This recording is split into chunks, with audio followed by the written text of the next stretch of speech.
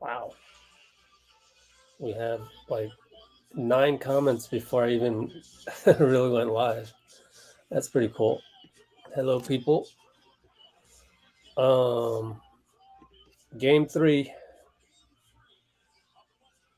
And I finally got the pre-game video up on the channel before tip-off. Amazing.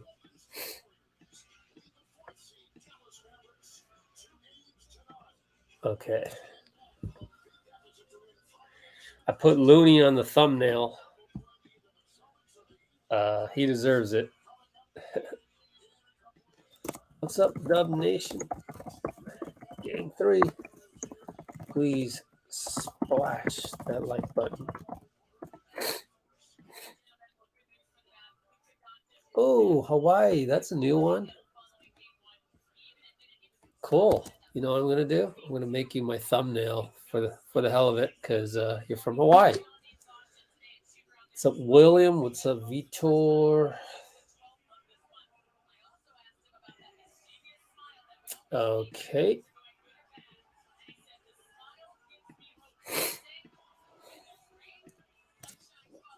I'm about to tip off here. Let me maximize my screen right here. Okay. I don't really have a prediction for today's game because I just have a feeling we might see something that we could never have predicted. So let's hope there's no injuries and whatnot. I don't know what to expect in this game. I really don't, because you would think that we've got Dallas's number, but you don't know. And Dallas is a very, very strong home court.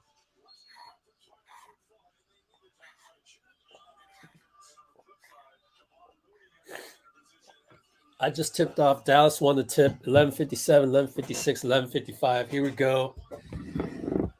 Excuse me. Sit back a little bit here.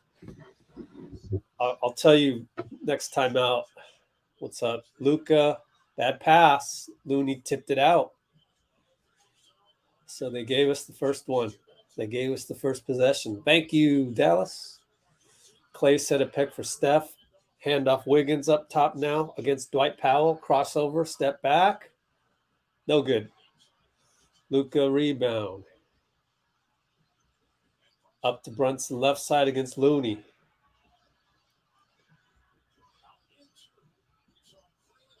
Oh, you know what I forgot? I forgot to share screen. Sorry. Luka gets a foul call on Wiggs. Keep a lookout on that one.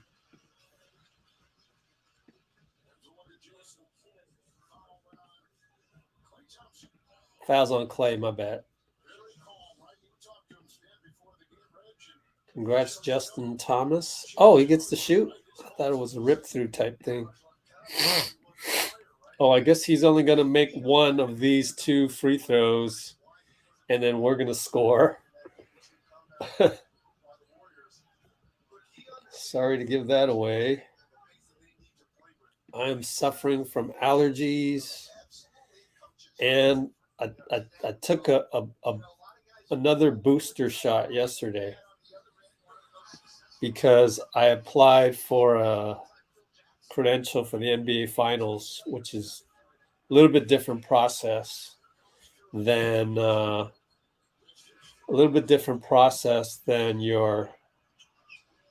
typical Warriors game. So Looney gets a layup. Thanks, my guy. Man.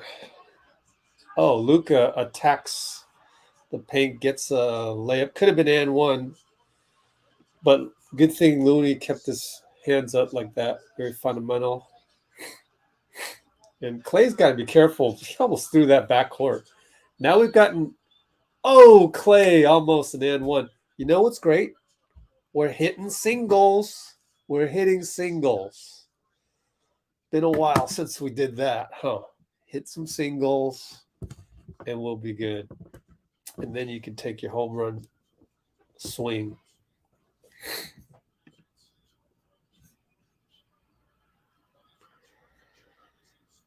Yeah, so how am I?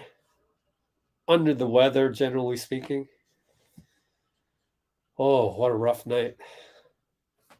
Getting that second booster.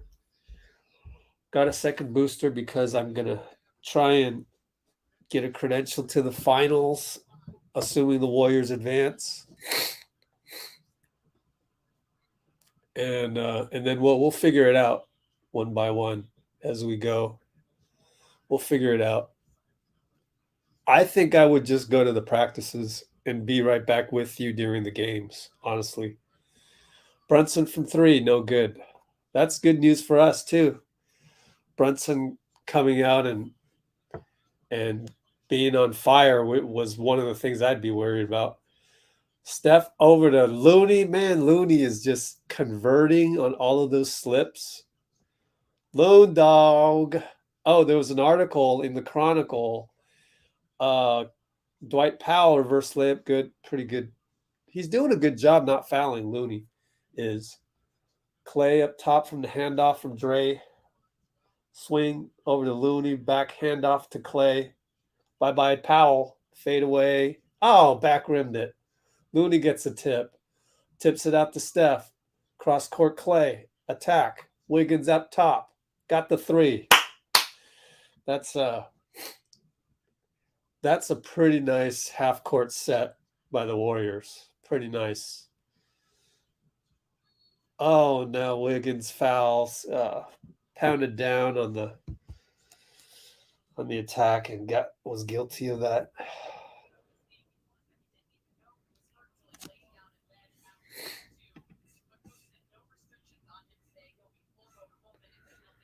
Oh, what does it mean to hit singles? That means cut, pass on the cut, screen, all of those basic things. Whereas the home run would be like Clay or Steph trying to hunt a home run swing. 9-6 Warriors. One more free throw for Luka. Oh man, I'd say I'm about 80%. I'm super tired. I don't know how I'm gonna survive the post game. Draymond fake handoff. Now dishes it. Wiggins left side attacks back to Draymond travel. He knows it too. He didn't argue.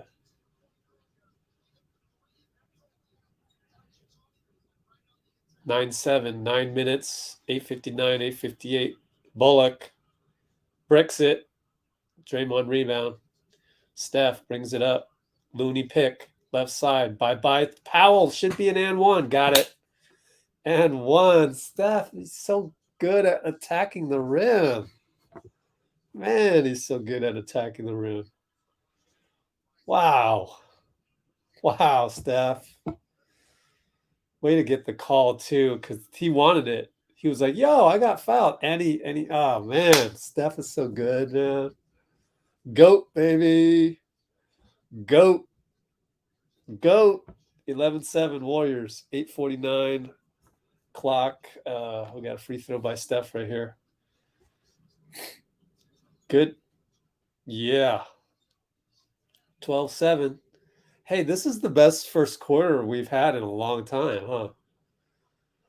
All right, Brunson against Steph. Hey, are we in a zone? We're in a zone.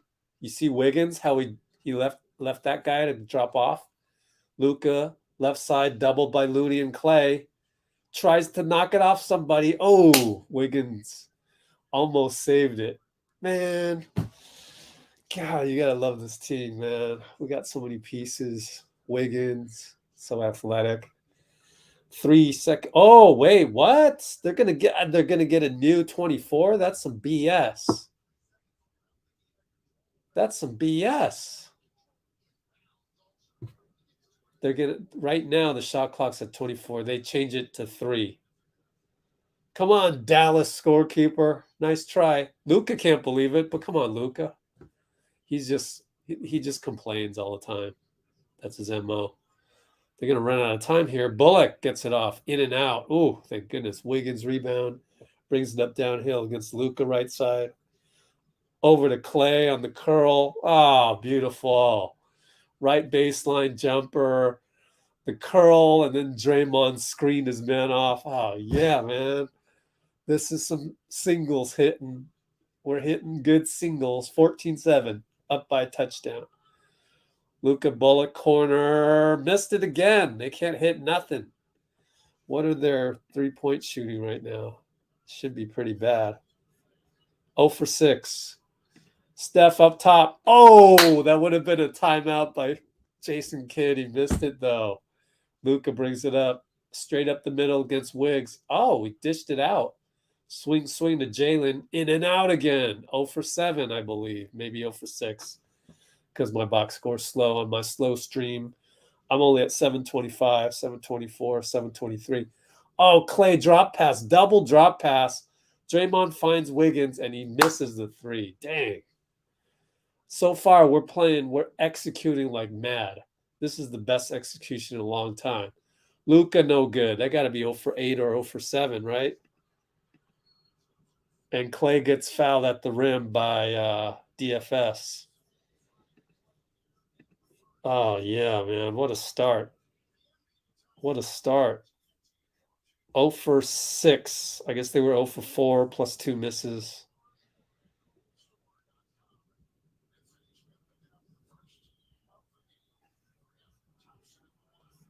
Steffortless.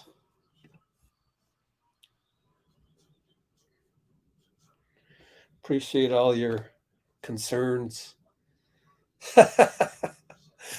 Oh, hilarious. I got to screenshot that. That's awesome. I'm feeling better though.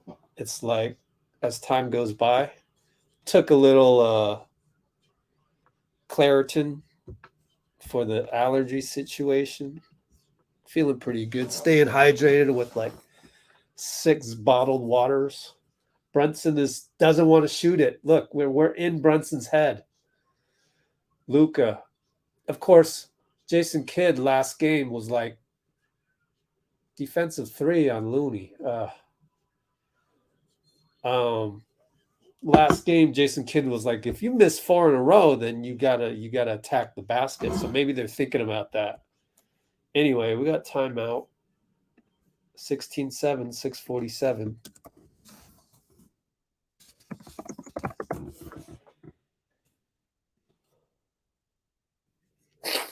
Oh yeah, I gotta send the YouTube out. Everybody tell you ain't gonna do it. Okay. Game commentary.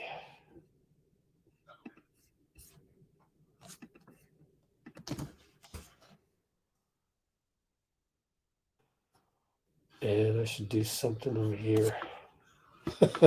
Flucast.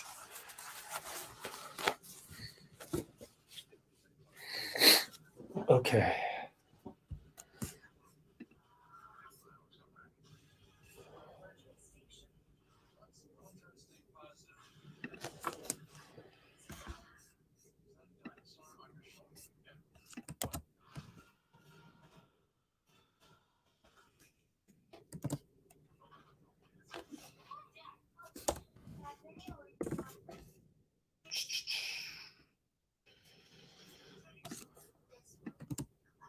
Oops.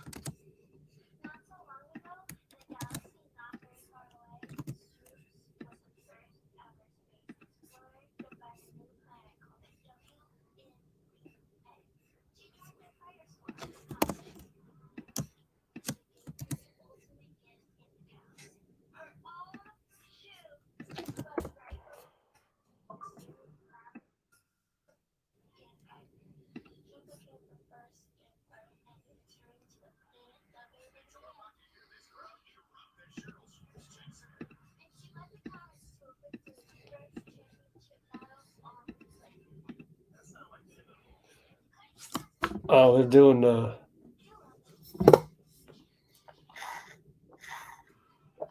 WNBA commercial. One time I went to the WNBA All-Star game in the Mohegan Sun, and I was in the elevator, and guess who stepped into the elevator?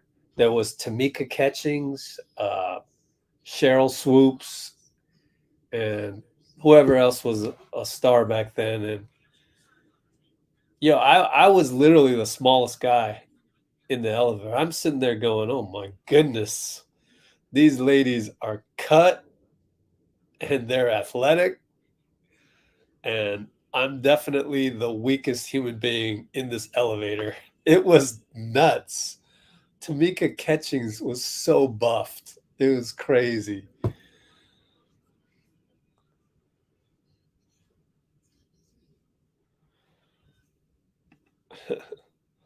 We've been getting TNT all the time. Oh man, I forgot to put it in my title of my video, but Charles Barkley rode a horse in. I'll pull up the tweet. It's from. It'll be all right for me to do that because it was a Dallas reporter that reported it. Oh, and Iguodala shot around in pregame.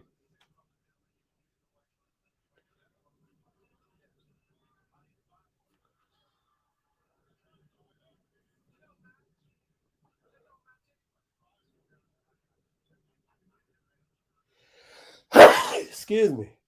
Gonna get a lot of those tonight. Me, um,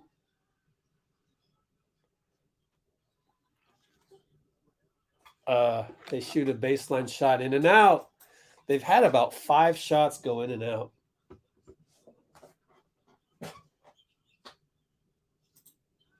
Looney back out to Steph. Flyby. Gotcha. Oh. Opposing fans going to be so worried when Steph gets that flyby. Oh, it's so beautiful. Our squad, man. Our squad. So proud of our squad. All right, Brunson left side Steph. Look at that defense by Steph. He's so good. Luka attacks on Looney. Good job by Looney. Hasn't picked up a foul yet. Steph wanted some kind of foul, I think, over the back, maybe. Anyway, look, we're not shooting home runs. Steph passed that up. Clay let that one slip off the last 2 fingers there. I know the feeling, man.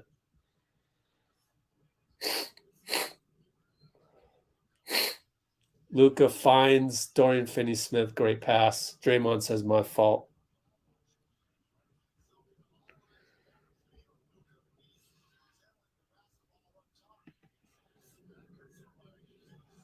Splash that like button. Cynthia Cooper might have been it. Yeah.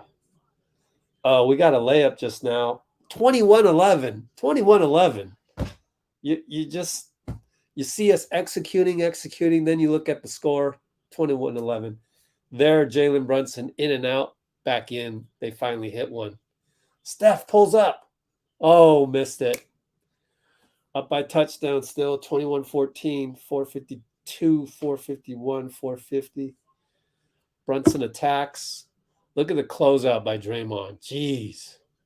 Anyways, Kleber. Oh, I'm glad they're playing Kleber. He misses. Kleber is obviously, we know now, a liability on defense, but Draymond throws it away. Chalk it up. He's going to have a couple of those. Luka Euro step. No good. Thanks. We'll take it. He wanted a foul. Steph over to Draymond. Draymond misses. Good defense, actually, by Kleber. Dre's a little awkward with those finishes, as we know. So neither team has scored in a little bit. Dorian loses it, and I think Steph bothered him. Wiggs with the fake on Brunson. Oh, dunked it. Oh, wait, they're going to call a foul. But Wiggins is so good, man. He's so athletic. Wiggs. Timeout? What's going on? Why is everybody standing around? 21-14, 4 minutes? Okay, timeout. Oh, I forgot to do the Q14. That's what I forgot to do. I gotta do the copy and paste on the comments. Oh, I hope it isn't too late. Might be too late.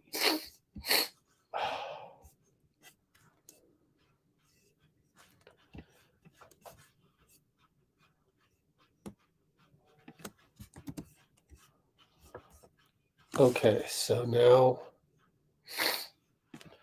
go to my Google Docs, paste.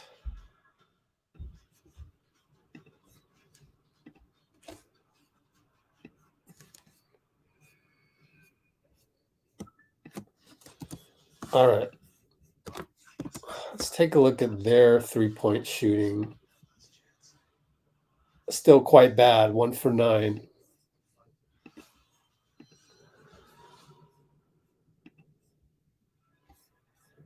And this is the most efficient game we've played so far. Like a really good start, a really good beginning to all this. Just hitting singles after singles. 5 for 5 from the line. That's rare. 4 free throws by Clay. 7 for 15. 2 for 6. 11 rebounds. 6 assists on 7 buckets.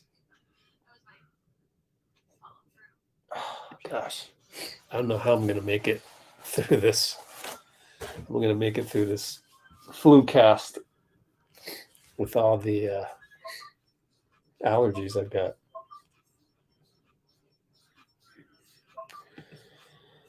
Okay.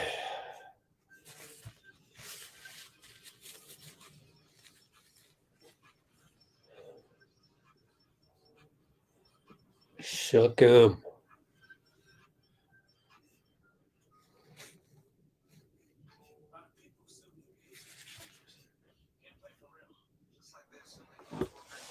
Okay.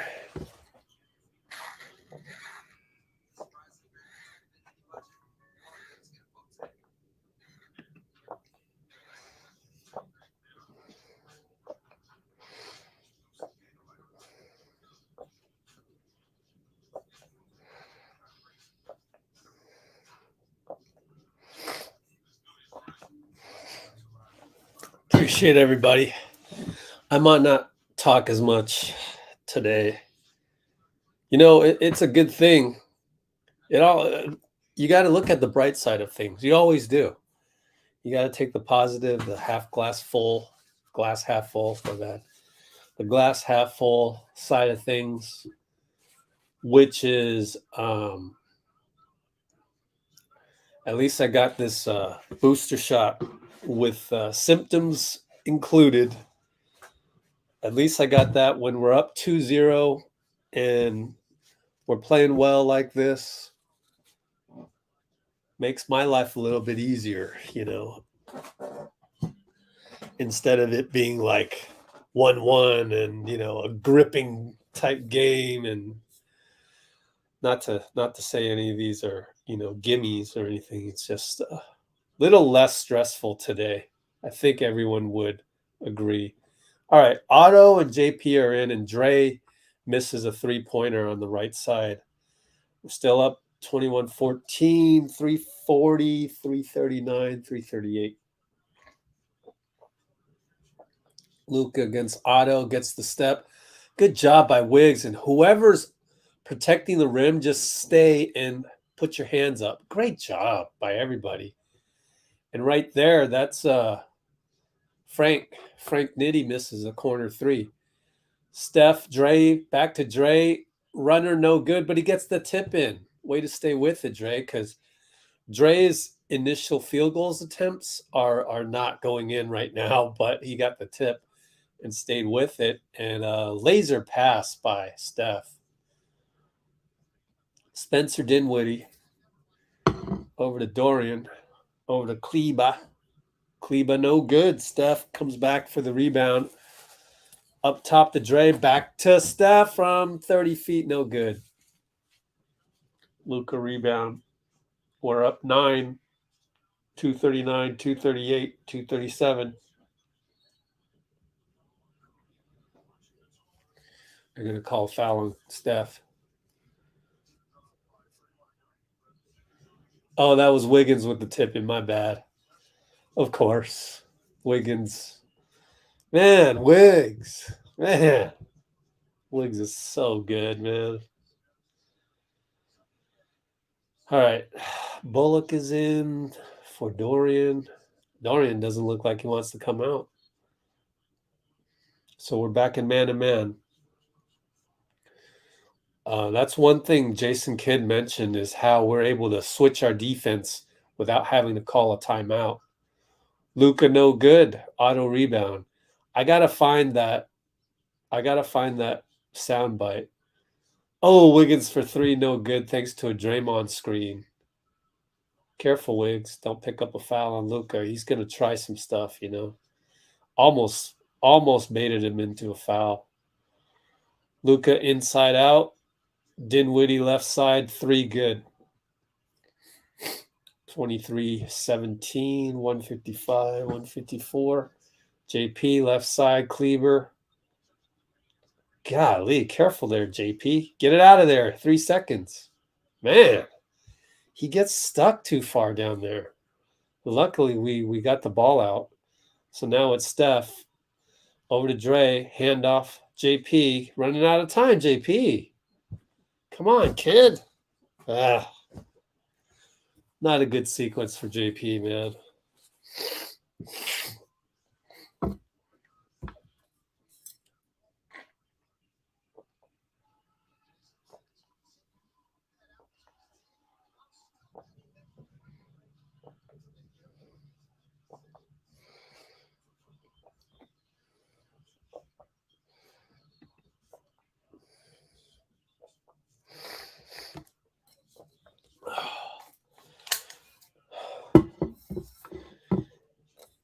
You know what's crazy though? Drinking all this water. However, you can get in a situation where you drink too much water. Hey, we're in the zone again. You see how we keep switching back and forth? Dinwiddie, no good. Steph, how many rebounds, man? Jeez. This guy, 4 rebounds already. Steph, bye-bye, Kleber. Oh, reverse layup, good. It's so beautiful. His game is so fundamental. Damn it, Dinwiddie right back 94 feet. Come on, guys. Can't let him waltz through the lane like that. JP bringing it up.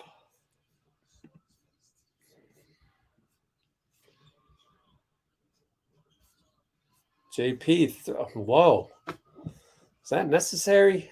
Hit some singles, JP. Luke against Wiggins. Foul. Ah, that's 2 on Wiggs, I bet. Yep. Okay. What else we got here?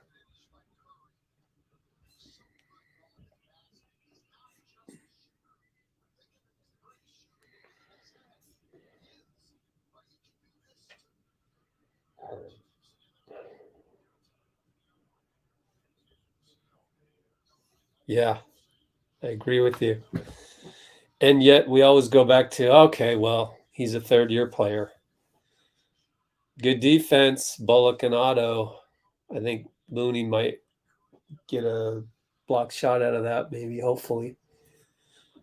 And now 18 seconds left. 3.5 second differential. Steph, Looney pick, slips.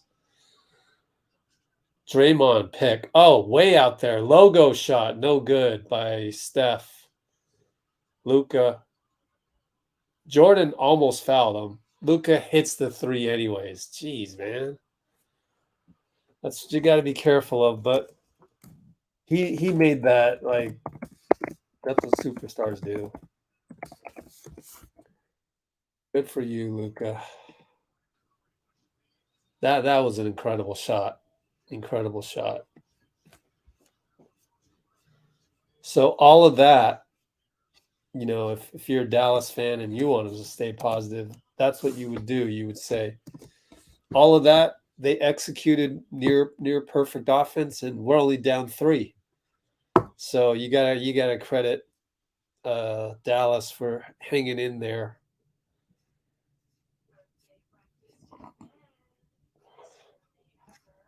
They're shooting 3 for 14. 3 for 14 on threes, and yet they're only down 3. So, you know, you just never know with this game. Isn't it awesome?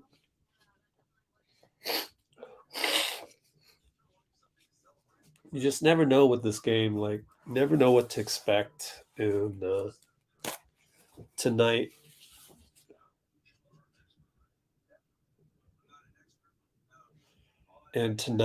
we're seeing us execute very well, and yet all of that net 3 points, up by 3. Something to be careful about.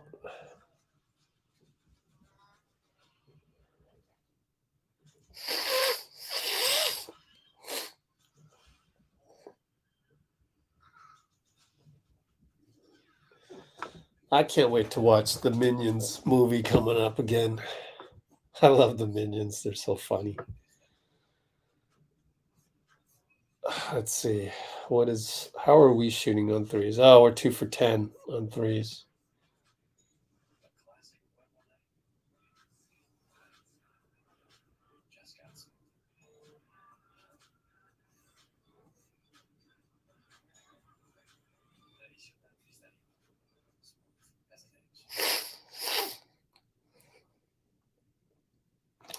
Yeah, we missed a few threes at the end there. I think we had the hunting 3 by Jordan Poole, and then we had a couple of threes by Steph that were kind of you know, haymaker types, and missed those. But despite those 2 kind of being haymaker types, I thought Steph's 2 missed threes towards the end of the quarter there were very makeable.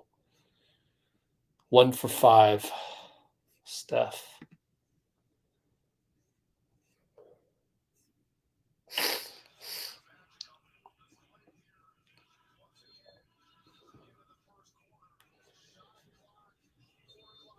Yeah, our defense, can't complain about our defense.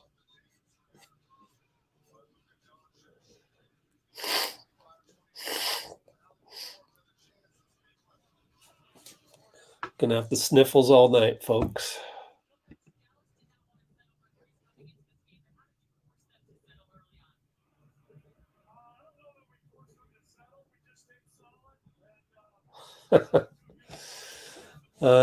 Steve is never gonna understand that you have this little wire thing on your mask. It's supposed to go over your nose. No one's taught him that. Moody, 3-pointer, no good. But it's kind of nice to see Moody in there. It's JP, Moody, Clay, Otto, Looney. Bullock, Dinwiddie goes right by Looney. Good help by Clay, but Dinwiddie flexes. So we are now only up by 1. Very important for this second unit to hold serve. Clay is going to step back 3. No good. Thought he kind of hunted that one too. And now Dinwiddie gets a foul on Jordan Poole.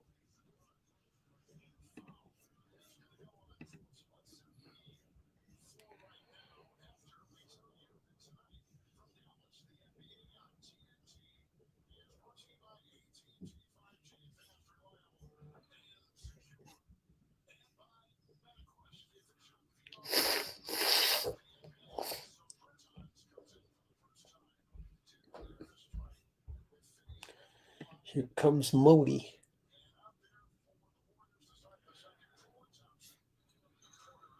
All right.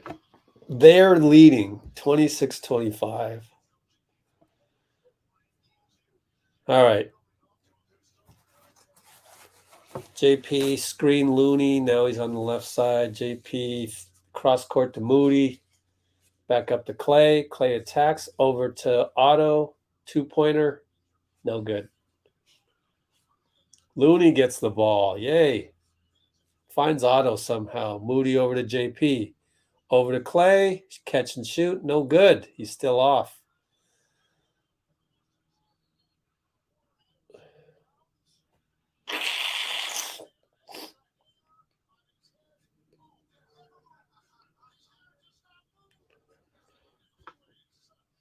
What the heck was Clay pointing at? Because it looked like everyone was pointing their way as far as out of bounds our ball, and Clay was pointing the other way for some strange reason. Oh, nice play action right there. Otto gets a layup. I think assist goes to Otto. No, goes to Looney. Whoa, fake handoff.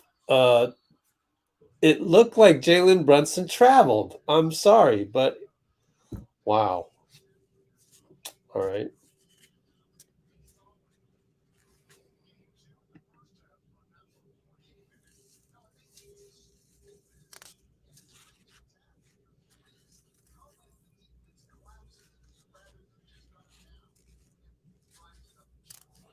So, by the way, a little trivia. Steve Kerr, he played for the Portland Trailblazers. He played with Rick Brunson, I think. I think his first name was Rick. And at the time, Jalen Brunson was only 2 years old, and so in the interview, one of these pregame or practice interviews,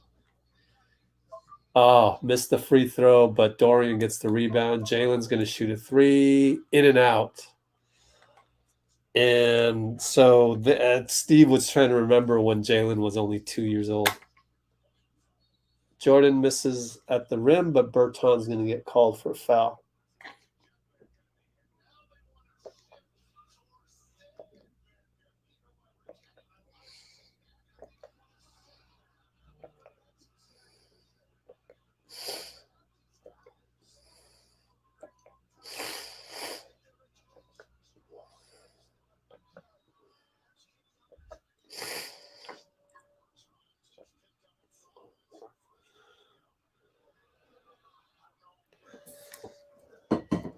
JP's got a lot of that, dipsy do, all that little stuff. I think he should try and reduce some of that. Just shoot a normal layup. It should start with the normal ones first, and then you evolve that into more of the dipsy do. But hey, I'm nitpicking. Third-year player. We just screwed up our zone, but luckily they didn't score. Jalen goes down. Bertans, Bullock. Swing. Man, they're really swinging that ball nicely. Jalen with the three. That's what we got to do on our offensive end. 30-29, so the second unit -2 so far. JP, Looney, handoff to Otto. Swing, Moody. Clay, he's going to hunt it. No choice. Shoot it. Barely got nope, they're going to. That's 2 times. All right, our second unit sucks a little bit tonight. Oh, man. Otto's foot. Damn it. It's always his foot.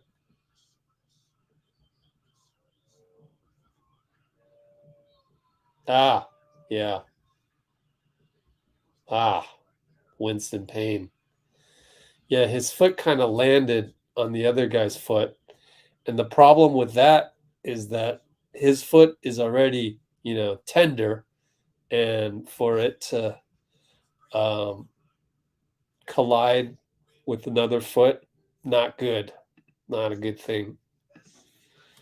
9-11, 29-30.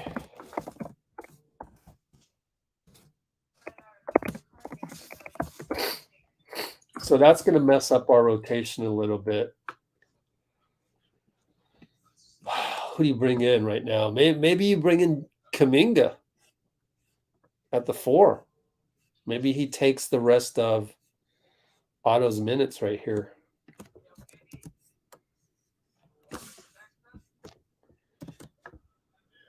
Okay, I've got to use the restroom real quick, but why don't we take a look at the play-by-play, see if they subbed in anybody.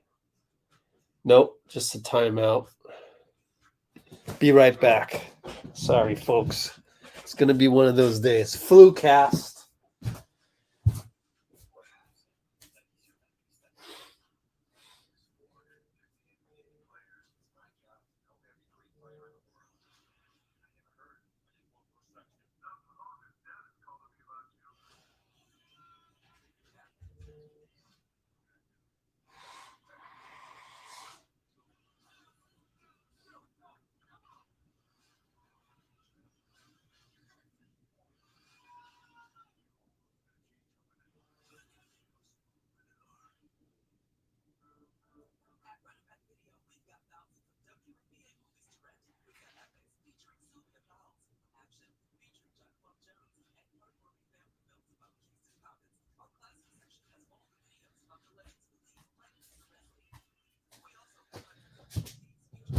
All right.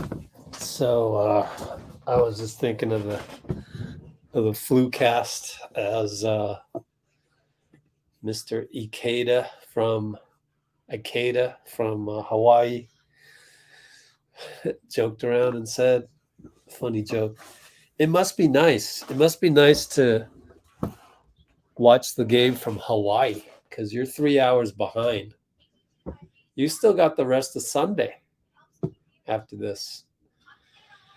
You have a few extra hours to enjoy it if we happen to win. And if we happen to win, isn't that a big difference? 3-0. The difference between 3-0 and 2-1 is so huge. Jordan Poole voice there. So huge.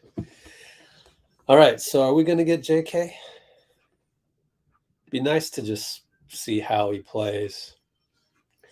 And as I've said before, well, you know, I used to have a 19-year-old on my tournament squad, and he was one of our better players, though, so I had to play him. But I can understand how a coach would be a little hesitant to play a 19-year-old. I understand that. However, on our squad, I feel like we make mistakes even with our veterans in there. So I think sometimes, oh, it's Juan Toscano Anderson. Dorian missed a wide open 3. Thank goodness. With JT closing out at the last minute. So it looks like a little bit of pecking order here. JT and finds Clay in the corner. Clay back to Juan. Throws it away. Throws it away.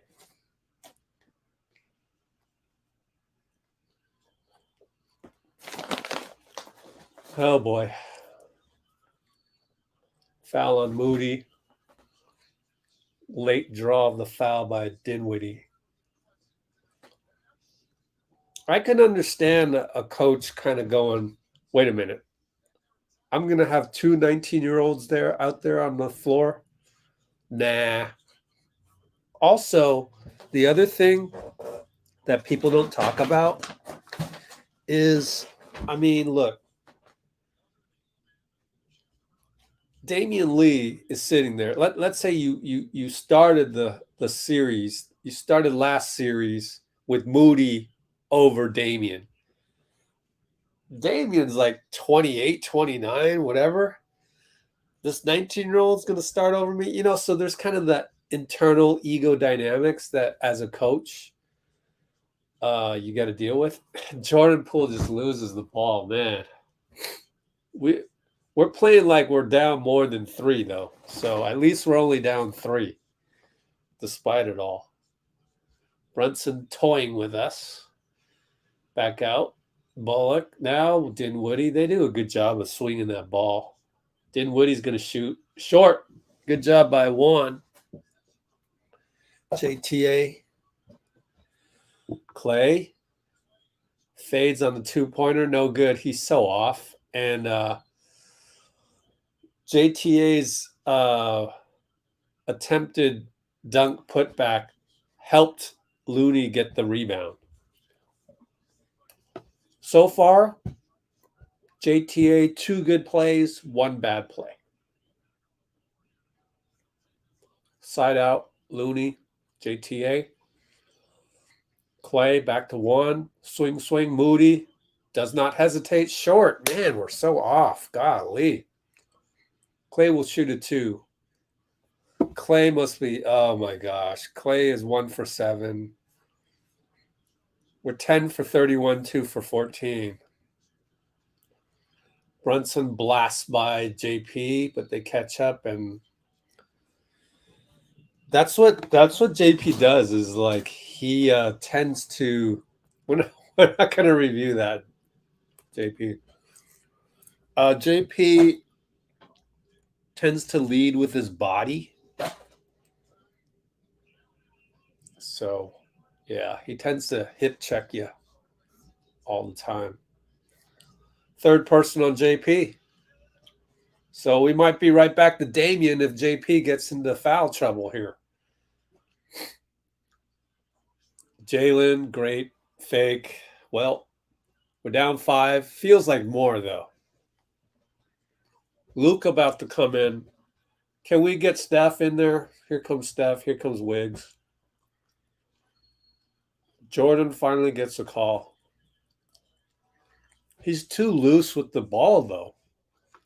I mean, yeah, that was a foul. That was a foul. But, excuse me, he's dribbling it way out here, and then he got slapped. Like, don't be dribbling it way out there. Keep it closer to your body. But, again, I keep going back to, well, he's a third-year player.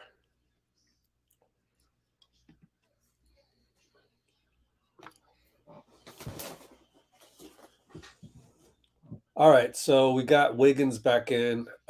Jordan pulls out. Steph back in. Clay is out. Moody will stay in there. Swing, swing. Moody wide open. Oh, man, we're so off. Wiggins. Tip, tip. Wiggy, wiggy. Getting wiggy with it.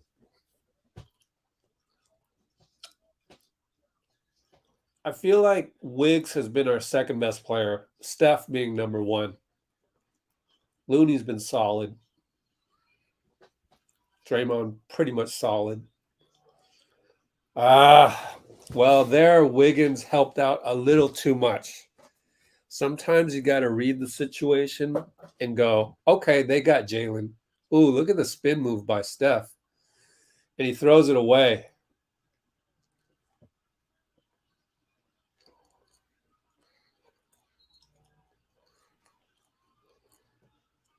Yeah, Dre. What was Dre doing in the backcourt in the first place? That's Draymond's fault. That's not Steph's fault. And I almost want to. Oh, he got a T.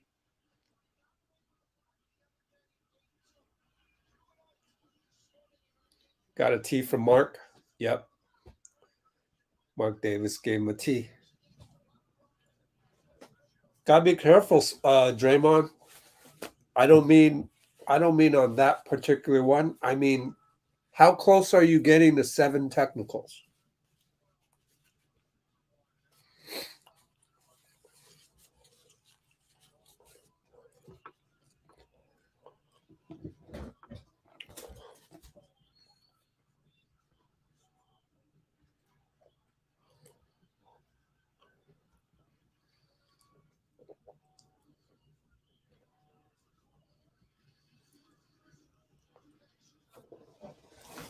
Well, that replay showed a non-backcourt, so I don't know.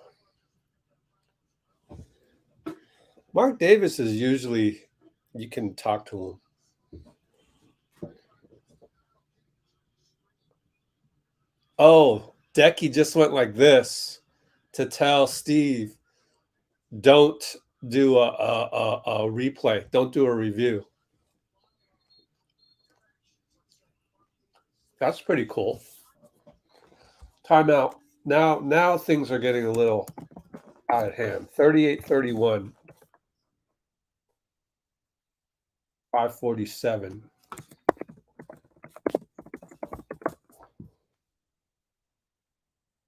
Second unit.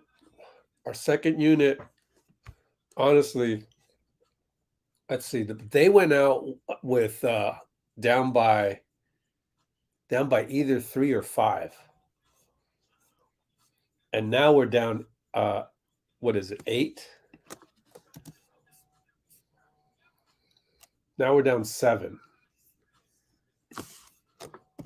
Huh.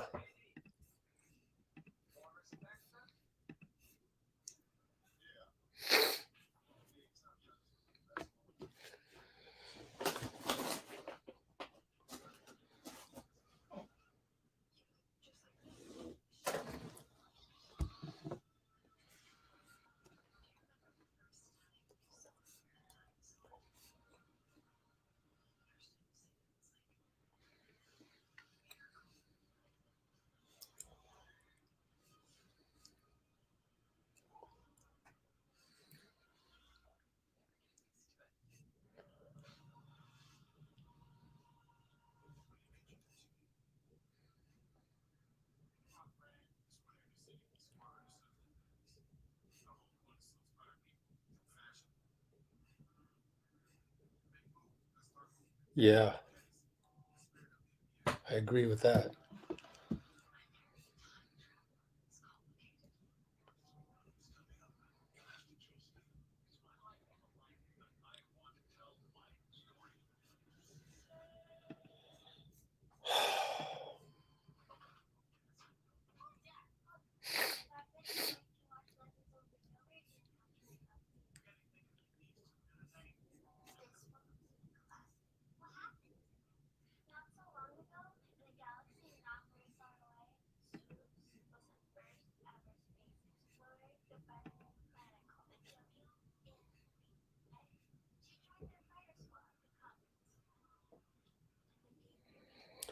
Everybody's saying Draymond needs to chill. I mean, again, for me, it's no different than Steph having a wild pass turnover every game.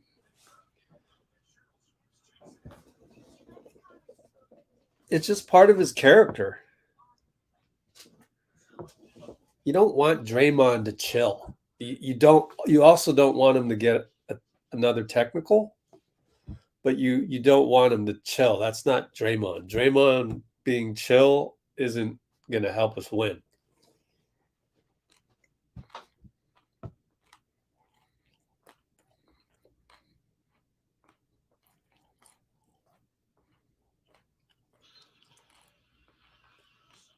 Is JK really going to help us at this moment in time? I don't know about this moment in time. I don't call it a doghouse either. Just because you're playing behind some veterans doesn't mean you're in the doghouse. So, Steve doesn't have a doghouse, guys. Well, it sucks to see Otto limping around without his shoe on. That sucks. Dwight Powell hits a free throw. Now we're down 8. So I think the second unit got us a -6, and the starters now -2. Steph with an MVP drive. He's so good, man. 10 points already. And he's not really hitting his threes. So all of that, we're down 6.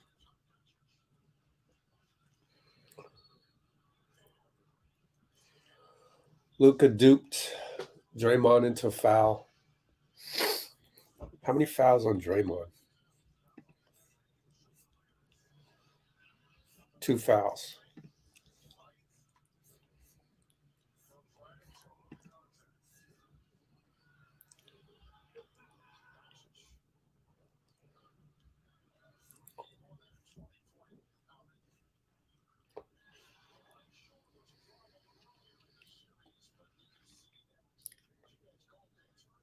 I don't agree with this.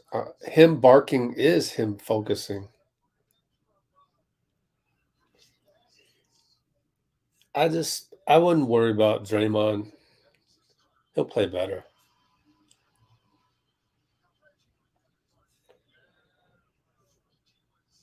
$16 free throws. All right, Steph against Luka. Doncic Island. No, handoff. Steph. And Steph throws it away. I told you, wild passes. So that's just part of it. Luka stuck in the corner. Swing, swing. Pretty good help defense. Now Dinwiddie gets to step into a three, and then they get the rebound. Reload for Bullock. Oh, got lucky that Dwight Powell couldn't hold on to that.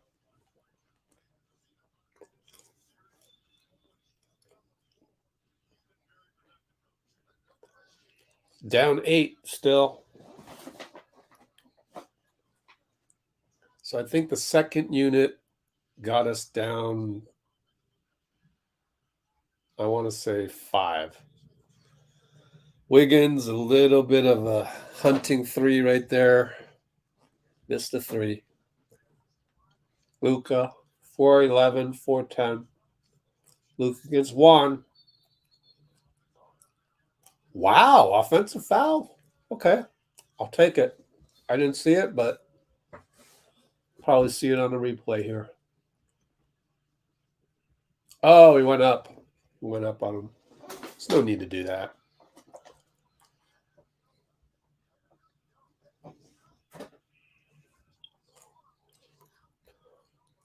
All right, Steph with the Dre pick to get the Luka matchup, and Steph dribbles into the other team.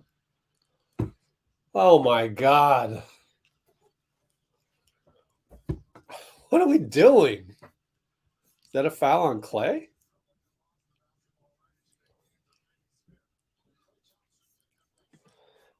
Oh man, it's just so everyone who wants to get mad at Draymond wants to get mad at, JP for his turnovers. Don't forget, there's another guy that kind of turns it over when you least want it. Sometimes. Usually not in crunch time, though. So it's part of our character. We're going to throw that ball away. We're very loose with the basketball.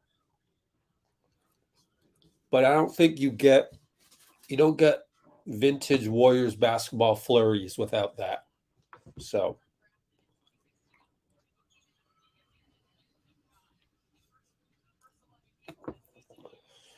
Yep, AAU time. Can we not do an AAU turnover this time? Down 9. So the starters are about -4. Draymond, fake handoff. Almost hung on the rim too long. Thank goodness they didn't call that. We need every point that we can get right now. Down 7. Luke against Draymond. Good no call. Short. Rebound Looney. Wiggins against Dorian. Here comes Clay on the curl. Nothing because Luka shot the gap. Now Steph against Bullock. Launches. Got it. That's what our MVP can do. Erase some mistakes with one shot. Down 4 only. Clay trying to guard Spencer. Kleber up top. Luka against Wiggs. Clay shows himself. Now it's Luka, Clay.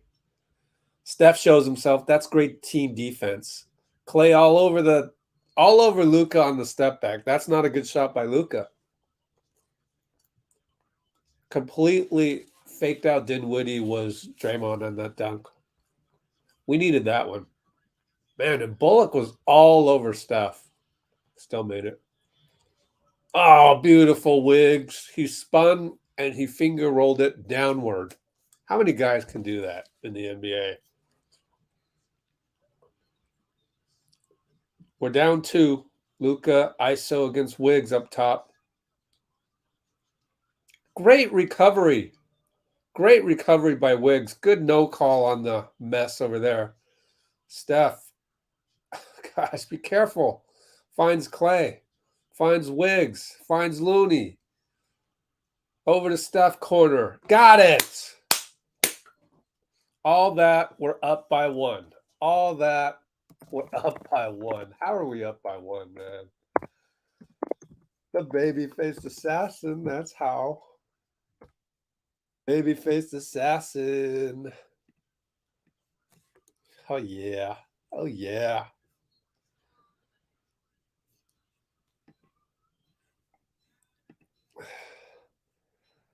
Cliff Burton came on. Cliff Burton, 1987, came on to say, F the Warriors. Nice life, Cliff Burton. Nice life you got there. Went to Let's Go Warriors channel to say F the Warriors. Okay. Do you have a future?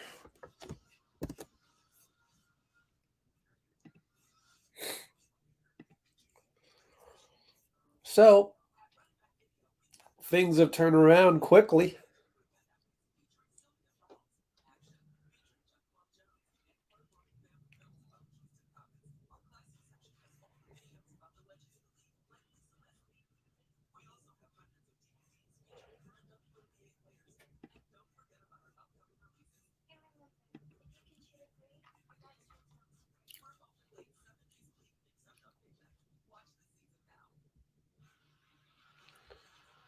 Stufferless.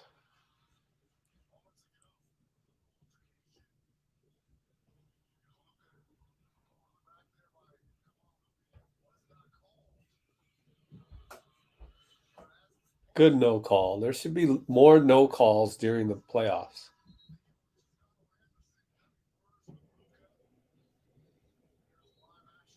All right, Juan and Luka got into it, and then Draymond just patted Luka on the tummy. So I guess everybody's okay. Yeah, it seemed like he dragged Looney down, and I bet what happened. I'll bet what happened was that Juan saw that, so Juan said something. That's what I think happened, but we won't really know.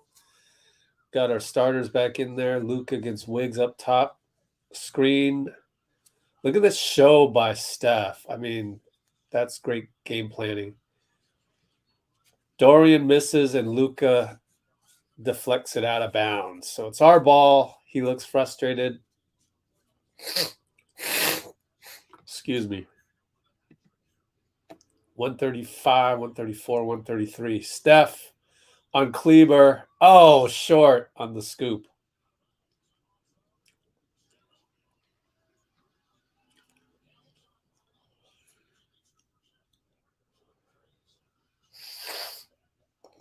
Luka Wiggs, Dorian with the screen, and Steph fouls him. Fouls Luka, and they're in the bonus, so they get to free trip to the line. Yeah, that's a foul on Steph. I don't know it.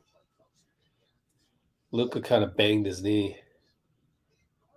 Oh, knee on knee with Steph. I would actually be like, you okay, Steph? But he's wearing a knee pad, so that's 3 fouls on Steph. I would also wear as much armor as I could if I was still playing.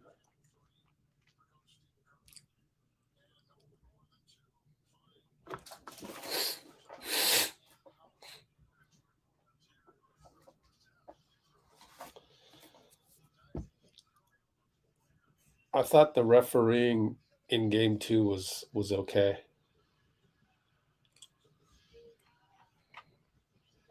Draymond handoff Steph, sling past Clay, back to Steph. ISO against Dorian. Oh, over to Clay. Hash mark. Good. Finally. You knew that catch and shoot was eventually going to go in. 9 points, even though he's only shooting 2 for 8. Luka against Wiggs. Steph with a great show again. It's just look at Steph playing great team defense. Jalen 3 corner, nothing you can do about that. Especially when you got Steph showing on the 1.5 double, 1.5 team of Luka, not a straight double team. Steph over to Looney, over to Wiggins, dunk. We're up 128.5, about 4.5-second differential. Luka brings it up. We're up 1, 18, 17, 16. Shot clock's at 8, 7, 6. Here comes Clay against Luka. They double him. So Dorian tries to go. Oh, he finds Bullock. Left side, no good. Good tip by Wiggs. Looney will just dribble it out. 48-47. I'll take it. I'll take it. Neither team, really having good stretches. I mean, let me put it this way. Both teams could play better. But all in all, being up 48-47.5, I'll take it.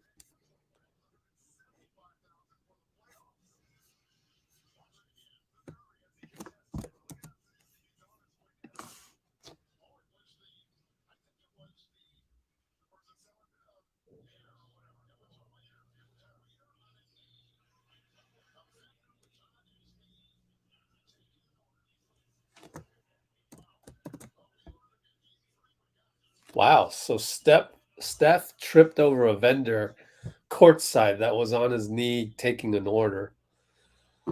As long as it wasn't on purpose. Man.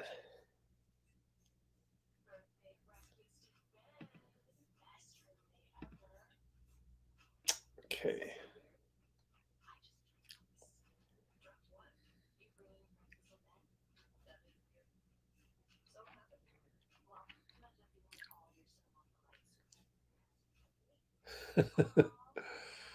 I think Mark Cuban will just keep paying the fine, 100,000 at a time. He's a billionaire. He can afford it.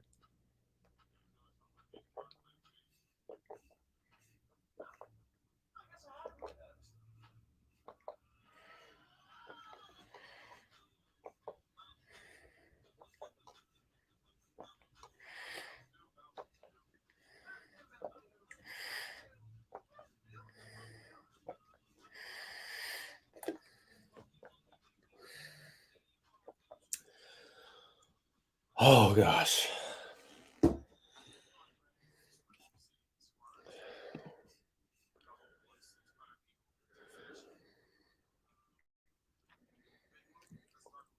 Yeah, thank goodness Steph was wearing that knee brace, that knee pad.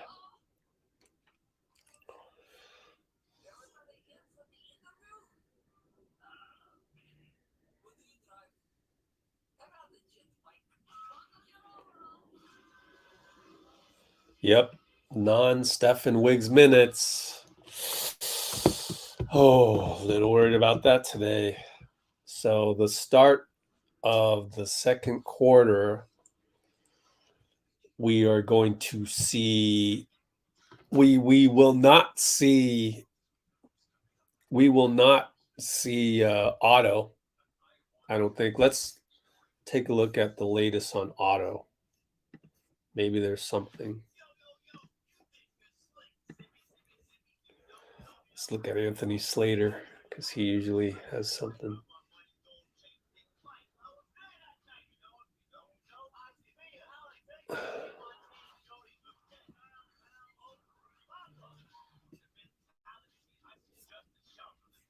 Here's the thing: if you wanted our second, so nothing on Otto Porter yet. At least I didn't see anything.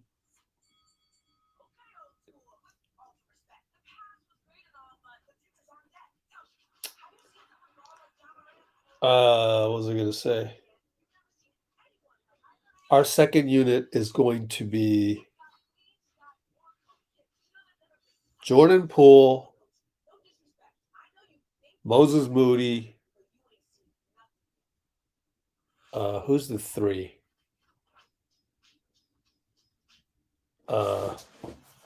Klay Thompson. I think he usually starts second quarter. Yeah. Jordan Poole, Klay Thompson, Moses Moody. Really, Klay is the 3. Moses is the 2 because that used to be Damian's spot.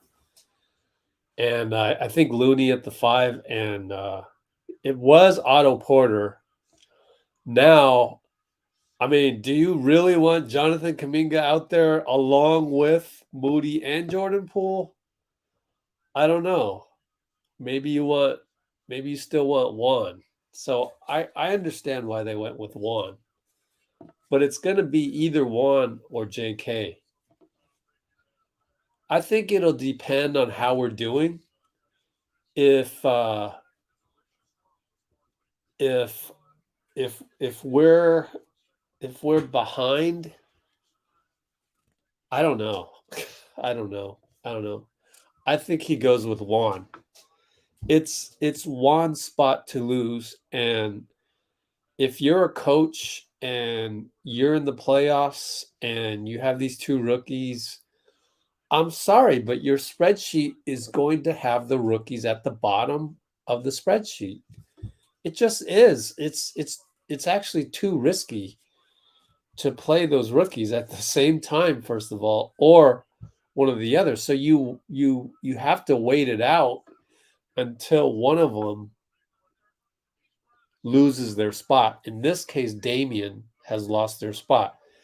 And in this case, Juan has not lost his spot yet. And again, this is a backup position. So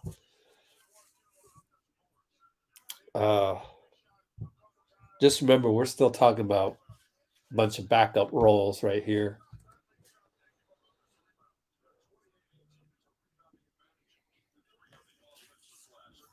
Yeah, Steph's been awesome. Let's see how many rebounds he has. Stuck at 4 rebounds.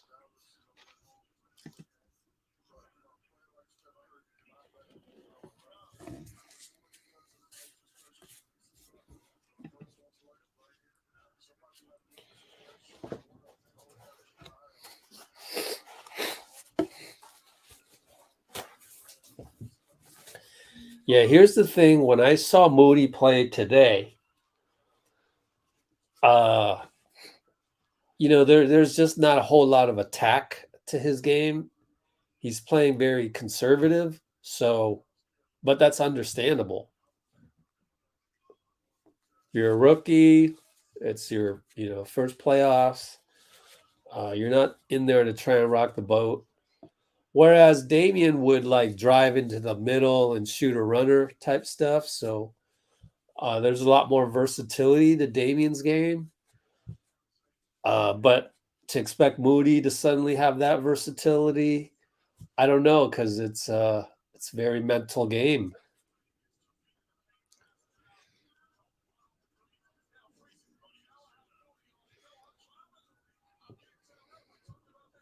They're showing a replay, and man,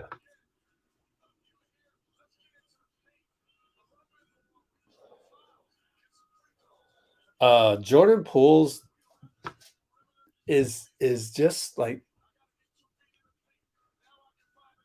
it's almost like he's a little too antsy on defense. He's just all over the place.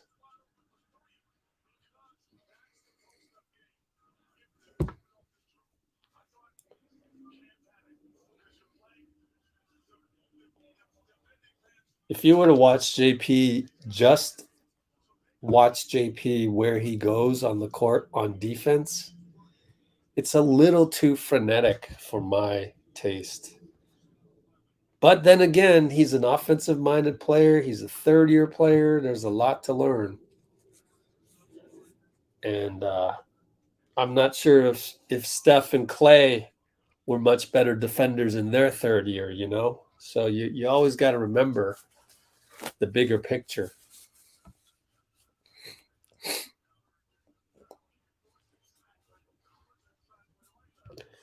Yeah, I think the only real choice here with Moody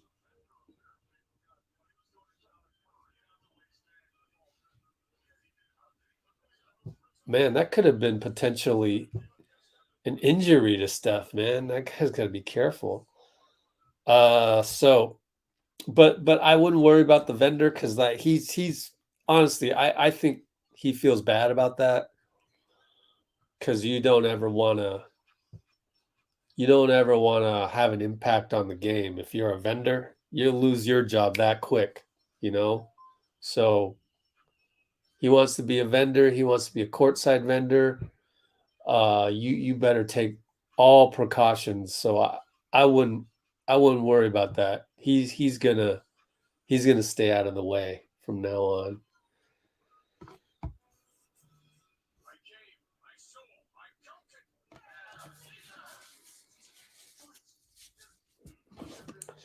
Yeah. And sort of the carelessness on offense with the dribbling, Steph had one of those too. Yeah, it is a mental game now. I feel like for JP, if he can just work on his defense this summer or something, like I don't know how you really work on your defense during the summer, but I would like to see him a little bit more less frenetic on defense, as I was saying. I'll be right back. Gotta use the restroom again because I'm drinking like gallons of water.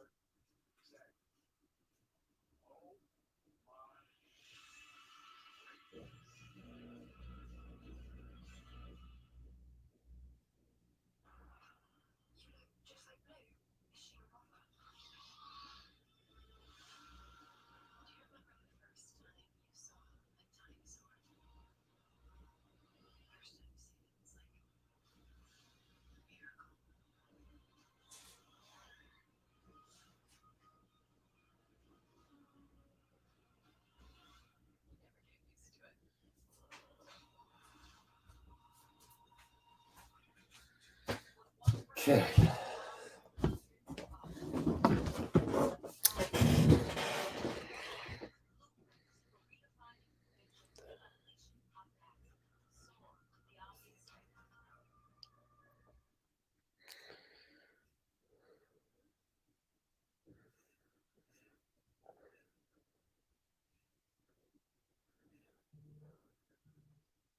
Oh, yeah, that'd be good. This is assuming GP2 remains a Warrior. Let's hope he does. In his most recent article on the Players Tribune, he did talk about how he really wanted to be a Warrior, but a lot of things can change between now and July. So we'll see. We'll see. You hope for the best.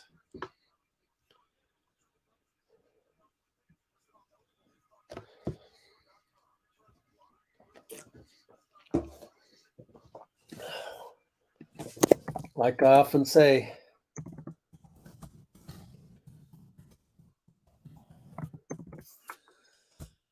Otto Porter is grimacing nearly every step. I I don't think he's coming back this game.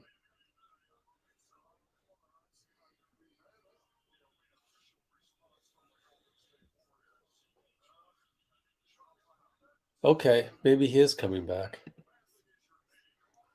He stopped wincing after the first couple ones, so that's good.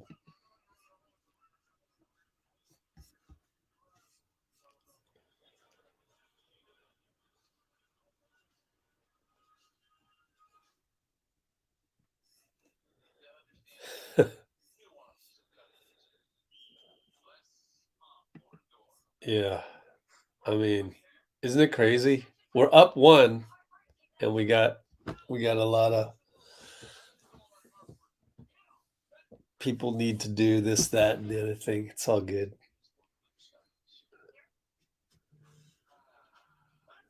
Oh, GP2, so good.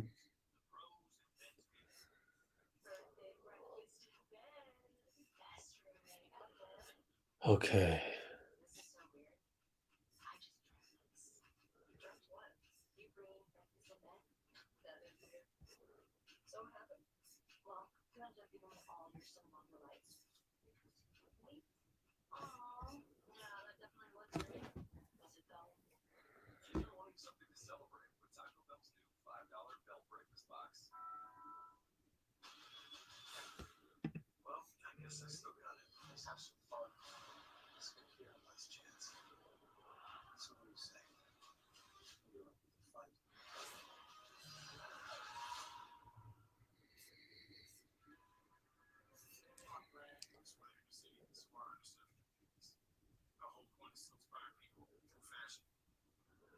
By the way, speaking of GP2,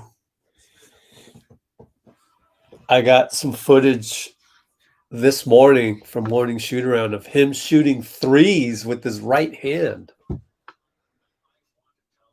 He didn't make any of them, but out of the like 4 shots that he took, that was in the footage.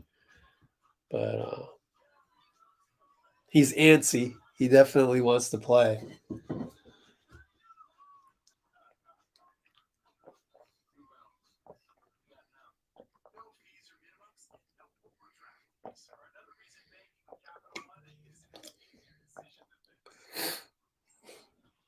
So yeah, with Otto, he was working with Rick Celebrini, and what concerned me was the first couple steps that he made. Just trying to step hard with his foot, and the first couple steps that he made. Good thing is that in Dallas they have those long corridors.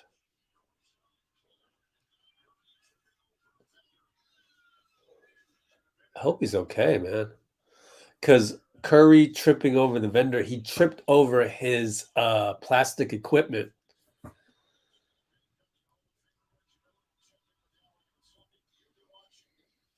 So Otto was wincing the first couple steps, and then after that, he stopped wincing. So hopefully he'll be all right.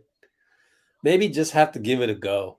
I mean, as long as there's not a whole lot of extra pain, stick with that start of the fourth quarter unit and see if that gets us anywhere. And if not, then it looks like it's going to be one. All right, here we go. Wow, they're going to full court press us, okay, or give us token pressure. But it goes away quickly. 11:50, 11:49, 11:48. Draymond against Brunson. Finds Wiggins deep. Jump hook good. Yeah. So reliable, man. Wiggins. Who would have thought I'd be sitting here a year and a half after we got Wiggins and I said, so reliable. Dorian misses. Great defense by Draymond. That was risky too, because that was, could have been a foul. Draymond's got 2 fouls only, so that's good. Dre against Powell. Wiggins corner against Luka. Over to Steph. Over to Draymond.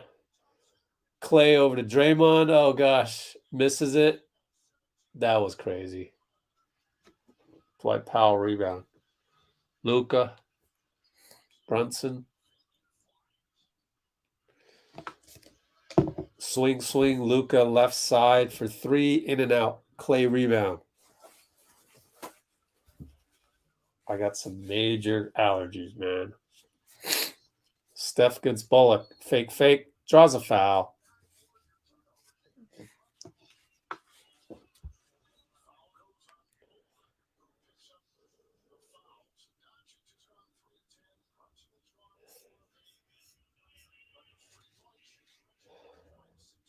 All right.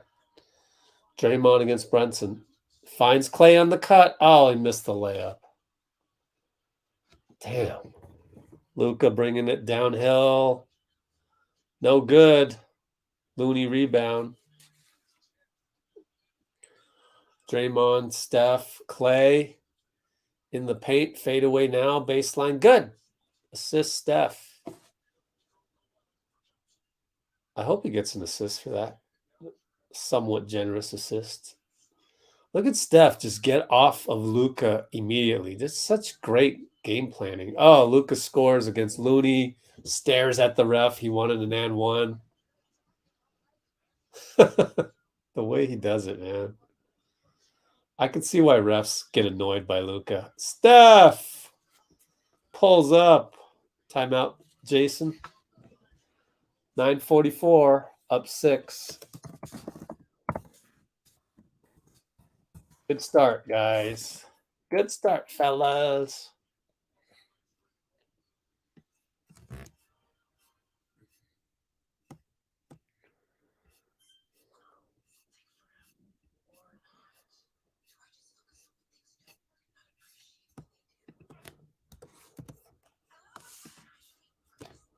All right, I've updated the comments for the positivity giveaway. Warriors. Oops.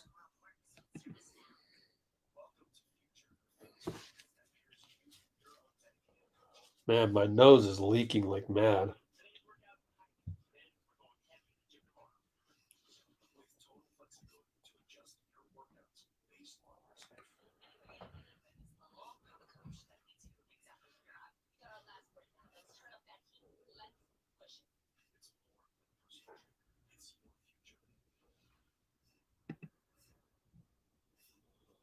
Warriors.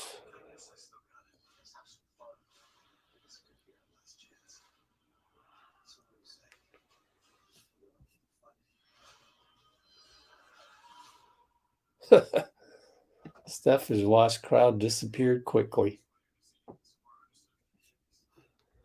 Warriors.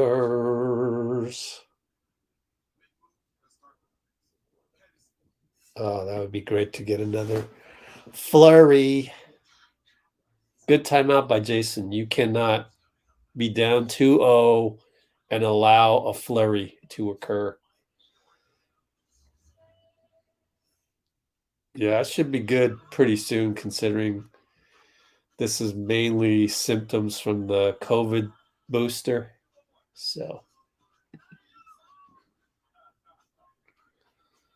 you know, it was funny in the pregame. Steve said that was a good pass by Steph.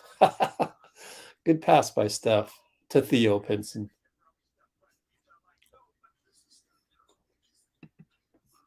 Yep, Clay's been doing all right. Had that baseline jumper. Let's see. 19, 4, and 6 for Steph. Looney has 10 rebounds. Double-digit rebound alert.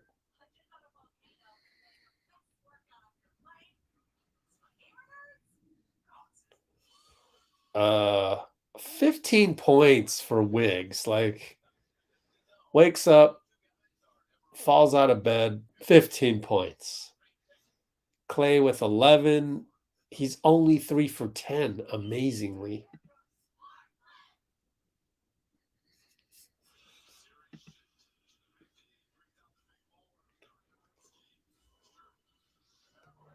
Reggie's like, series shift to the big D brings out the big ballers like Dirk. Dirk has been with the team since for both San Francisco games. But anyways, I get it. Patrick Mahomes there. Okay. We're up 6. 9:39, 9:38, 9:37, 9:36. Here comes Luka versus Wiggs up top. He can't shed Wiggs, which is awesome. And look at the way Steph doubles. It's a 1.5 double. Brunson foul? Foul on who? Foul on Draymond? Draymond's now joking with Mark Davis. Anybody got the number of technicals Draymond has so far? Oh yeah, he got them. But the crazy thing is that these would not have been fouls back in like the 90s. Like these are normal. I mean, these are just normal playoff.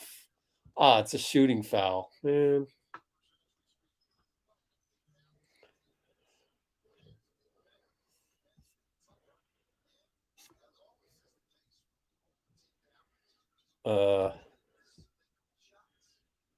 Okay.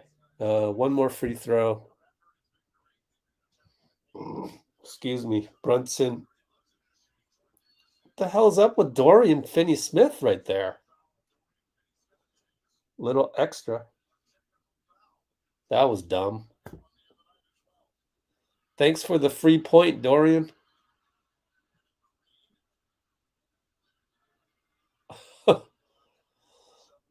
Well, Draymond duped him into a box out involving the elbow, and Dorian was the guy that got caught. So sometimes it happens to us, sometimes we get the other guy. And for everybody that was doubting Draymond earlier, see, you need Draymond.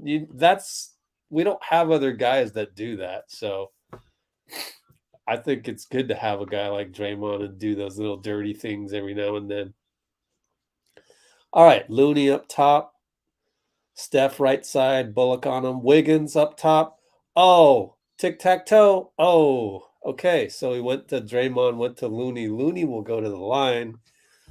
Let's get some MVP chants right here for Looney. MVP. MVP.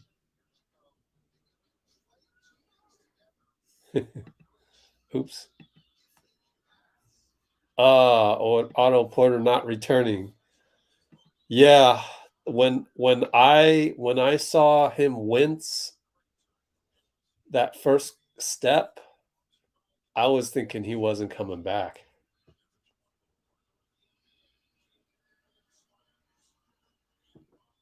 Oh man, Vitor, you're ahead of me.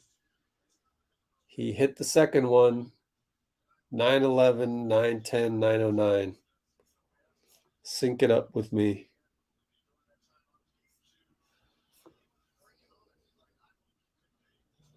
Luka, Steph shows himself, goes back, kick on Wiggs. 14 on the clock.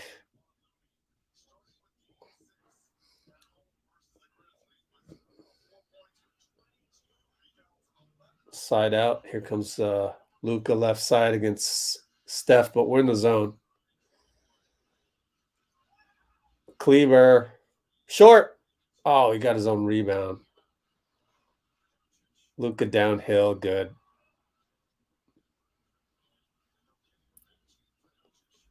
I think Draymond knocked him to the ground. He picked him up, though, so he felt bad about that. Pick and roll. Yeah, Looney got fouled again. The assist that won't be counted as an assist to Draymond. Let's check his assist totals. Oh, only 2 assists. He's got a 3-3-2 game. Seems kind of low.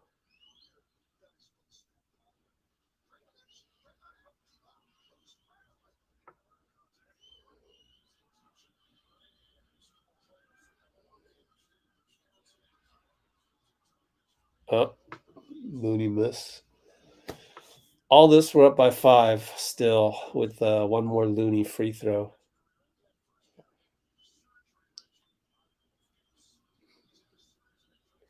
Hope Otto's okay. Is he going to be able to play in 48 hours, you know? It's a little concerning. Kavan Loon Lajuan. All right, we're in that zone. Luka with Steph on that side of the zone, left side. Draymond shows Luka just crab dribbling. Now Bullock blocked by Draymond. Yeah. Deep POI. Clay. Over to Draymond, post up Brunson. Look at Steph, how smart he is to get out of there.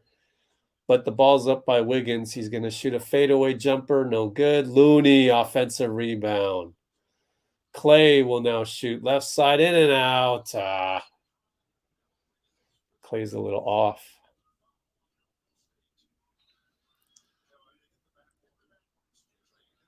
$59-53, 7:43 to go inbound.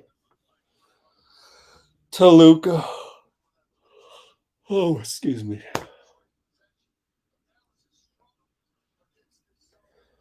Bullock, Luka up top.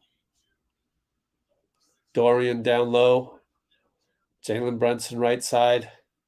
It's so smart to have Draymond in the middle. Kleber missed it. Oh, thank goodness. Hit the rim twice. Looney rebound. Wiggins brings it up against Luka. Is it downhill? Nope. Handoff Steph. Steph says, get out of here, Wiggs. Luka Island. Oh, look at the dribbling. Look at the hesitations. Oh. Turnover.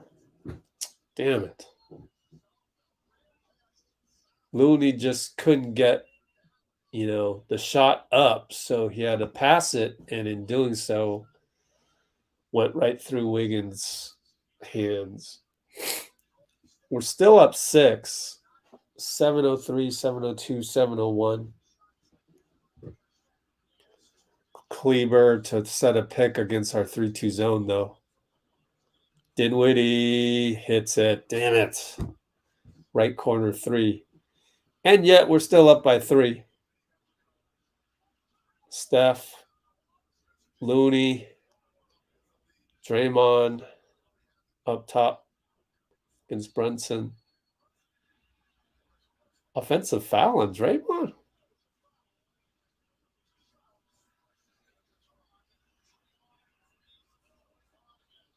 That's 4 on Draymond. Let me see a replay. Oh, he accidentally hit his head.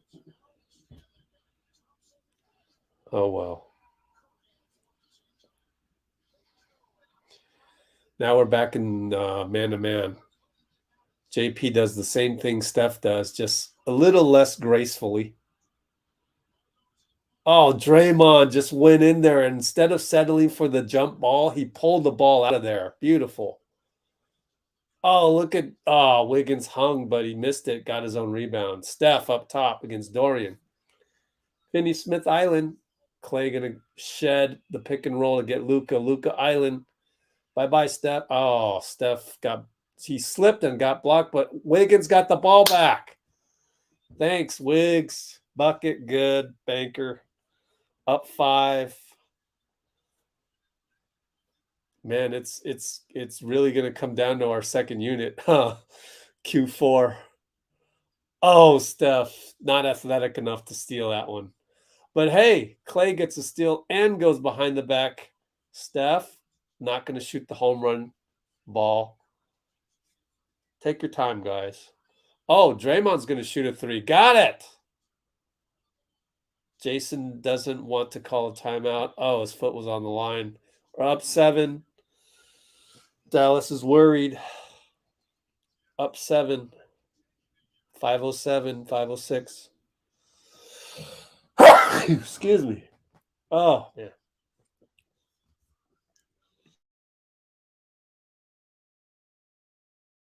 Oh, I was smart to hit the mute there. Clay got blocked at the rim. Man, this is really my flu game. Up 7, 4:56, ball out of bounds.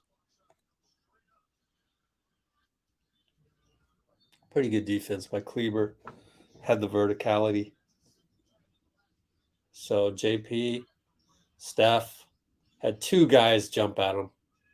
Clay 3.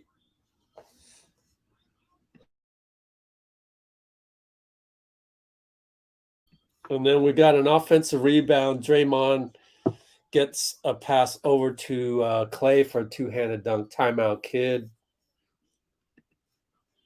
So we are now up by 9, 4:43 to go.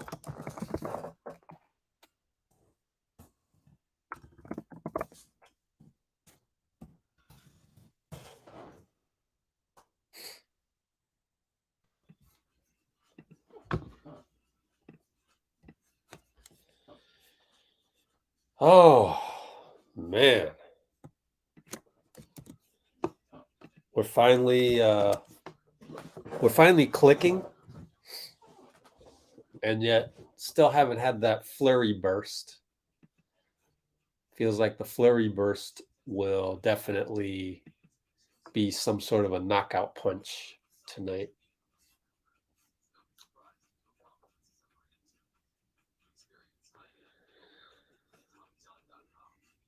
Foot soreness.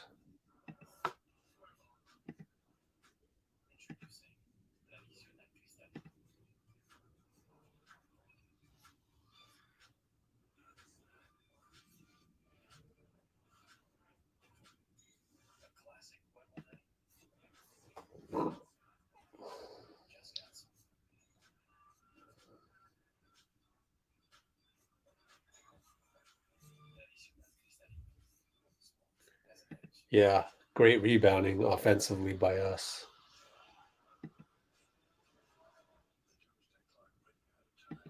We are hitting some singles right now. Beautiful stuff.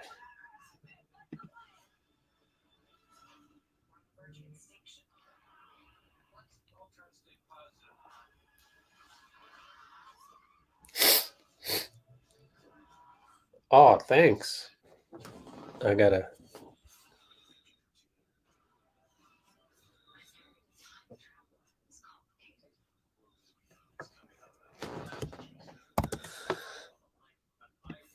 Oh, what was I gonna say? Oh, the Wigs could have been a superstar. You know what? I think there's a ton of teams out there where it would have been similar to Minnesota, just because it's hard to find the right fit. Excuse me. And sometimes you just have to go through that process. You have to go through, 5 very difficult years somewhere and get a fresh start somewhere else. Sometimes that's what it takes.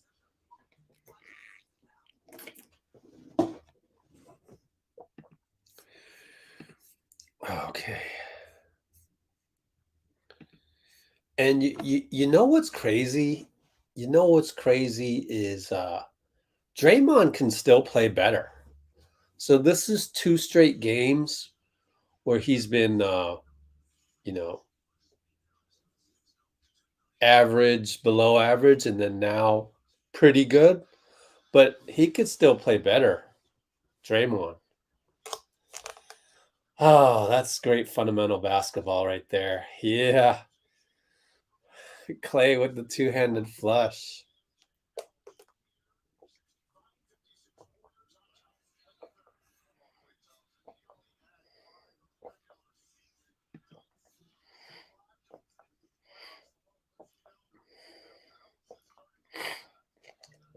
Okay, so Moody's in. We got our 1.5 unit right here. Bullock against JP. Okay, Doncic against Moody up top. We're in the zone, though. All right. Dinwiddie missed a 3 from the right corner.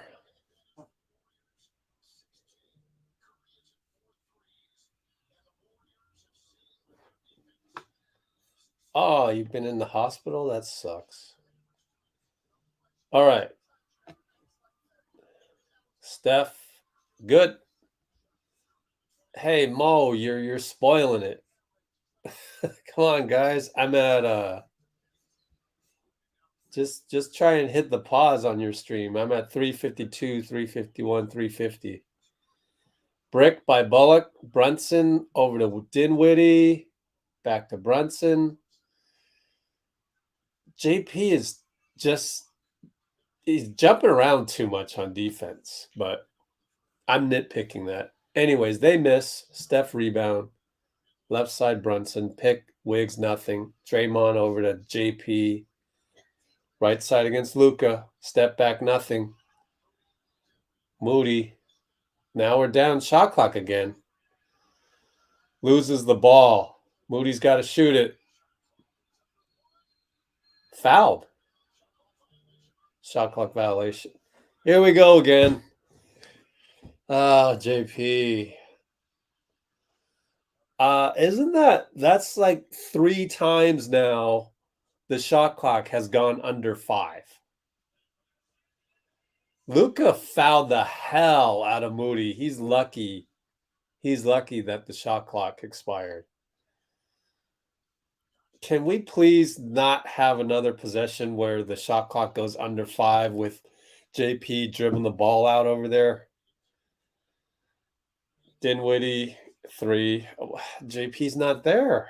Man, I see a lot of little notes for JP for tonight.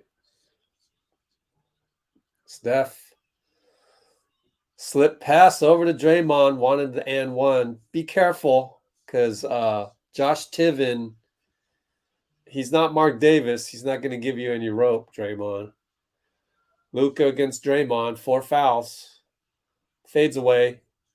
Oh, he wanted the foul, and then Draymond stripped it. Oh, and that's going to be a clear path. There's no doubt. Bullock fouled JP. There's no doubt. That's either a flagrant or a clear path. No doubt about it. But you know what we do? You know what we do when this happens? We go to the dice. Because you never know with these refs. And I rolled a 7. Uh-oh, I rolled a 7. I just crapped out. You know, the lower odds. That's got to be a flagrant. That's got to be a flagrant, but I just rolled a 7. So be careful.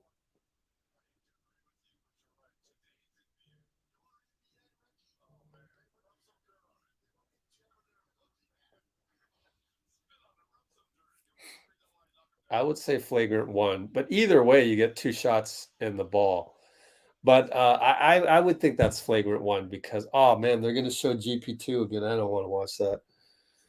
I would say flagrant 1 because that's dangerous. That's just dangerous.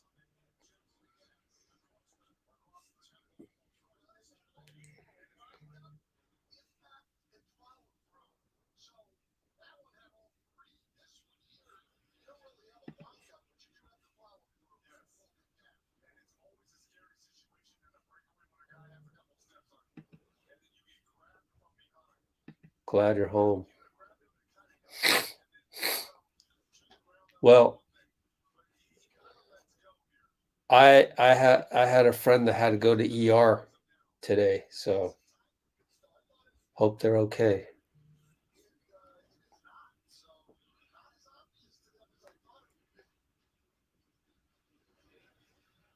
I don't know what's a flagrant and I don't know what's what, but that's got to be at least the clear path.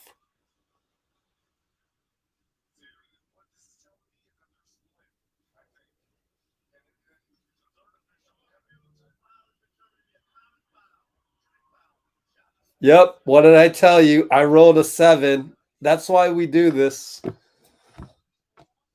Whatever. If that was Draymond, that's a flagrant. Am I right? If that was Draymond, that's a flagrant. So how can you have Draymond, that exact play, be a flagrant, and then Bullock, that exact play, not be a flagrant? It's BS. The whole NBA flagrant system is completely whack. It's completely whack. But hey, I told you, trust the dice. Trust the dice. I rolled a 7. I crapped out on an obvious flagrant. I mean, that's just not safe. That's not a safe play. And I don't know. I mean, the intent was there. Oh my God. Stupid. the NBA has a refereeing issue. But I tell you what, it's so complicated with so many variables that I understand why it can be in shambles the way it is. They have to put their ego aside. Everyone involved in refereeing has to put their ego aside, revamp the whole system and go, what do the fans want? That's not happening for another decade. Too much ego. I'm sorry, from the refereeing crew. Whatever. Spencer easily takes Looney right baseline, but hey, we're up 10. We're still up 10. The 2 free throws made us up 12.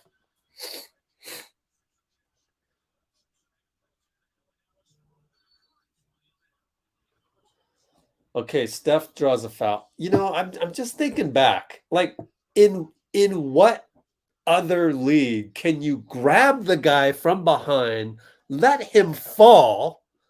That's the thing about Reggie is he didn't grab him and hold him for safety, you know? At least Dre would have done that. And what league? AAU, my dream league would have been a flagrant because we use NBA rules. I'm sure FIBA would have been a flagrant. Like, what freaking league is that not a flagrant? What league is that not? I mean, call it whatever you want. Call it a clear path. Okay, fine. Jordan Poole deserves 2 free throws and the ball because you put his safety in danger. Golly, that's some BS, man. Whatever. Ridiculous. Dorian hits a 3, assists Bertans. We're up 9, 120, 119, 118. I don't know of a whole league on the planet where that wasn't something. That had to be more than a common foul. Jesus. I can't trust this NBA. I can't trust it. Looney bucket, assists Steph. Steph has 9 assists, people. Bertans 3, no good. JP rebounds, Steph bringing it up. JP with the fake screen. Now we got Steph versus Dorian. 43 seconds, 8 shot clock. He calls for the ISO, step back. Good. It rattles in. It toilet bowls in. That's the babyface assassin. Jalen takes Steph. Good job by Jalen. Now we're going to wind it down. 26 seconds. So there's a less than 6-second differential. We are up 12. 10 on the shot clock. 6. Go, Steph. Oh, logo shot. Oh, bricked it. Well, he gets that. He gets a heat check because he hit the last one.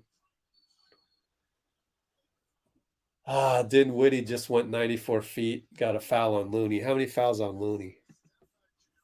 Only one.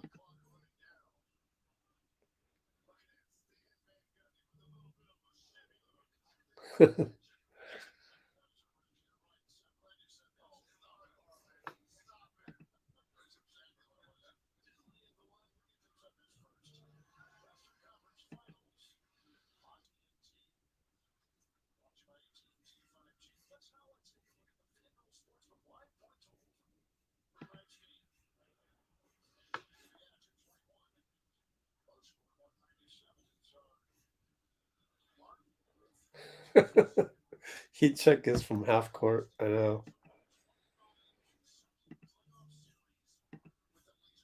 Dinwiddie. Okay, 0.8. He makes both. JP shoots a meaningless 3-quarter shot after the buzzer. Let's see.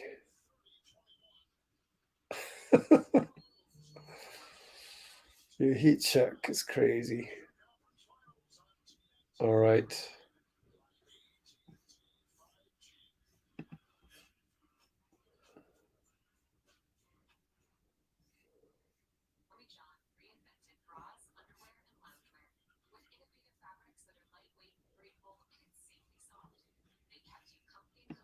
Yeah, Steph's been great tonight.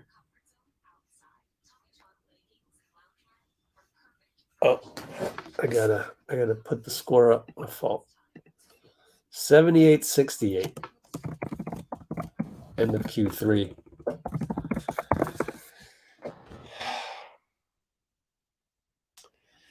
Got to keep playing, guys. One more quarter, because there's a big difference between 3-1 and 2-1, or 3-0 and 2-1. Huge difference. But that's the beauty of basketball. That's the beauty of the 7-game series.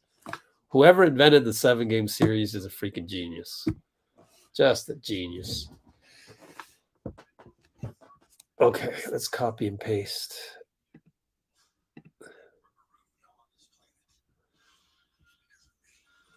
Where did Dean go? Oh, okay, there he is. All right, so let me copy and paste.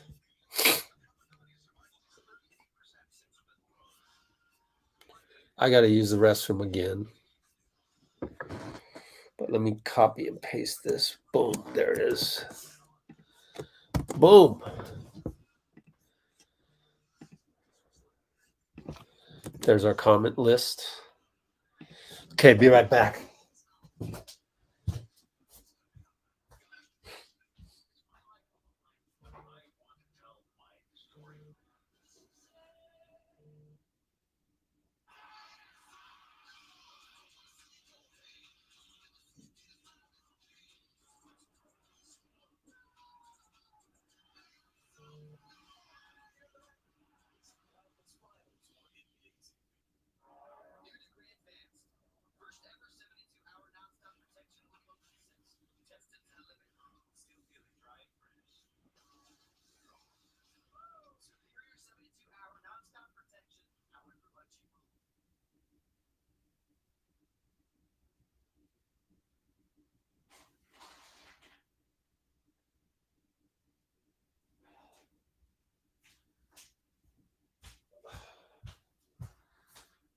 Okay, I have returned. Man, yesterday, did you see all the injuries in the Boston game? Man, I got to thinking, and we talked about this on our Discord with Lori. I'm so glad Dallas is a finesse team, because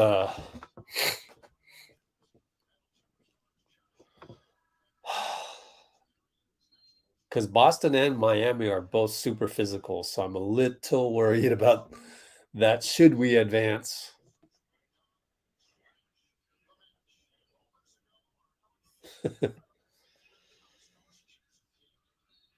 Pat Mahomes.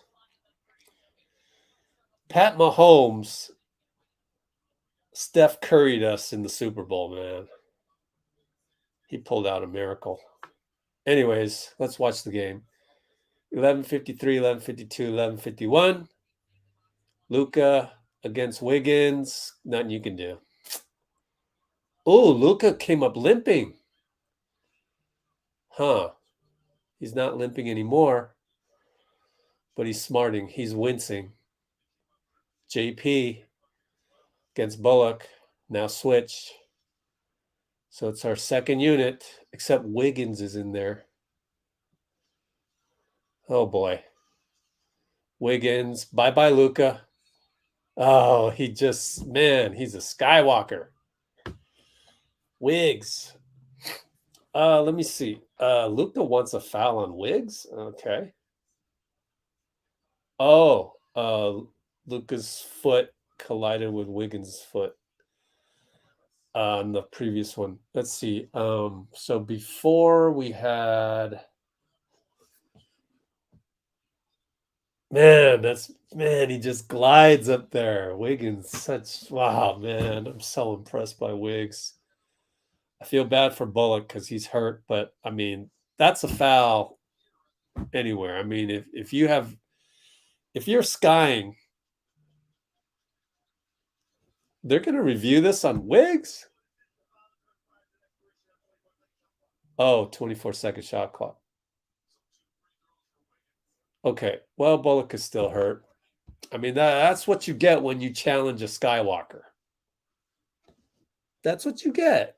Look at him. Look at this angle. Oh my God, Wiggs. Wow. That's a thing of beauty, man. Air Canada.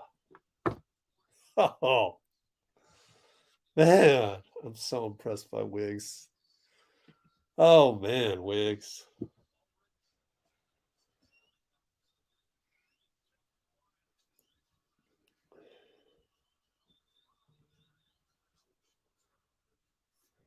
Hey, made a free throw. Oh, crap. Do I have to get rid of a spammer? Oh, thanks. Thanks for getting rid of that spammer.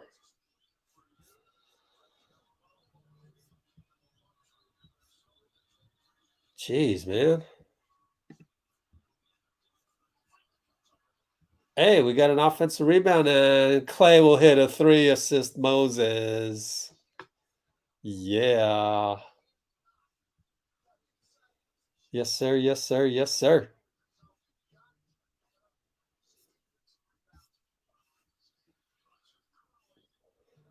Stan Van Gundy's right. They need to get some defensive rebounds. Brunson good. We're up 10.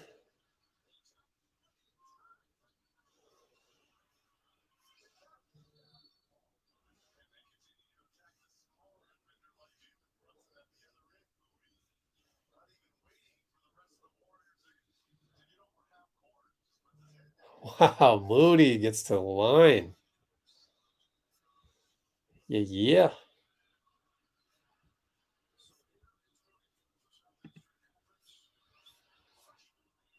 Yes, sir. Moody swish on the free throw, man. Moses is going to be so good for us over the years.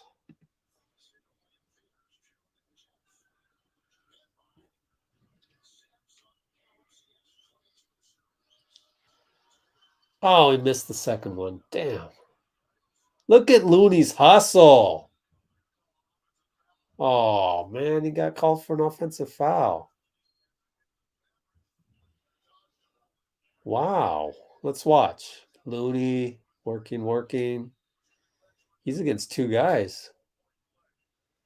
All right, his arm was over Kleber's shoulder. All right, fine. Okay, 10:34, 10:33, 10:32. Dinwiddie, Luka loses it. Kleber travel. Yeah. We got in Kleber's head. Oh, he stepped out of bounds. Did you see Moody on the closeout? Man, he hung in the air for a bit there. All right. Second unit. 10-17. Just need to play good for 4 minutes, then we'll get Steph back. Brick by Wiggs on the 3. I hope we can do some more of the offense next time down. Luka draws a foul. He's mad at himself because he didn't make it.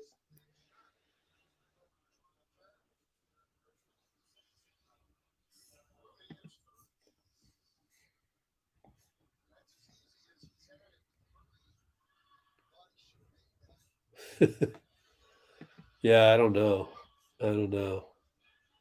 It could be just kind of a brain fart of the offense with the second unit, particularly like JP, where he's dribbling too much and suddenly you look up and you only got like 10, 9, 8, 7 seconds.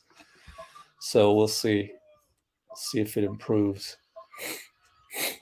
Why is my thing blown up? Oh. Okay. I've been spoiled by Twitter. Not happy about that. Anyways, we're up by 9. 10 minutes. 9:59, 9:58, 9:57. JP, Clay will pull up. Splash. Gotcha, Spencer. Up 12.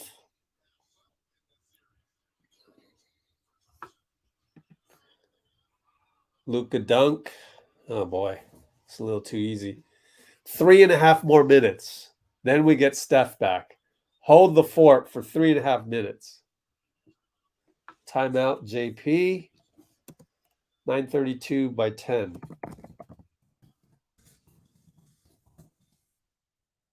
probably was a situation where we had tons of timeouts left, so might as well use one. Okay, let's see here.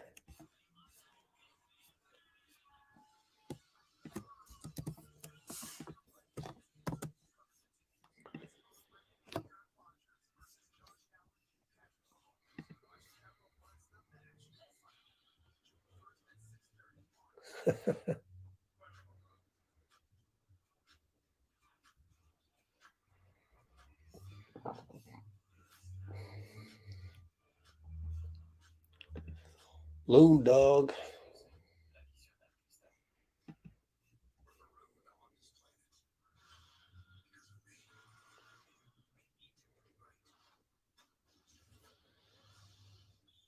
It is a very, very odd NBA these days, whereby feels like anything can happen on any given night.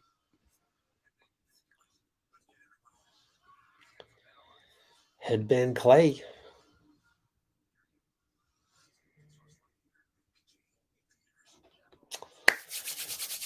3.5 more minutes, then we get Chef Curry back in the game and close this thing out and enjoy the rest of my Sunday. Really just getting some rest, honestly. I don't know how I'm going to make it through post game at this rate, but I will try my best. We're going to have so much coverage in the post game. Matter of fact, I'm glad I brought that up, because why don't I should get the NBC live stream going on here.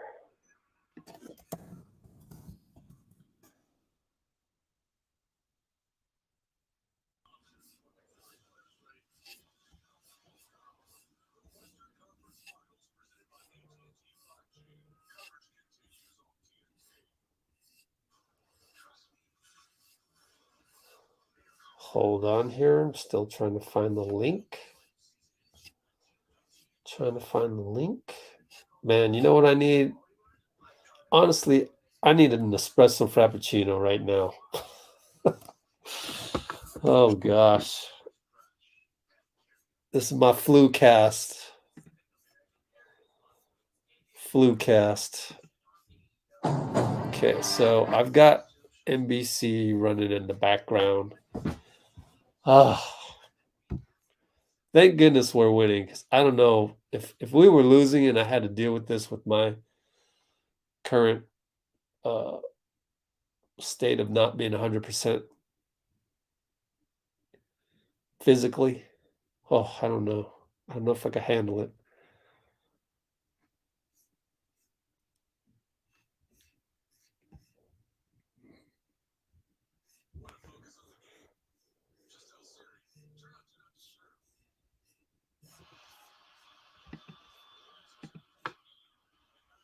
Okay, I've got that all queued up. Yay. Back to the game. 9:32, 9:31, 9:30. Clay, fly by. Oh, short. Oh, man, it was online too. It was just short. Dang. Dinwiddie goes by Moody. Foul on Clay. He doesn't think so. Yeah, you got to save your reviews. I wouldn't use one right now. How many timeouts we got left? 3 left.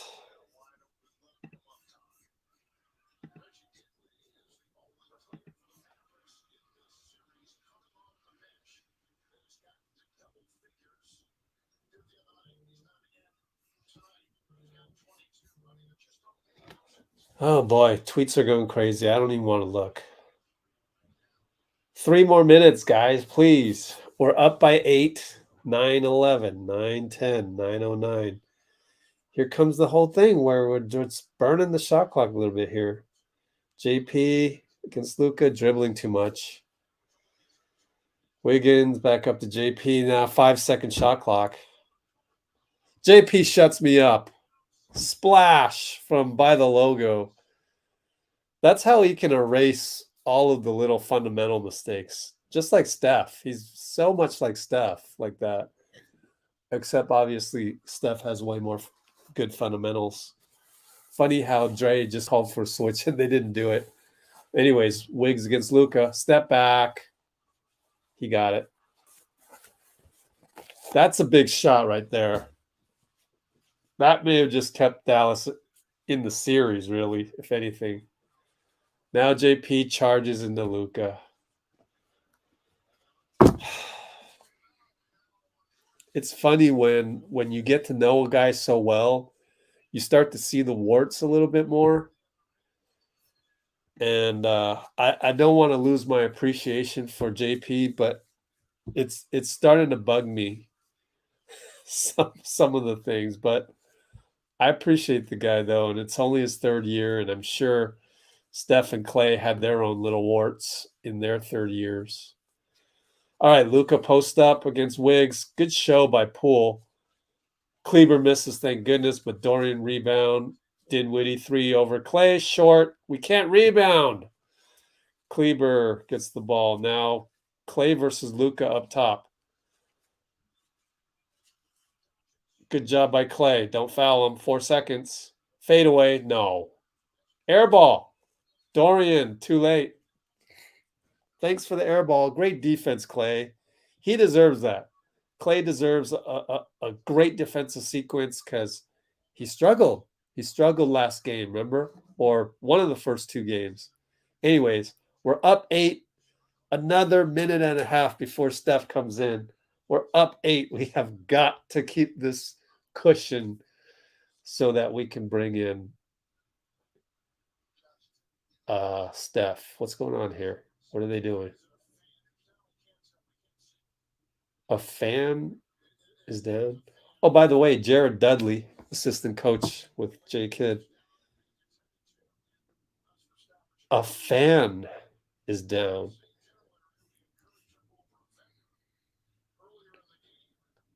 Man, that place is cursed right there. Same place where a vendor tripped Steph. Look at Andre coaching, assistant coaching. Is that a clipboard that he has? Oh, it's an old lady. Oh, that sucks.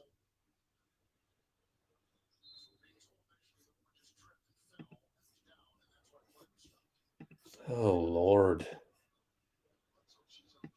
You guys are relentless. You bots. You bots are relentless.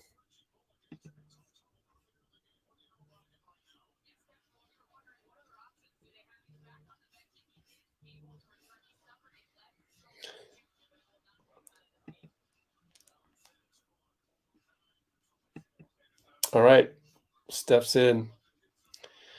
Pretty cool of Steve to go, okay, I ain't taking no chances. Steph, get in there, 7.5 to go. Normally it's 6. So for the playoffs, 7.5. That'll give him 39 minutes by the end of this. 39.5, maybe 40. Assuming it goes, doesn't turn into a blowout. All right. So we got our starters back in there for the last 7.5. No, JP's in for Looney. So we still got that. Extra pass by Wiggins. JP, air ball, wide open. What the hell?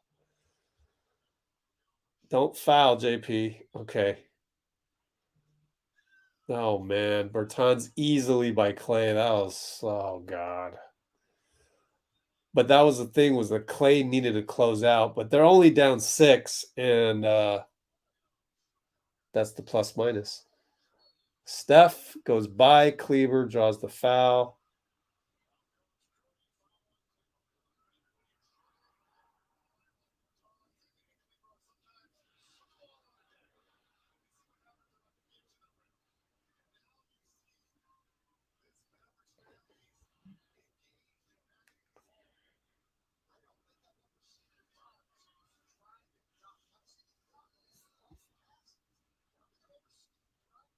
Yeah, Looney will get back in, I think, at some point.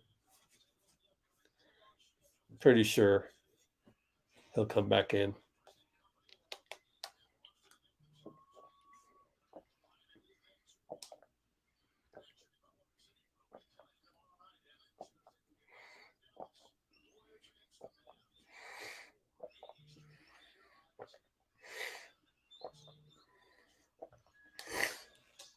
I'm hearing a lot of tweets buzzing on my phone right now. I don't know what happened. I'm 2 minutes behind on the stream. We're up 8 after the 2 free throws by Steph. 6:58, 6:57, 6:56. Jalen. Bertans 3. Missed it, thank goodness. You know, you always wonder if the tweets are because somebody made a big shot. Steph bringing it up. Draymond interference. Wiggs. Oh, okay. That's why. Wiggs, Air Canada, and what? Offensive foul? Okay, now you got to review that. Review that, Steve. You got to be kidding. What? Well, they didn't really show the right replay. Oh, come on. Are you kidding? That's ridiculous. Exactly. Fire that ref. What the hell is this? And it's enough. It's a potential. Oh, were they going to review it for a flagrant just because Luka flopped? Good Lord. This is an absolute embarrassment. Can we just get FIBA's refs? I'd rather have FIBA's refs at this point. Yeah, I know. Steve challenging it. This is just ridiculous. So what do we do in this moment in time? Well, the obvious is that it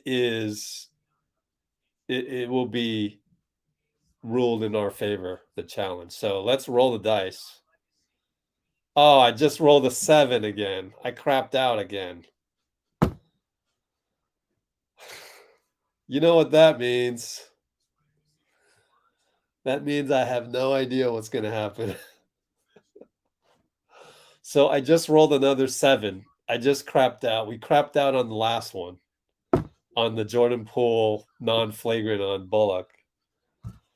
So I just crapped out now. So I honestly wouldn't be surprised if, because these dice, my die is more reliable than NBA refereeing. It just is. You might as well just roll the dice.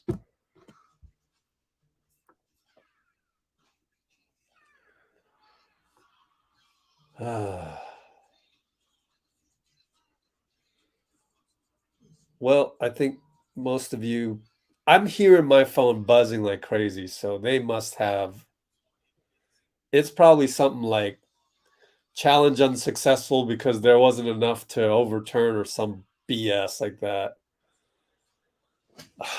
Can you imagine? We better pull this out because we wouldn't want the series to turn on a dime because of that horrible call to change the momentum. Oh my gosh. So you're a ref. Luka goes flailing. You're gonna buy that after the poster dunk? Good Lord.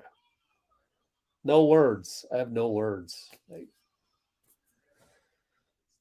anything can happen with NBA refereeing. It's absolutely ridiculous. And really, for me to say that, like, I, of all people, have been more reasonable with the refs than anybody on the planet. One of my friends is an NBA ref, and I respect how difficult the job is, but it's gotten to a point where collectively, them as an organization, it's completely a crapshoot. Successful challenge.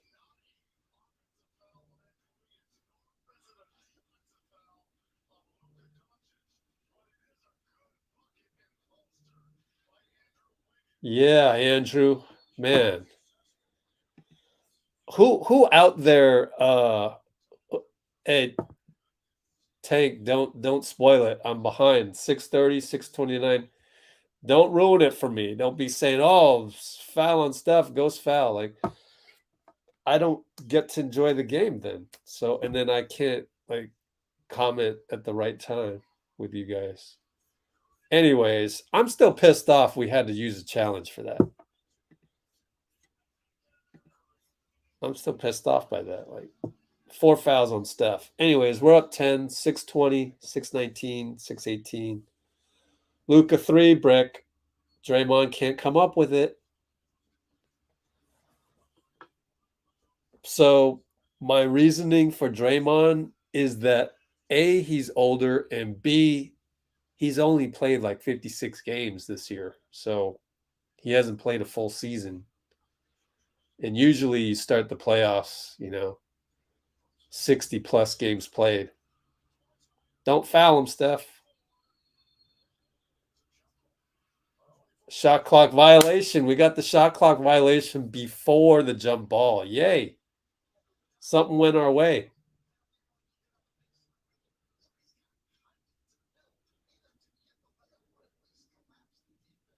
Yeah, Stan's saying nobody cut when Jalen. Well, I don't know. I don't know about that. He was already near the paint.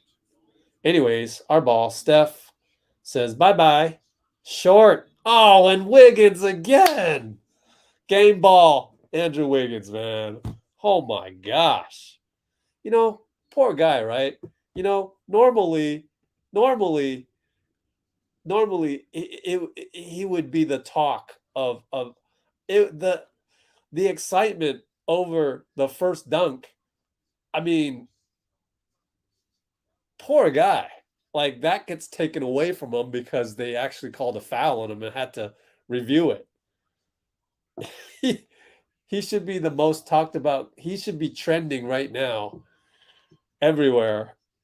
And yet it's the refs that kind of took the steam out of the poster dunk. I mean, poor Andrew.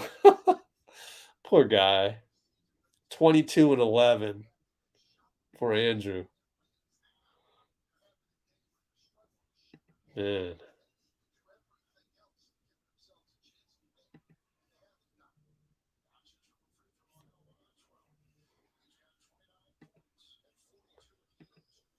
All right.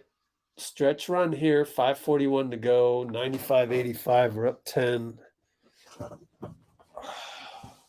5:34, 5:33, 5:32. Steph against Luka. Doncic Island. Oh, they come double him. Bullock. Oh, they leave him, so it's Bullock. Oh, no. Passes it. Draymond, fake handoff. Wiggins. Pull up 2. No good. Oh, boy. 5:13. Spencer. Bullock wide open. Come on, guys. Misses it. Lucky.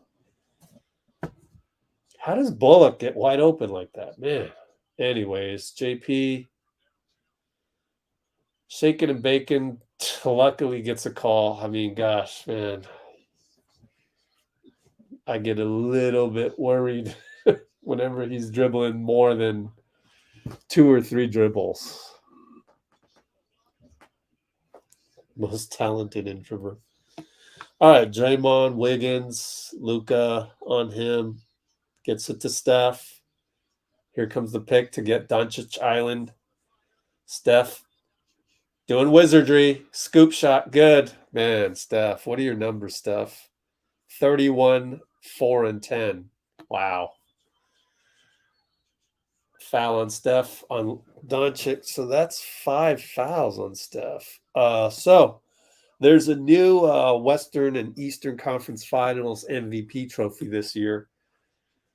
And I everyone's played well, but you got to give it to Steph. Yep, I'm delayed a little bit here. Ooh, Luka missed a free throw. Dirk is worried about that. We're up 12.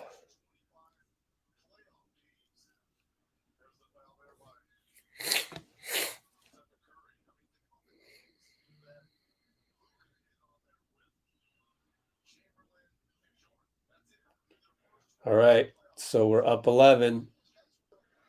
Steph with the ball against Bullock. 427, 426, 425. Jordan Poole throws it away. Goes off with, oh, golly.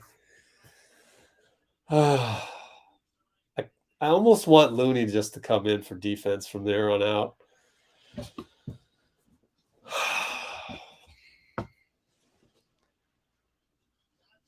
Draymond right side.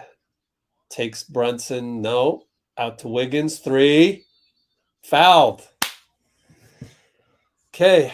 It's got to make 1 out of 3, actually.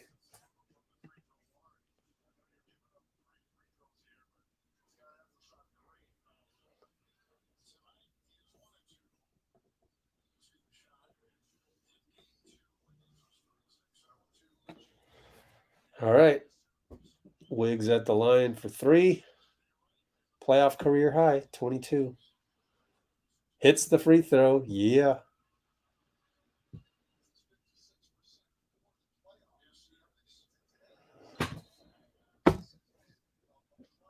Is Dallas super small right now? Let me see who they got out there. Delay of game on Draymond there. Yeah, they're super small, so we can't bring in Looney right now. That's why. Hey, he made the second one. Maybe make all 3, and then that breaks his streak. And from this point on, he hits 75%.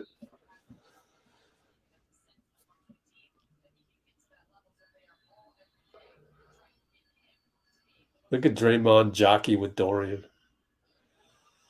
Wiggins hits all 3. Luka against Wiggs. 412, 411. We're up 14. Poole shows. Luka goes right down the lane easily.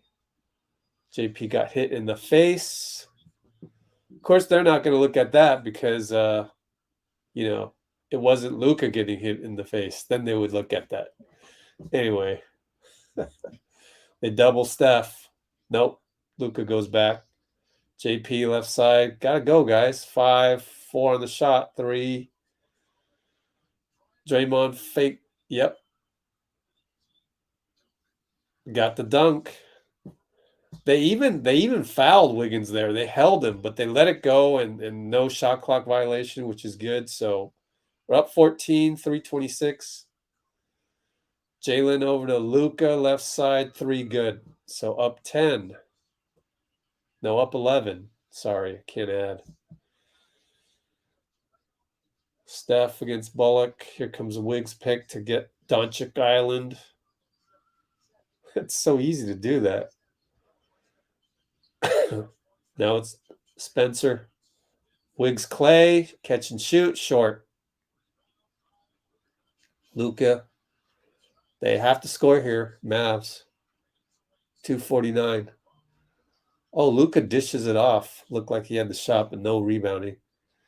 Jalen against JP. Good. Tough cookie. Well, we're up 9 now. Oh, boy. If we can just score here, I'd feel a lot better about this. Steph against Bullock. Wiggs with the pick to get the Luka matchup. Nope. Bullock's still on him. Steph goes right by him. Misses the layup. Oh, my God. Oh, man. Jalen attacks. Loses it. They call it out of bounds. No foul. We're in good shape then. We just burned about 30 seconds. Nobody scored. We're up 9. Could have been a foul on Clay, but we'll take it. Steph up top, 203, 202, 201. Finds Draymond. Bucket good, easy. What's that, 10 assists? 11 assists. Oh, man. Luka has to shoot a wide open 3. Makes it. Running out of time. Timeout, Steve. 104.96. I think Steve was mad that Luka just walked right into that three. So you gotta kind of be nitpicky sometimes if you're the head coach. It's your job to do all the worrying.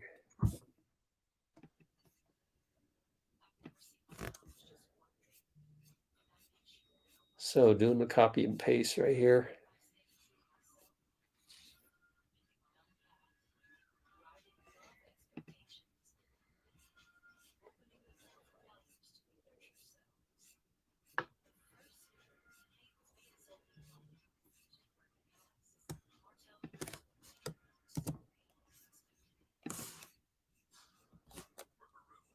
Oh, shit.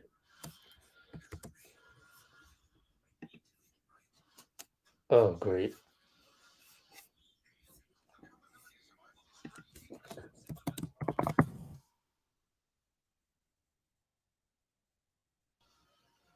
Okay, cool.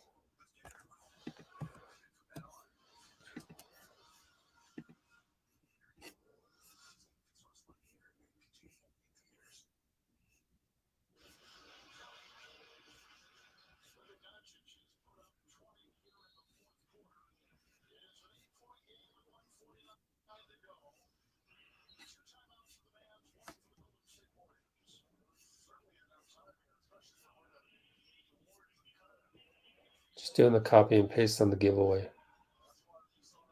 Trying to figure out. Well, I screwed that up. Whatever. Better than no comments.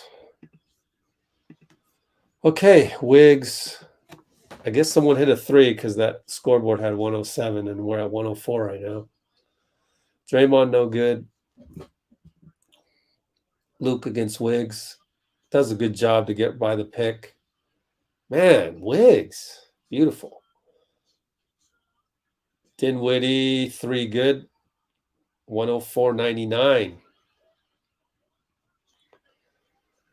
Well, I'm pretty sure I saw 107 on the CBS scoreboard. So let's see what happens. 105, 104, 103. Spoiled myself. Clay. Over to JP. That one's good. Got it. Splash. Splash. Stares at the guy in the cowboy hat, and the guy in the cowboy hat gives his respect. Luka, three, no good. Steph. Oh, man. Got a rebound. Beautiful. We're up 8, 40 seconds. We're going to win this one. We're going to go up 3-0. Look at Steph dancing around everybody. Gets knocked out by Luka, no call. Steph can't believe it, but they're out of time. There's no chance. 25.4 left. Luka go to the line for two, and then they got to foul us and hope that we miss both.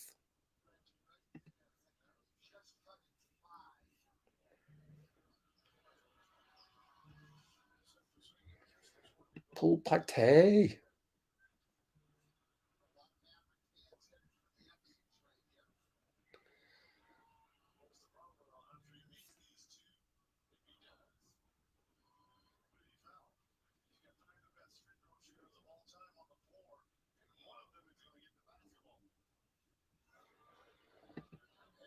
Oops. Night, night.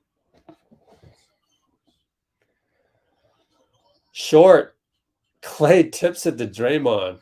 They got to foul Steph. Oh, he calls timeout. We're stuck over there, though. 107, 100.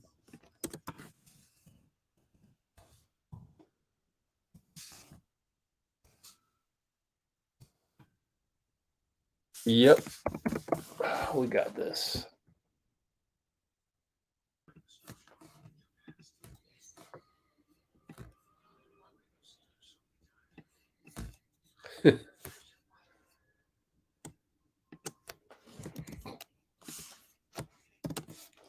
Good to be up 3-0, man. Good to be up 3-0.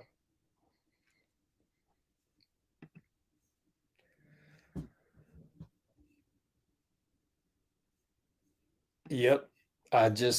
One of the things I don't do predictions. I don't do awards. I don't do rankings. And finally, I don't do talking heads. So Nick who? I don't know who that is. Stephen A. what? Don't know who that is. Couldn't care less what a guy yelling on TV has to say, quite honestly. 0 turnovers.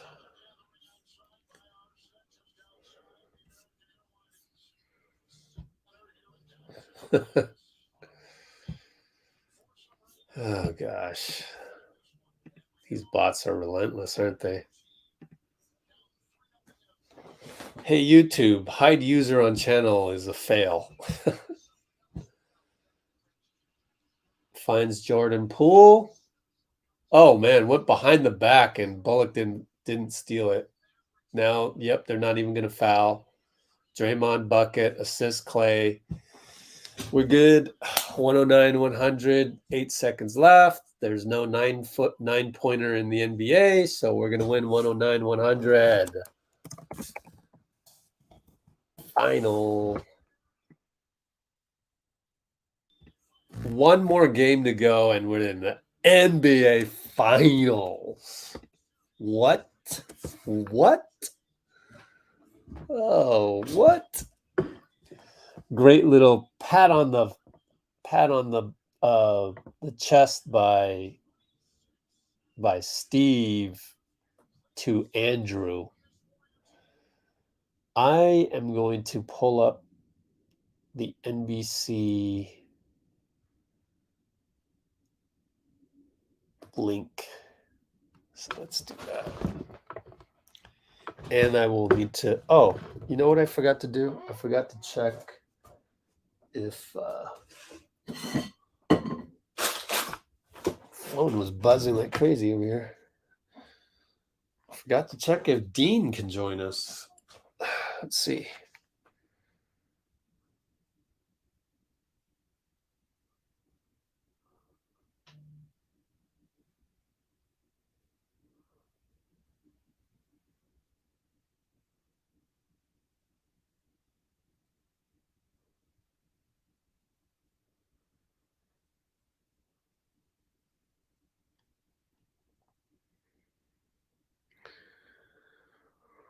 Okay, no word from Dean, so I guess he can't make it.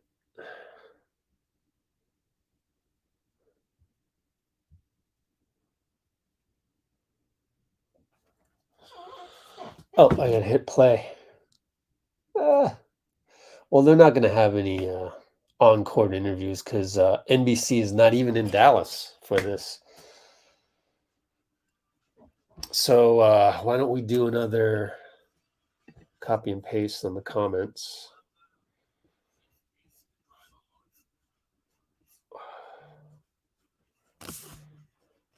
Okay, giveaway marcation point. Yep, one more game to go.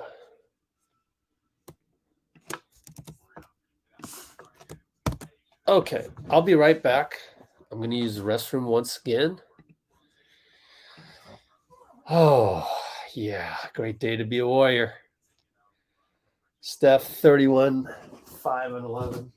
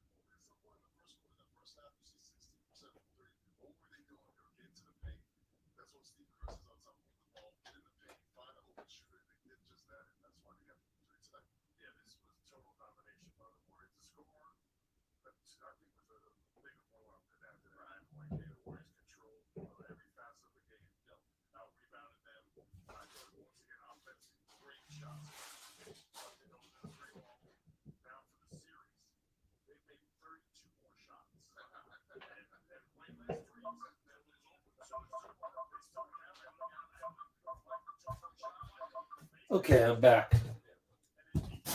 And we will do a giveaway right now. Get it out of the way.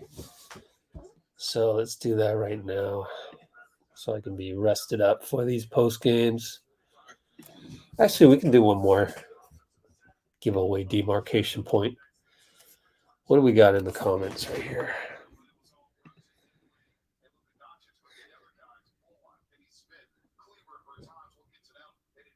Who guarded Bullock? The last three I recall, Bullock was wide open and he missed it. Bullock was 0 for 7. He just missed shots. Yeah. Okay, so why don't we do another giveaway demarcation point? Okay, and I will now do the last copy and paste. And let's pick a winner. So you can see all of our comments right here. What I do is I just copy and paste the whole thing into our randomizer list, which is probably not the best way to do this, but oh well, it's what I'm used to. And I'm just going to randomize this and pick one really positive comment. Whoever made that comment wins. So here we go.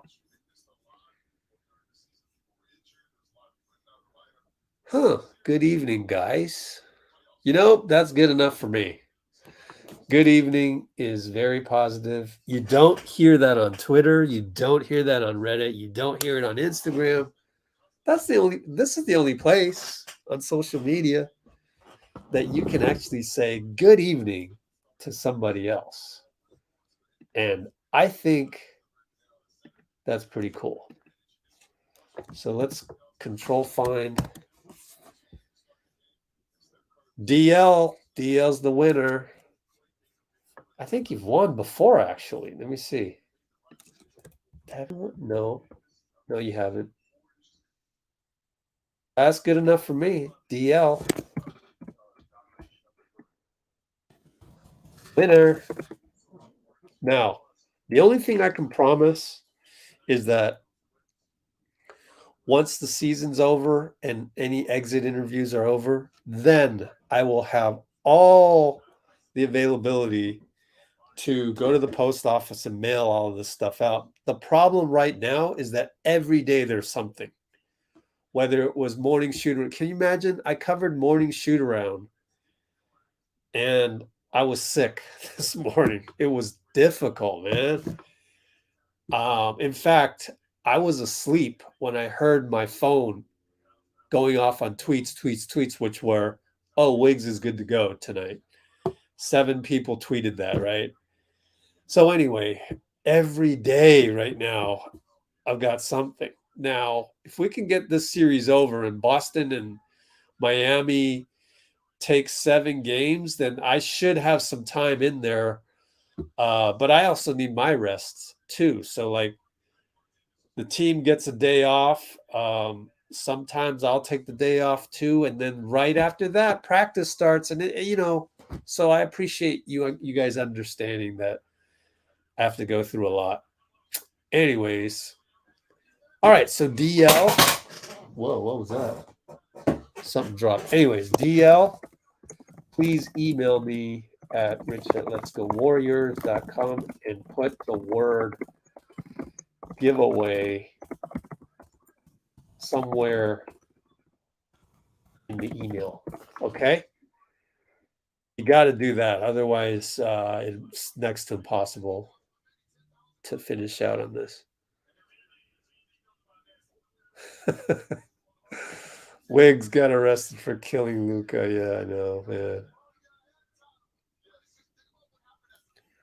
Foot contusion.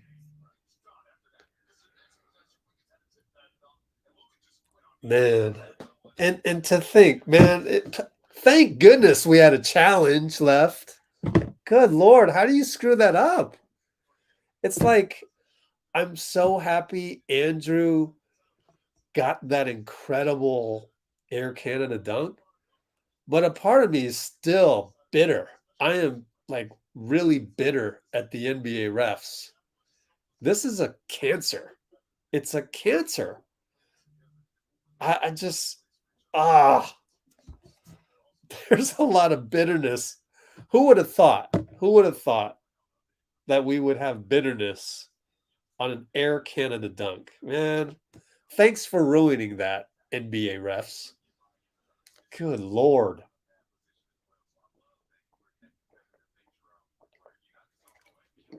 And normally I'm very accepting of a missed call here, a missed call there. But the only reason why Wiggs got called for the foul in the first place is because of the whole flagrant situation where you end up, oh, Luka looks hurt, so there must have been something. I'm just, oh man. And the problem is I don't see this changing in the next 10 years because NBA refs have to the whole organization, they have to put their ego aside to say, hey, look, we right now they don't think they did anything wrong because they're just interpreting rules and stuff. No, you need Adam Silver to come in there and say, look, I am the commissioner of the NBA. You guys work for me. If I want you to ref a certain way such that my product is more entertaining, you will do what I say. Period. I don't want to hear oh, we're doing our best to interpret this rules, that rules. Okay, we're going to change some damn rules then. Like, someone needs to have the passion to make this right. And I just don't think it's there. I have a feeling Adam Silver, I have no information, but I have a feeling he likes to just delegate everything and just, oh, you take care of it. Like, we need somebody in the NBA who is passionate enough to make, I mean, it really just starts with all the flagrants. It starts with that. Like, if me rolling the dice is actually no different than what a referee is going to call on a flagrant, what's the point? Like, it should not come down to me rolling a couple dice having the same probability as the ref getting it right in terms of everything, intent, entertainment. This is the playoffs, yada yada yada yada. Have a different rule book for the playoffs. What's wrong with that? There's nothing wrong with that. Have one for regular season, have one for playoffs. Nothing wrong with that. The problem is right now they think of, oh no, there's something wrong with that. So someone, maybe we have to wait until Adam Silver passes the baton to the next commish, which is sad, but you need someone passionate enough to go, something's not right.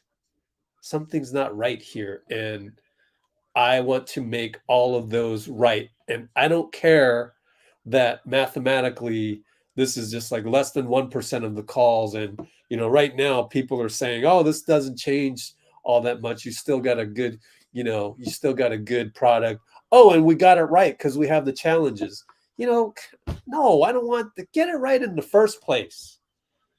Like, do everything you can to get it right in the first place. And I think that foul call on Wiggs is directly related to all of these flagrant foul things, which are crapshoots anyways. So I don't think that was a situation where a guy just missed a call. I really think it's like a disease in there. So we're doomed. We're doomed. So that's why from now on I'll have these dice right here. This is what I have these dice here for.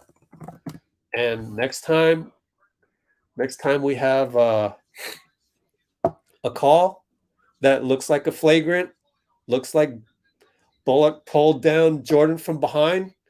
I grew up my whole life around basketball. That is some kind of an egregious foul with an extra penalty at every single level that I've been. Like in high school, that's an intentional foul, you know? They don't have that in the NBA. It's either a flagrant or it's not. Okay, I'm done talking about that.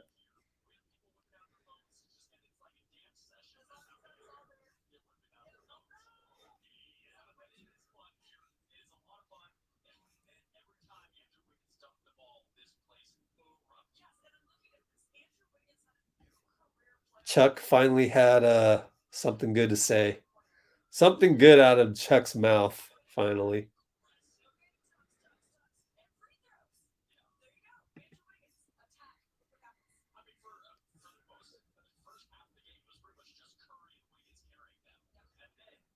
Well, the officiating has been shoddy all over the place. Like it doesn't matter. It's the infrastructure of the refereeing as it relates to the product that fans want. There's a disconnect, and it's not going to get solved. It'll never get solved. So I'm back at that point in time where it's like, okay, whatever.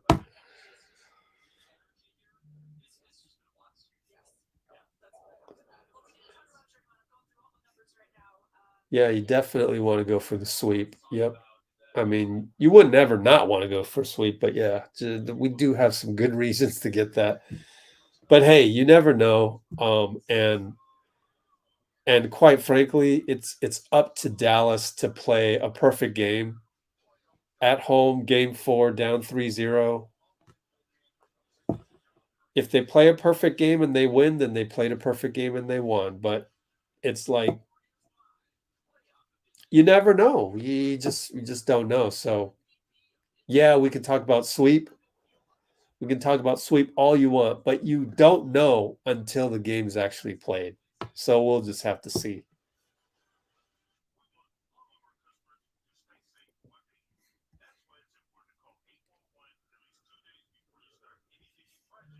Yep.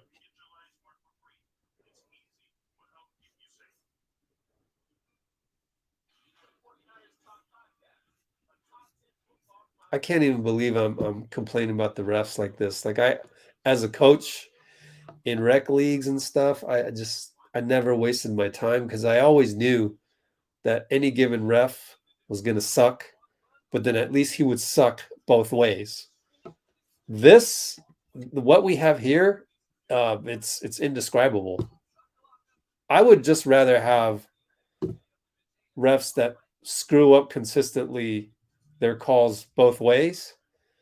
But then when there's these flagrants and you can't even have any inkling of what's going to happen, like, oh, these refs are, usually in rec leagues, you're like, oh, these refs call it tight. So they're going to call that, flagrant foul pretty tight. Or these refs, they let things go. So it's going to get really physical out there and be careful. No, there's no, it's just a guessing game. I can't stand that. There's nothing to go on. It's a crapshoot, and but whatever.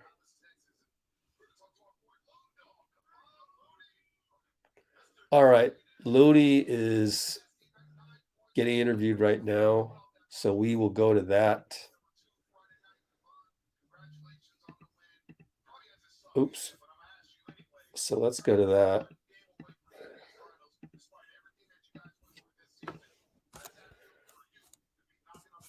Okay, let's see.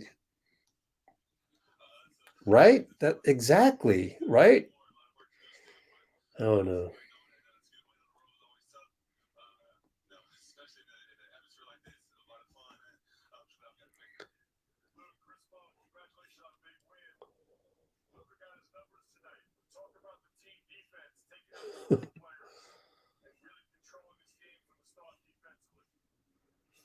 I would say that the Mavs are definitely demoralized at this point, but hey, you never know. Luka, he's gonna be an all-time great by the time this is all over with. So beware. Yeah, how many likes do we have on here? I haven't even liked the thing myself. 81 likes and 121 concurrents. What?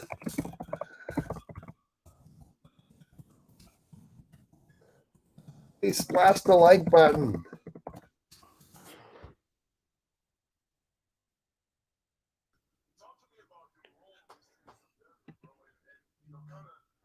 Okay, let's go to Loon Dog.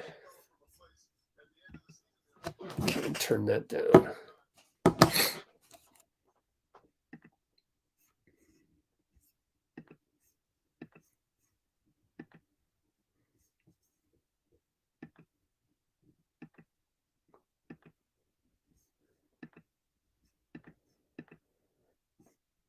Okay, here we go.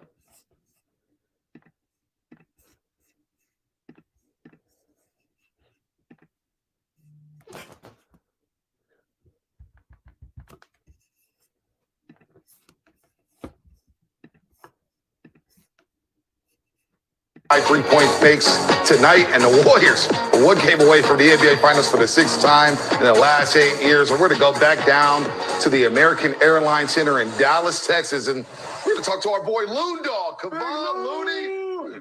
Mr. Fit Aid in the building with another nasty night, 9 points, 12 rebounds, coming off that monster double-double in game number 2 Friday night. Kevon, congratulations on the win. Probably hasn't sunk in yet, but I'm going to ask you anyway. You guys are one game away from the NBA Finals, despite everything that you guys went through this season. How does that feel for you to be knocking on the door of another championship series? It's an amazing feeling. You know, we still got one more, a lot of work to do still, but it's great knowing that to get a win on the road is always tough. You know, especially in an atmosphere like this, it was a lot of fun, and I'm just glad we got the victory. Lou and Chris Mullin, congratulations on a big win. Luka got his numbers tonight, but talk about the team defense, taking out the role players and really controlling this game from the start defensively. You know, Luka's a great player. He's a guy he's going to score. He's going to make shots. But I think we made it tough for him. He had 40, but it was a hard 40 to get. You know, we was able to take Bullock out the game. We made Brunson, and then they got points. We made them guys work. We was able to play our style of play. We was able to push the ball and play Warriors basketball. So that was the most important part. So we was able to rebound and get out in transition, and that was probably the biggest thing that we was able to do and to get the win. So you know, we executed the game plan. They got great players over there, but when we're playing like that, we're tough to beat. Big Loon, what's up, man? It's Festus. Dude, I'm so proud of you and just seeing the improvements and everything, seeing you healthy the whole season. Talk to me about your role on this team as a veteran, bro, and you know, kind of what this team has been able to accomplish so far, especially coming from a place at the end of the season there, middle of the season where you were losing all your guys to injury and everything. What does it feel like to have everybody back together, and then your role on this team as well? You know, my role changes a lot throughout the season. You know, sometimes I start, sometimes I come off the bench. You know, sometimes I play 10 minutes, sometimes I play 30. But I just want to be consistent, be an anchor for our team, and on the defense and offensive end, be a calming presence. You know, we got guys in and out the lineup. I just want to be there to make sure things go smooth and we play in our style of basketball. You know, throughout the season, I get a lot of guys in and out throughout the year, but we got healthy at the right time. We're starting to come together at the right time and playing our best basketball at the right time. So it's beautiful to see. We got a lot of work to do still, but you know, when things are clicking on all centers like this, it feels good. Loon, what's up? It's D. Wright, man. Congrats on the win. You talked about the atmosphere. Talk a little bit about how it feels to go on somebody else's home court, get a big-time win, and hear the air and just take the air out of that arena. It's an amazing feeling. You know, Coach challenges talk about that was our next step, being able to win on the road and win games like this. And we came out there, we took on the challenge. You know, we got off to a great start and was able to, you know, keep that momentum throughout the whole game. You know, they made runs, they punched us in the mouth a few times, but we was able to bounce back throughout the adversity, and that's the shows our championship fabric that we made of, and we got some more to do. But it's always fun to get a win on the road when the crowd's roaring, and you know, Steph hitting big shots, JP hitting big shots, you know, Draymond getting blocks. It's just it's a great feeling. No, Looney, Bonte Hill again. I got to ask you. It felt like ever since 2018 when the Rockets tried to get the switch onto you in every single pick and roll, teams continue to try you on the defensive end. How personal do you take that? Because you more than hold your own on the pick and roll defense. I take that very personally. You know, I've seen a lot of great players try to ISO me, and you got to take on that challenge. You don't want to be that weak link on the defensive side. You're playing against great players; they're going to score, but you want to make it tough for them. And I feel like I do a good job of that. Following the game plan, executing. I got a great back line, and Draymond coached me from the back, and that's always great. So, I always take that challenge on. I take it personal when some guy try to pick on me, and I've been doing a pretty good job this series. I got to keep it up. No doubt about that. No doubt. Started in Game 6 against Memphis when you got the start and 22 big rebounds for you, Loon. Congratulations. Get some rest, man. We'll see you Tuesday night. Thanks for the time tonight. Big one next game. Let's go, baby. All right, thank you. All right, Kevon Looney here on Warriors Live, playoff edition, presented by Toyota. And Kevon Looney here. Again, 22 rebounds in Game 6 against Memphis. He gets 21 and 12 the other night, Willie, against the Dallas Mavericks in Game 2. He goes 5 of 5 in Game number 1. He's just become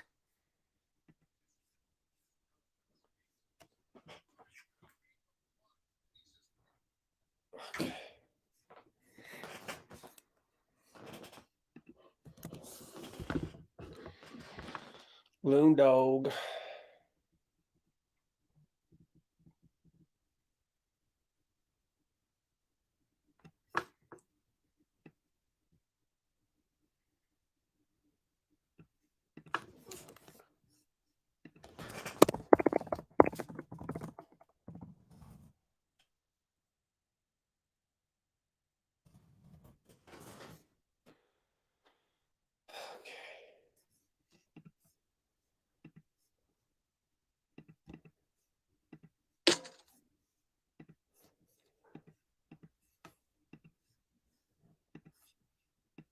Steve Kerr's already at the podium, so I'm sure we'll get some of that shortly.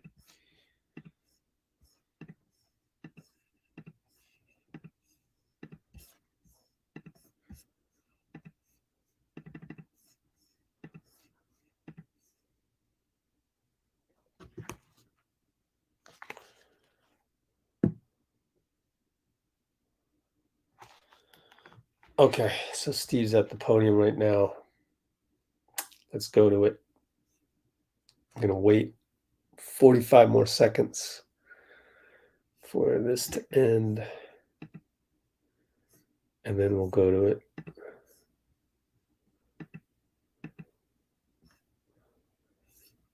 Okay.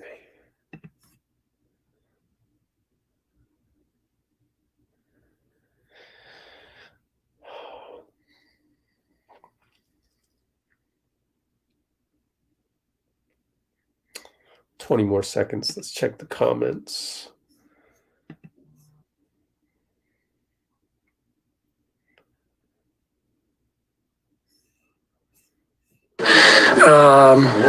And they've really, I think, It played on its own. I can't stand it when it does that. Jesus, it's so frustrating.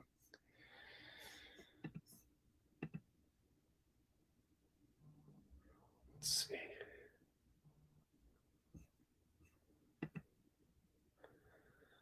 Okay. All right, cool. Let's go to it now. Oh, hold on. I gotta make sure you can see it.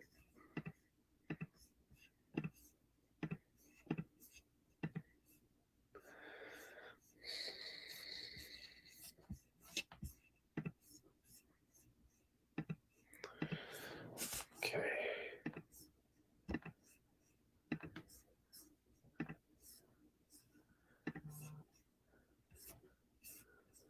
TW. Stevie, you're down 8, like late in the second quarter. Did you then at that point you go on a run? Did you feel like that was kind of the moment this game turned for you when you kind of took control? Yeah. I felt like, we got off to a great start and we were playing exactly how we needed to. And then I thought end of the first quarter and then early second, we got a little out of sorts. So felt very confident that if we just settled down, we'd be in good shape. And the guys did a great job of getting control of the game back. How much do you guys love this environment, this chance you can kind of sit today live for it, and you've seen it for years. Yeah, I mean, this is what it's about. This is the best time of the year, and to be involved in it again is special. So we've missed this the last couple of years, and our guys, we're so excited to start this playoff run. After a really good regular season, and they've really, I think, gotten better. This is our probably our best stretch of the season where we've been able to put together really good lineups, different combinations that maybe we weren't able to get to the regular season, and we've got a lot of guys playing at a high level right now. Wiggins, he's obviously done a ton of kind of the dirty work all postseason, but he hasn't had a big scoring. I think he's 27. What do you think got him going offensively? He's had a great playoff run, and I think the way this series is kind of mapped out, there's space for him to attack. The way they're guarding Steph and Clay, the lineups that are out there for both teams, there's some room for Wiggs to attack, and he's doing a great job of that. Any really word on Porter, the same foot? Is it concerning for maybe the future here? It's definitely concerning. Raymond, do you have a X-rays were negative, and we'll find out more tomorrow, see how he feels. But he was walking around, he's actually running up and down the hallway to try to test it or whatnot, so I'll know more in the next 24 hours. Steve, coming into this series, there's a lot of talk about Luka versus Steph and, the battle for the best point guard in the league. And I'm just wondering, how do you think Steph has performed at the ripe old age? I hate that stuff. I know I'm a crusty old coach, but it's a basketball game. There's 10 people on the floor, and both those guys are amazing players, but it's about which team plays better, which team can stay connected and stay together and execute. And our guys have done a good job of that. So Steph was brilliant tonight. His conditioning level is amazing. They're putting him in every pick and roll, and he's out there flying around defensively and then playing at such a high level on the offensive end. It's remarkable to watch him play. What did you think of the Wiggins? All right, Dallas head coach Steve Kerr there, just discussing the win as the Warriors beat the Mavericks to go up 3-0, 109-100. They dominate the points in the paint again. We got another Steve Kerr coming up. So that was just the first part.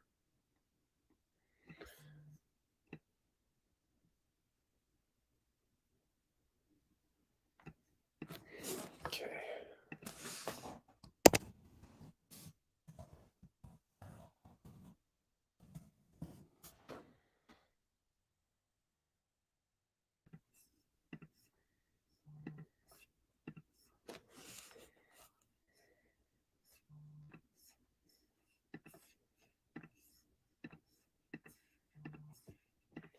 So more Steve Kerr coming up right here. They've got him in the hallway by the locker room. So that will be coming up soon as I am able to get that loaded up there.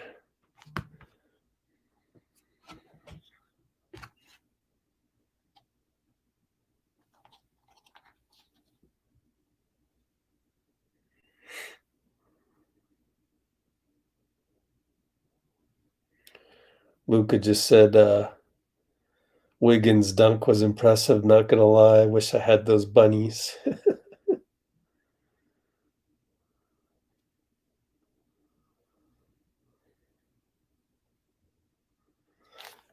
Okay.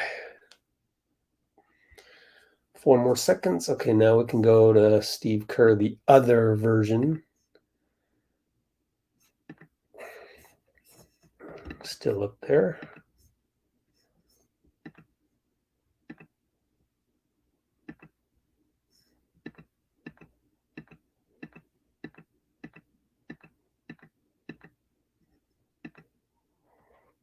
Okay, let's do this.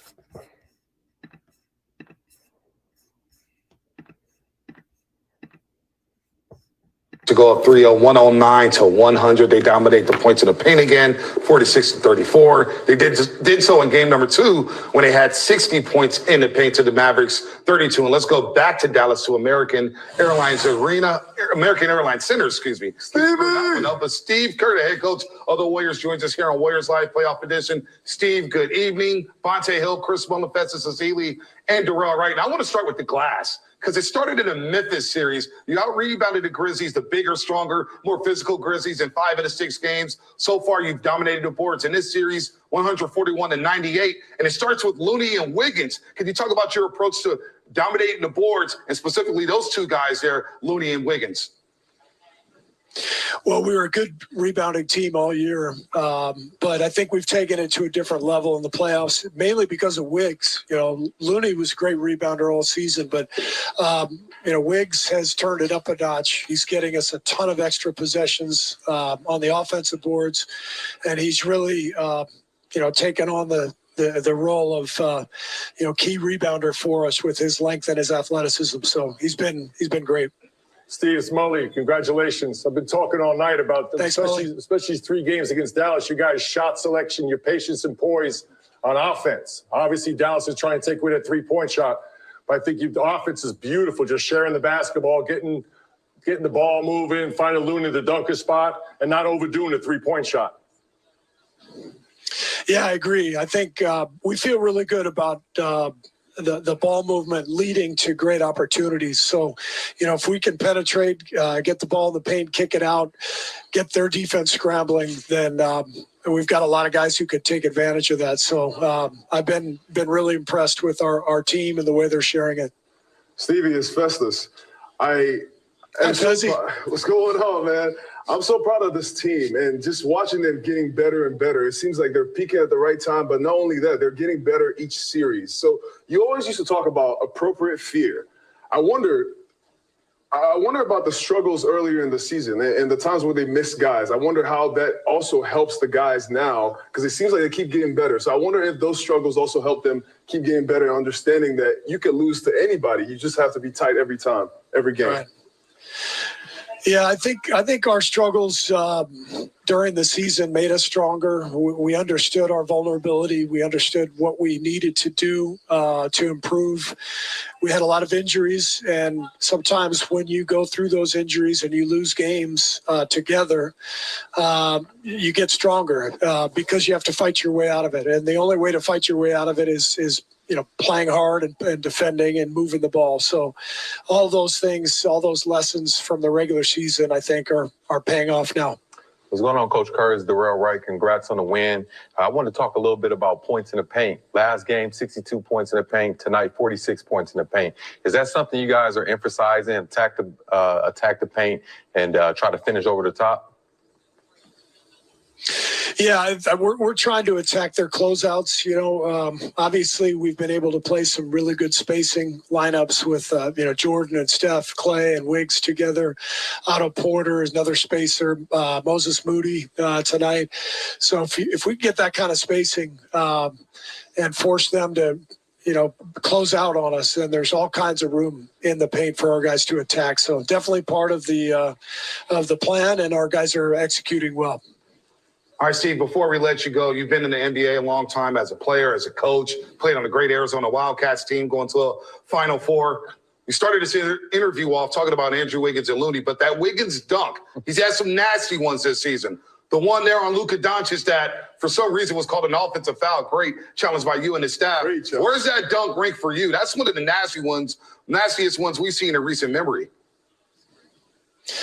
Yeah, it was phenomenal. I mean, anytime Wiggs gets a runway and he can go off 2 feet, it's impressive to watch. He had one early in the season against Minnesota where he dunked on Karl Anthony Towns. It reminded me of this one tonight. But it's just so fun to see Wiggs playing at this level and getting his due. We'd be dead without him. I mean, he's spending every second guarding Doncic, and it's such a difficult job, and we have to have Wiggs, and he's doing a great job. Yeah, he's playing well. His third double-double this postseason. Playoff career high, 27 points. Steve, go get some rest, man. You guys are one game away from the NBA Finals for the 6th team in the last 8 years. So that's a great accomplishment for you guys as we head to break here. And we'll break down more of this game. There's Drew Wiggins. He was balling. We'll get some action from him. The Warriors are dominating the points of the paint. D, right? 150 to 98. They're a plus 50. Okay.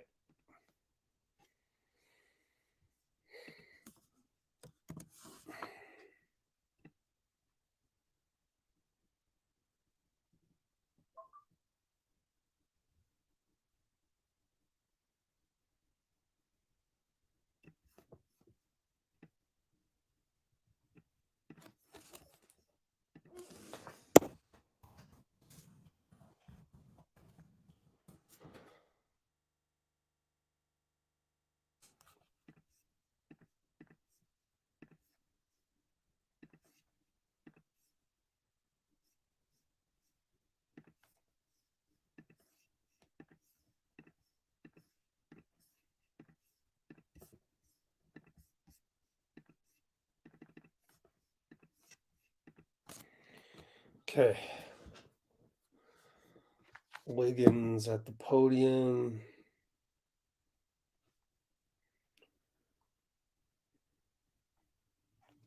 And he's going to be up there right now.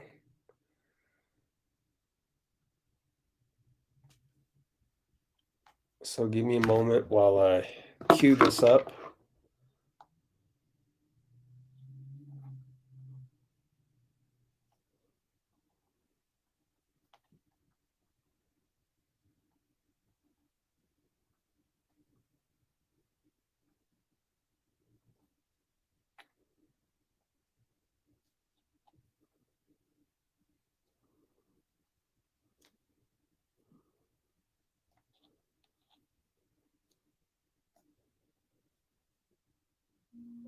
Okay.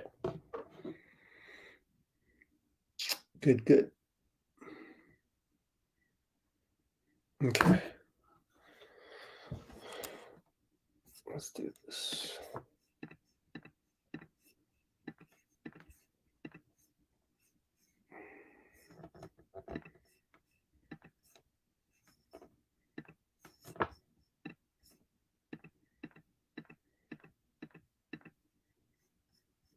Okay.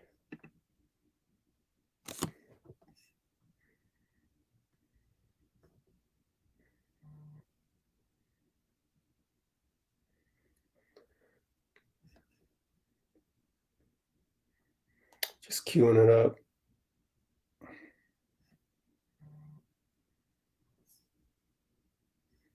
Podium in Dallas. Okay. Let's do this.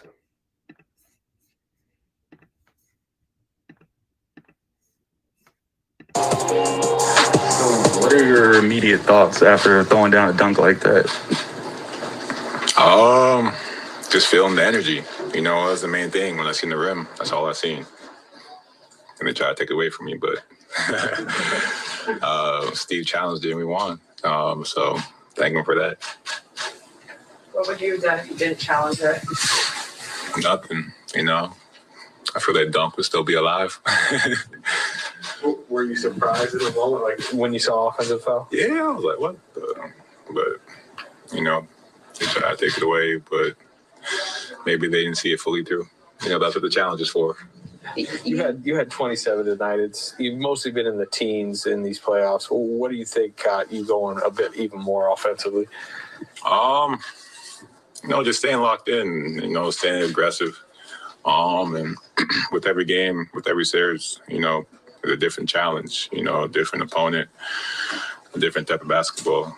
So, Andrew, you've been in a bunch of these, really tense playoff games now with Draymond, Steph, and Clay. What have you learned from them about, capitalizing on these type of moments? You know, just not taking nothing for granted, you know, even though, like, we're up now. The closeout games are the hardest. You know, these guys aren't going to go out without a fight. And, you know, they're a tough team, you know, so the job's not finished. We still got to stay locked in and, finish the job. you hear a lot of guys talk about how the playoffs are a completely different game than the regular season. And, playoff Draymond has been a term that's been coined because he elevates his game to the next level during the postseason. Do you feel with the intensity and that everything comes with playing in this extended postseason run that's kind of led to you just really continuing to be assertive and aggressive and dominant all throughout this run? Yeah, playoffs is different than the regular season. It's very detailed. The physicality, you're allowed to get away with a little bit more stuff. So I love it. I feel like it brings out the most in everybody. It's the biggest stage you can ask for. Where do you rank that on your nasty list? And should the NBA allow charges in dunked-in world? I don't know. I feel like I got a lot of nice posters. I'll let you guys decide. I don't even know. What was the second question? Like, should they allow offensive charges when people get dunked on? Nah. Unless it's like blatantly obvious, but mine was a little ticky-tack. It was nothing. The other dunk, the putback dunk, what did you see on that one? I was just crashing the boards and, it was there, so I tried it. Andrew. That's Andrew Wiggins. On our homegirl, Kaylee Kaplan of the Dallas.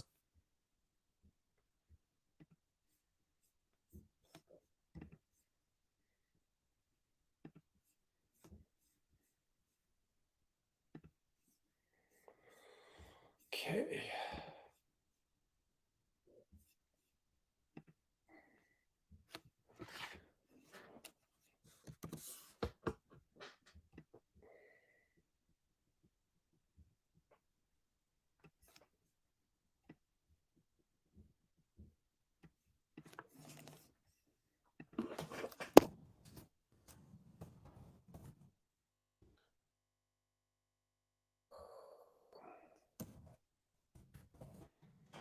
Okay, let me get that queued up as well.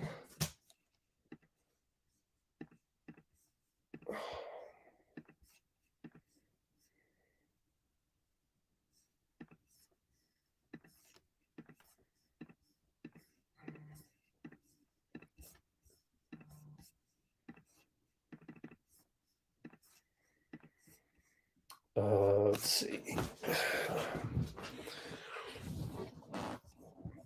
Let's check this. Oh, all right. We have more of Steve Kerr coming up.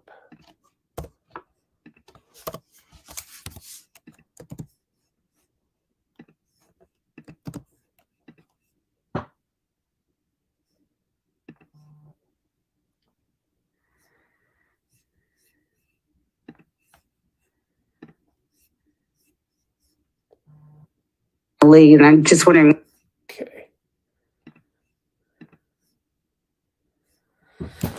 Okay, so that's Steve Kerr queued up. I need to finish this one thing real quick.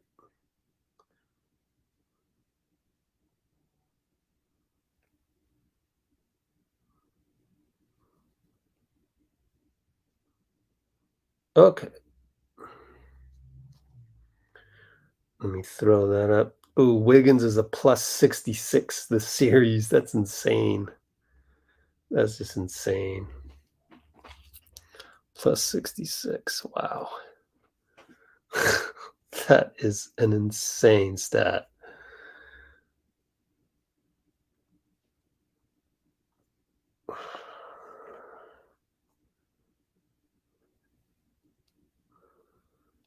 Oops. Mm-hmm.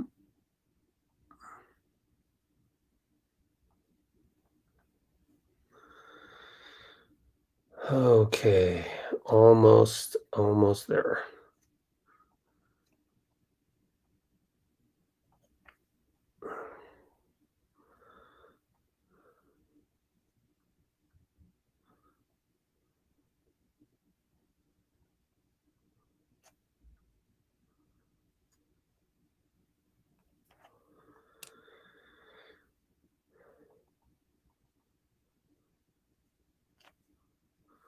Okay.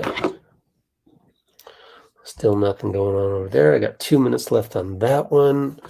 My first one on Steve was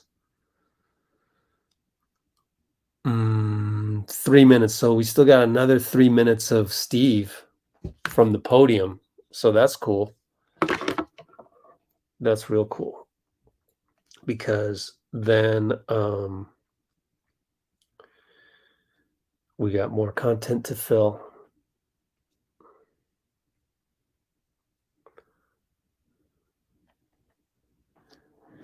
Okay, cool. Let me finish up this thumbnail.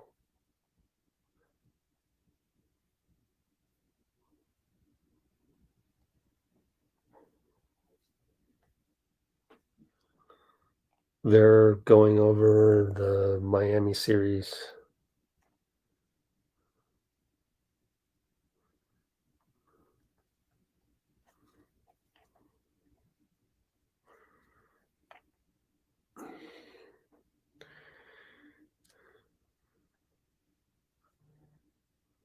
Draymond is at the podium now.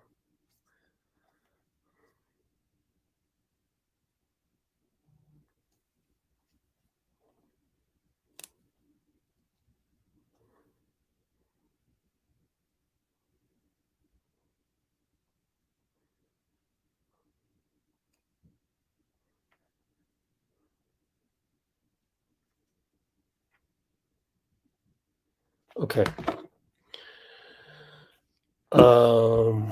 So, four more seconds on the Steve Kerr. Let's see how Steve ended his first interview.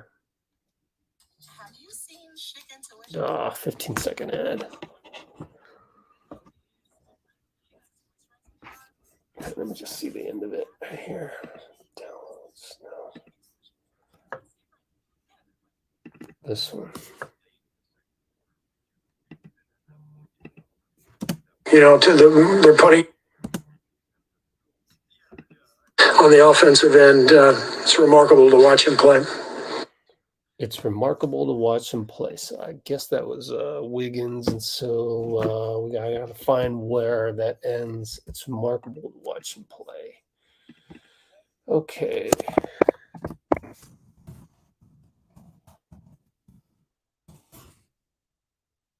I was about 3 minutes in.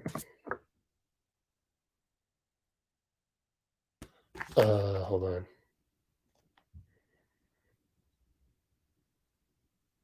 20. He's just had a great run. He had a spell kind of towards the end of the year for a few weeks, but most people do. It's a long year. But he was an all-star for a reason. He's a fantastic two-way player. You don't win in the playoffs without guys like Wiggs. We're basically mirroring Doncic's minutes so that Wiggs can stay on him. And he's another guy like Steph who just never seems to get tired. He's in amazing shape. So Wiggs, it's been a brilliant year for him, and it's continued in the postseason. It's continued in the postseason. Success in the postseason. Okay, so that's how that one ended, right? Hang on, give me a minute.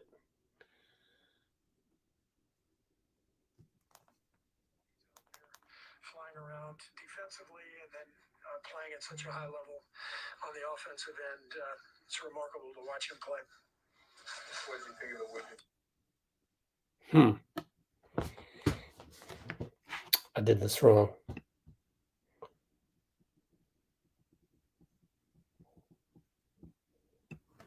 Just assert himself throughout. Really, these have been,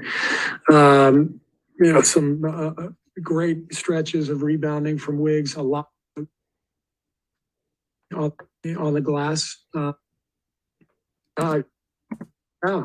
He's Andrew kind of come out and really just assert himself throughout this series and the entire playoff run. He's playoff Damn, I can't find it. Some great stretches of rebounding from Wiggs, a lot of offensive boards. He had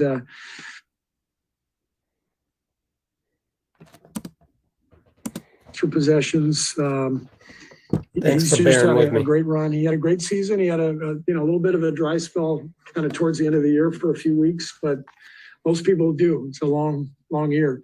But he was an all-star for a reason. He's a fantastic two-way player. I can't figure this out. League, and I'm just wondering, how do you think Steph has performed? Second quarter, then at that point you go. I thought end of the first quarter, roll the game back. How much do you guys love this environment, this change? Okay, well, I can't figure out where I left off on that, so I'm going to just upload the whole damn thing. Major fail on my part. But that happens. That happens. Draymond's at the podium. They don't have him on just yet, so we'll get to that.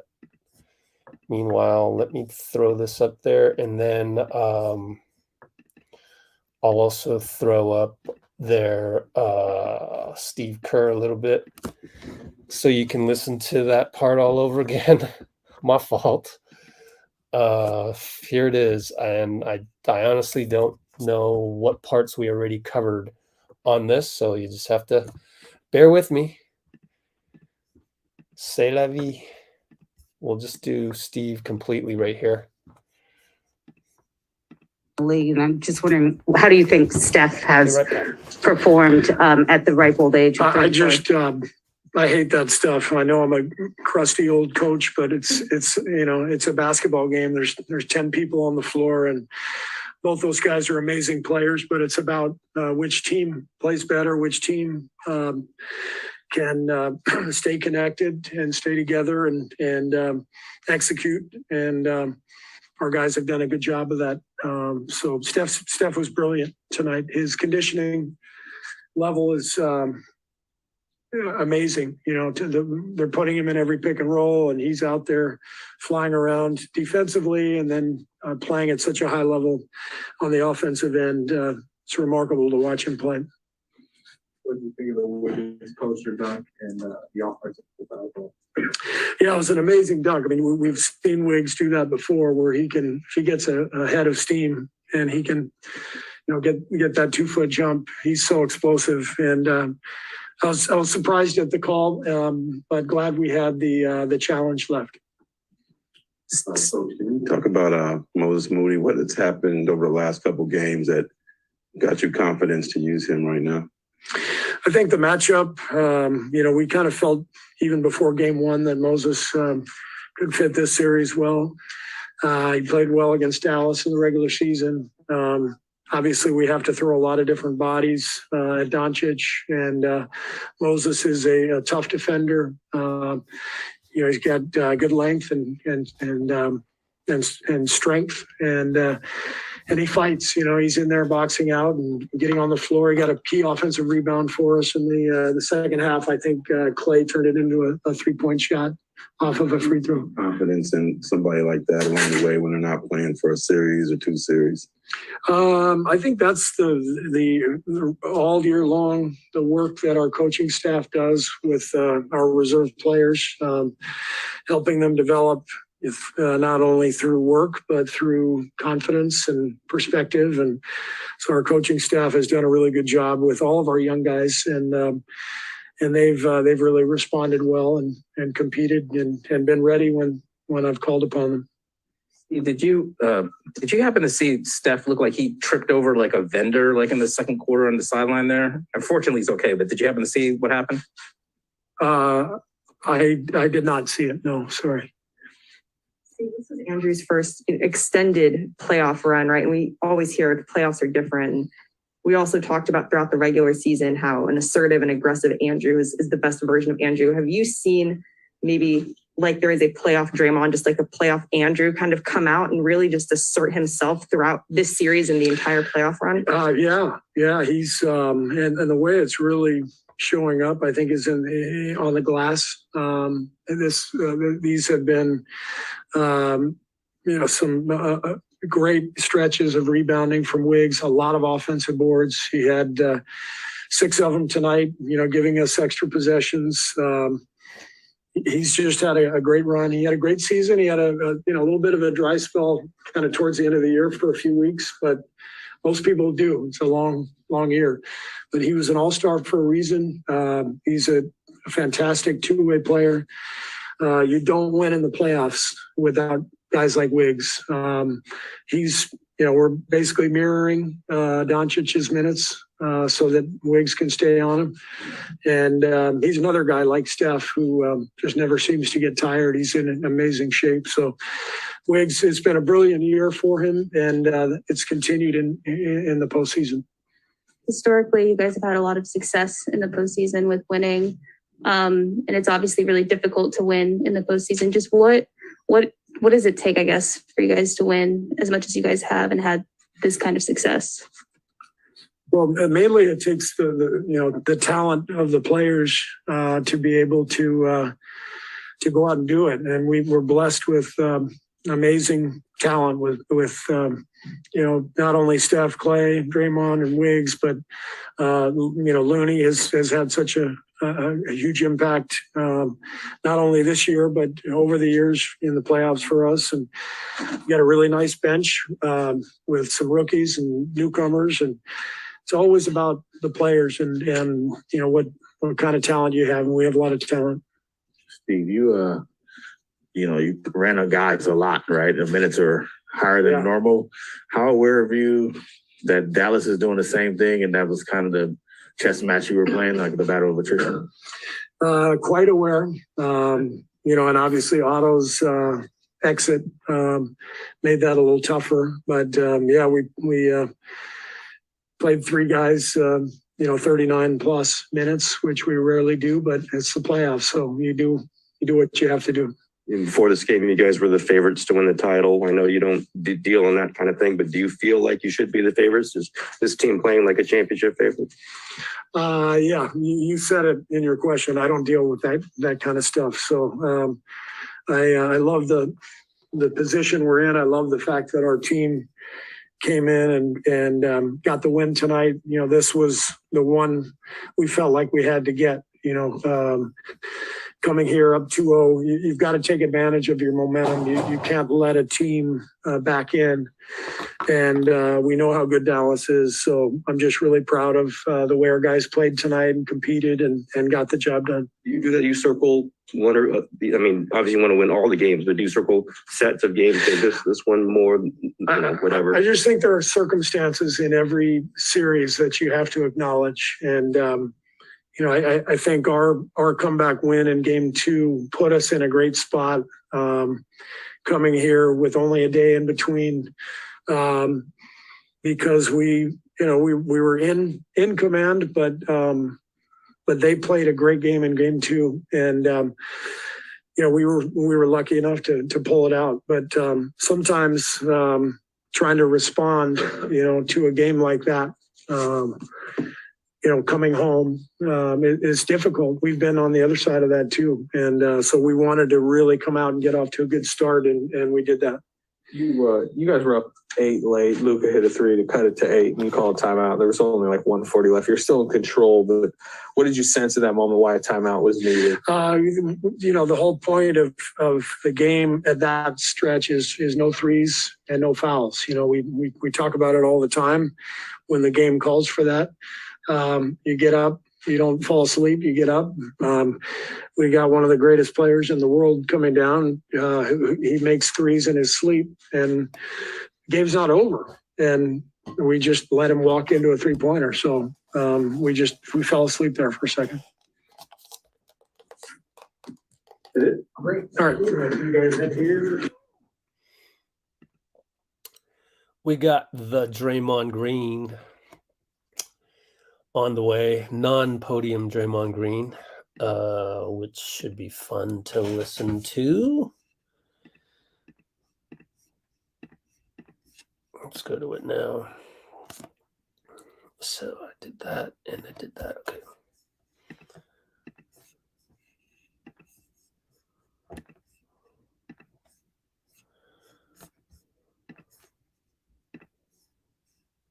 So they combined 0 for 15. Those are two key players. If Dallas had any chance, which now we know they don't. All right, let's welcome in Draymond Green down in Dallas, Texas at American Airlines Center. He is standing by here for Warriors Live in Day-Day. What is happening? Bonte Hill, Chris Mullen, Festus Ezeli, and Darrell Wright. And man, look, we're just talking about everything you guys are doing defensively, and I'll let the experts break down the game itself. But I want to ask you, Draymond, you guys won 15 games a couple years ago. Last year, you lose in the play-in. Now you're knocking on the door for your 6 NBA Finals in the last 8 seasons. I know you guys still got work to do. You don't want to take the Mavericks lightly. You got a Game 4 Tuesday night to close these guys out. But one game away from another NBA Finals, considering everything that's happened this season, that's got to feel pretty good right now. Absolutely. First off, what up, fellas? Fezzy Fell, what's happening, my dog? Man, just chilling. But no, Bonte, I think for us, you know, you appreciate the journey, and winning 15 games is all a part of our journey. Obviously, we had a bunch of injuries and, you know, crazy stuff going on, but nonetheless, we never believed that was it for us. Like, we knew we get healthy, we'll have a chance coming back at it. And so to be one win away from the finals is absolutely incredible, but in saying that, you're still one win away. You got to get it done. So I appreciate it and feel good about it when we actually close out. But for now, it's just another win in the books in this series, and now we got a tall task of finishing out this series. Draymond Smoley, congratulations on a great game, great win. I want to talk about your diversified offense. You know, I think obviously Dallas is trying to take away a three-point shot, really overextended on Steph, Clay, and Jordan Poole. But tonight, 5 guys in double figures, including yourself, and Loon with 9. So the fact that we're not targeting just Steph and Clay and everybody on the floor being aggressive, I feel like it's making it impossible for Dallas to defend you guys. I think it's definitely making it tough for them, the fact that you got everybody out there live. We know that they're keying on those 3 guys and trying to get them off the three-point line. And we're just taking what the defense gives us. They're going to get us off three-point line. You know, there's always been this notion of this is a three-point shooting team. It goes back to 2014, 13, 14, that this is a three-point shooting team. I think when you go look at that year that the NBA changed and everybody started shooting threes, we quickly went from number 1 to like middle of the pack because we've never lived and died by the 3. We're going to take what the defense gives us. That's a mid-range shot. We're going to take the mid-range shot. If that's layups, we're going to take layups. And then obviously if the 3 is there, we take them. Sparty is Festus. Listen, I love the versatility that you're talking about, right? You talk about the versatility on the offensive end that way, but there's also versatility in the terms of the way every game it seems like somebody else steps up. Talk about how hard it is to win a championship and what it takes from especially all the role guys and how everybody plays a part in getting to that ultimate goal. Well, as you know, everybody have to stay ready. Even if you're a guy that's out of the rotation, Juan Toscano-Anderson gets thrown in there today. Moses Moody last game gets thrown in, have a couple big plays. When you're on these championship runs, everybody have to be ready because in any given series, it may call on a different guy. And, you know, Steve has done an incredible job in his tenure of making sure guys stay ready, of never letting a guy get too deep on the bench in the regular season to keep their confidence up.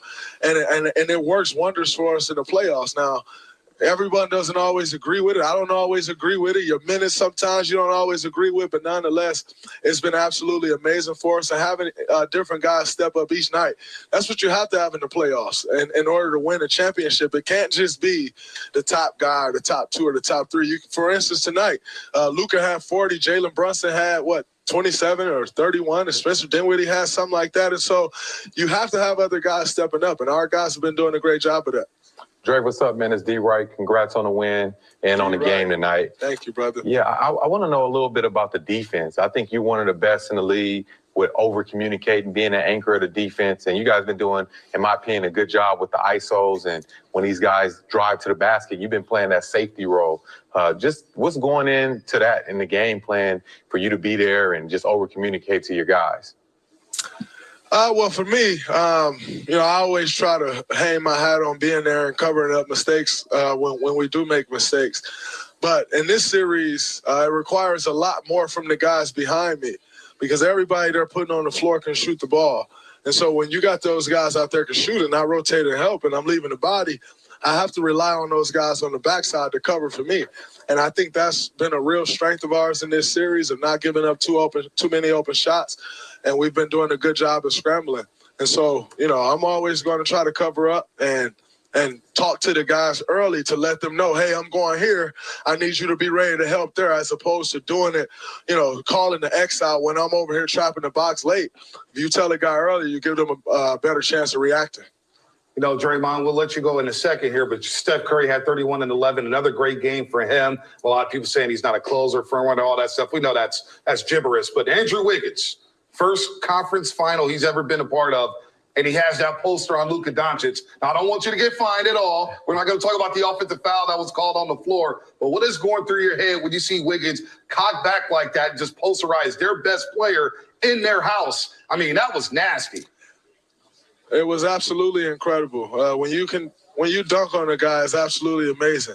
When you dunk on a superstar, it's even better. And for Wiggs to go dunk on a superstar and Luka like that, it's obviously a huge momentum booster for us. But, for us, that's what we always asking Wiggs to do. We're always asking him to go to the rim, attack and be aggressive, go dunk the ball, forget going to lay the ball up. Like, no one can jump with him. That's how we feel. And he's been attacking the rim like that, and he got a good one tonight. Draymond, one more thing. Did you get to see Charles Barkley tonight? I don't think I'll see him tonight, but go win one more. And let's go win one more. I'm going to make sure I see it. Hey, Sparty, you got any advice for me, man? You're doing the broadcasting thing in addition to playing. Any advice for me in this new role? Talk to me, man. Be yourself and don't go out here like these clowns just saying stuff for clickbait. Just be yourself. I got to say it for that. Draymond, man, take it easy. We'll see you Tuesday night for game number 4. Congrats on the nice game tonight down in Dallas as we look at stat news on Twitter. And Okay, that was fun. Nice and long interviews. We love that with Draymond.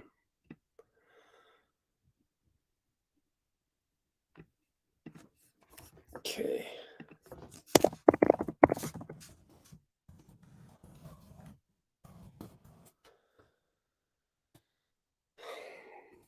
I'm sure Steph's at the podium pretty soon. Clay was, so there'll be a little bit of that coming up. Actually, right now, Clay's up there. So we'll get to that, but I need to upload this first. And I also need to get the Wiggins full one of Wiggins.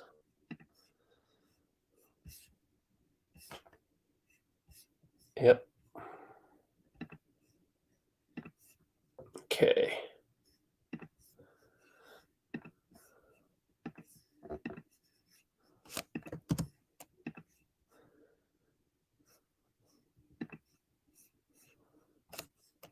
On the energy,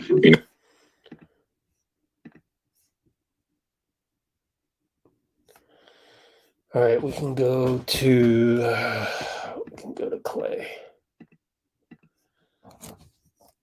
Let's see here.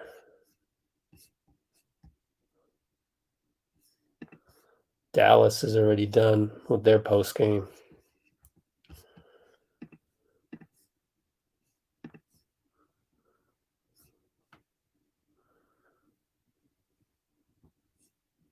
All right, so let's go to Clay.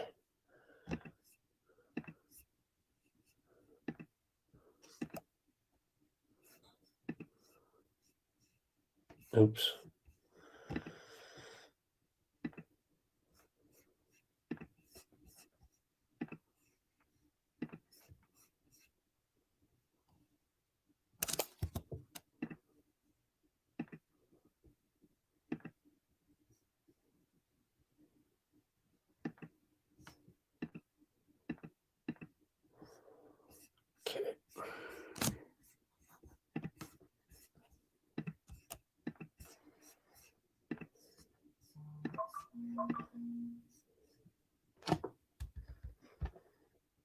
Who's at the podium right now in Dallas? Clay, Draymond just said that you guys talked about getting off to a good start. You knew how important this game was, and to be able to do that was another kind of level for this team to reach. Do you kind of feel similarly? Definitely. We all watched what they did last series, so we knew this would be a crucial game, and I think that first quarter good start propelled us to the victory, to be honest. Whose stat surprised you on that sheet? No, I misread it. I misread it. What just defensively, has this been one of the more complex, I guess, game plan series you guys have had with all the different looks you're throwing at them? I just think we're doing what we do best, and that's using our length. Andrew is playing incredible on Luka, just making him work very hard, and what a game he had tonight. I mean, he was, looking like Dominique Wilkins out there with the dunks he was throwing down. So we got to replicate this effort in a couple days because we would like to get some rest and not have another game in Sacramento or San Francisco. Is that your favorite Wiggins dunk you've seen? Yeah, that was incredible. I mean, his head was at the rim. That was just incredible. Well, you've been saying basically all year that this team's going to win a championship. So why else, that this is what this team's in there for. Do you feel like this team is the championship favorite?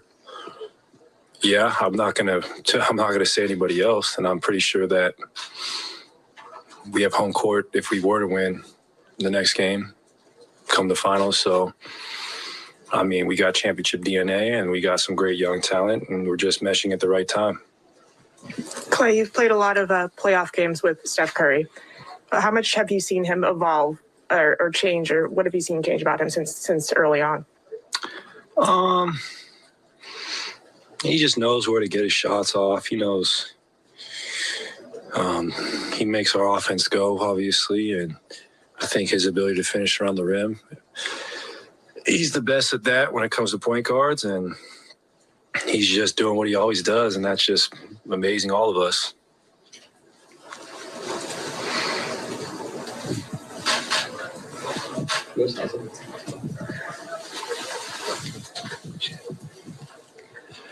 Clay, just talking about this series and where you've transpired to where you have a 3-0 lead now. How does it feel just to be one game away, I should say, back to the NBA Finals? It feels good, but I'm not going to be overly eager until we win that game, and then we can celebrate that when it happens. But then we got to put that behind us again, and we want to win the whole thing. That was everybody's goal to start the year, and we have a golden opportunity to do that Monday, and I know we're all just going to be so excited when that time comes.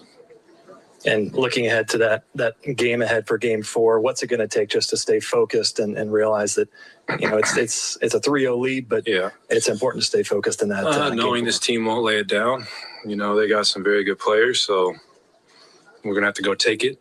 They're not going to give it to us, and just going to have to just play together, play as a unit. Strength in numbers. It's been our mantra. Clay, what have you seen out of Moses Moody these last few games? I mean, Mo is incredible. He is just such a poised rookie. He plays with incredible moxie, and he just made some really big hustle plays for us. And he got me a 3-ball, got me going. And he's just a young man who's wise beyond his years. With Otto going out, and then obviously kind of still waiting for hopefully getting back Gary and Andre back, how big is kind of finishing that sweep to get those extra days of rest like you were talking about? It's very important. Just like you said, we want to be whole going in the next round, and we have to act like we haven't finished the job yet. It's far from complete. We still have 48 great minutes of ball to play, but we're all eager to get there and just have fun with it. Clay. All right, now it's time for the Dose Talk. Okay.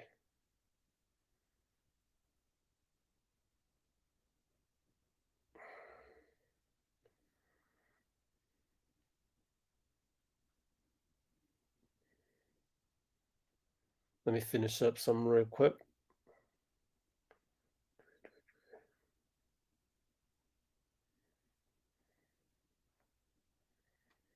Wow. My YouTube Studio app is really failing on me. Super frustrating when it does that.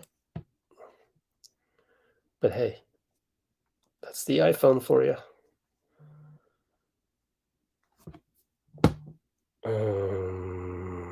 Draymond.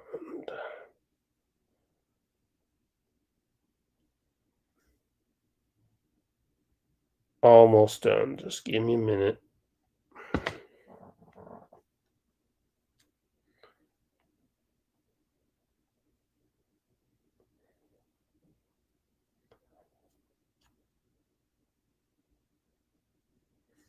Okay.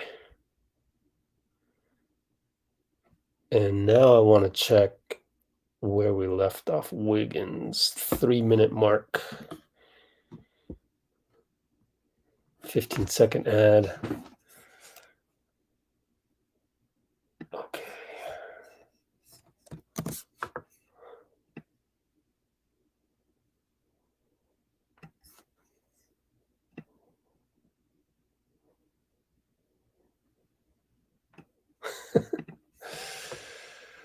Clay's little smile. So cute. Okay, let me listen to Wiggins at the end of this, see where we are with that. I was just crashing the boards, and it was there, so I tried it. Crashing the balls, and I was there, so I tried it. All right.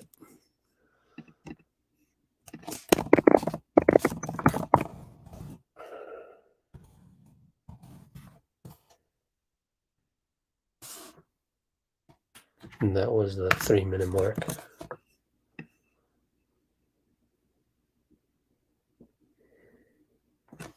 Andrew,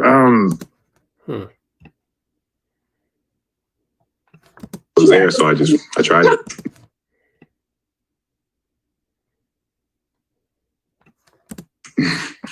Okay.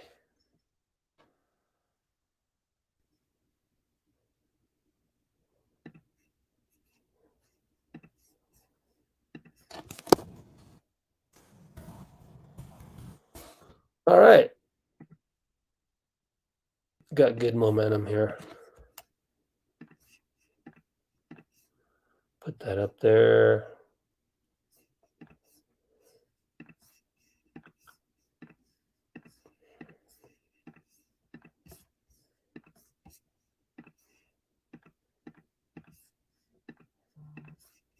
See how long that one was. Another 2 minutes of Wiggins. And we just did Clay. Oh, yeah. I did Clay.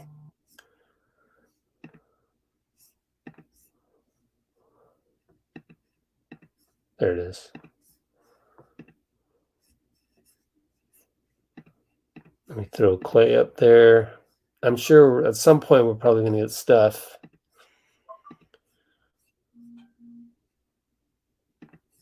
Throw Clay up there.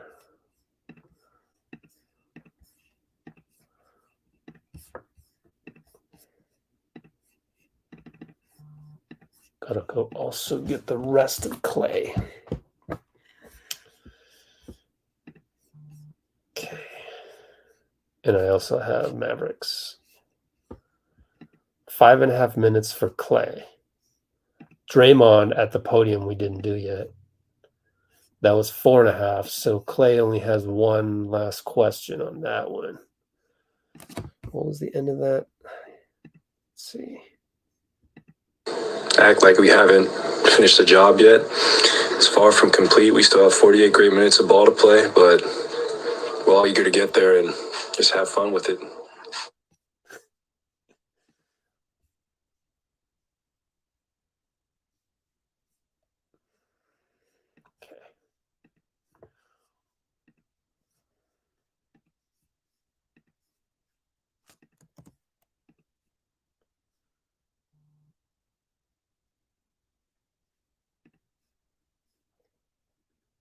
game. And oops. All right, so that's downloading, and now we can also go to Draymond. Oh, I gotta download that. Shoot. Let's see where we are with this.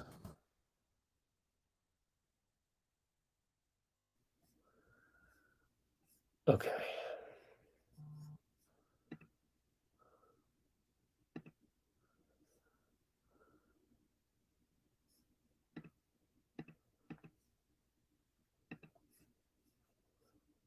$12 more minutes of Draymond from the podium.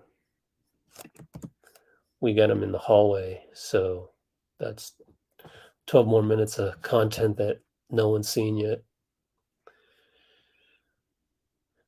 So we'll get to that real soon.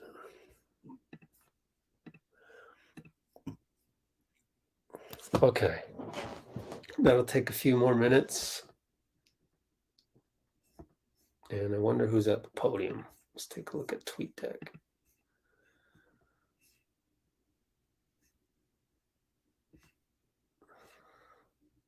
They give Steph the night off?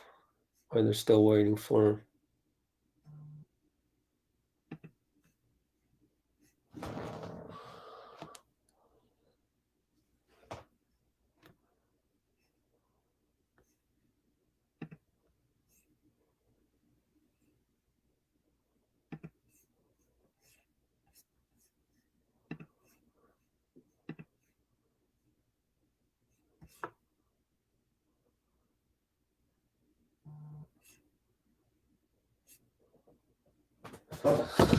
Okay, so oh yeah, we got Mavericks as well. Wow.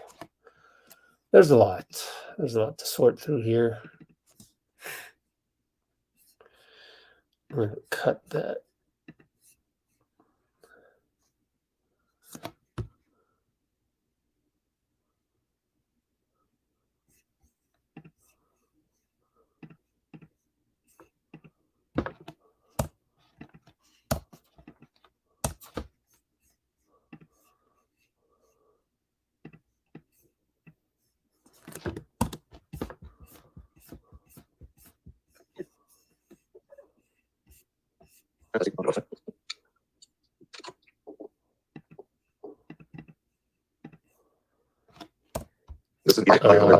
Dinwiddie, I saw a quote from Dinwiddie talking about how we basically have a dynasty. So it's kind of cool actually to hear him say that.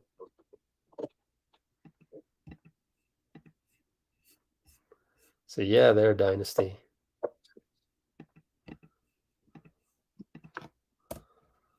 So we can take a look at that as well when the time comes.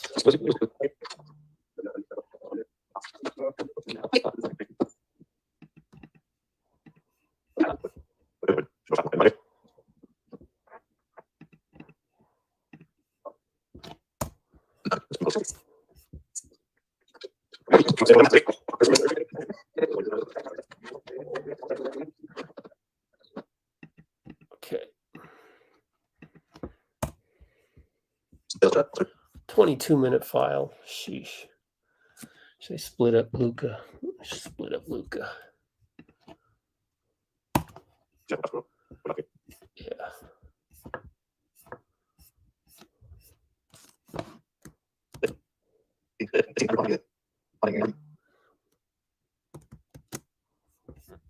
Okay.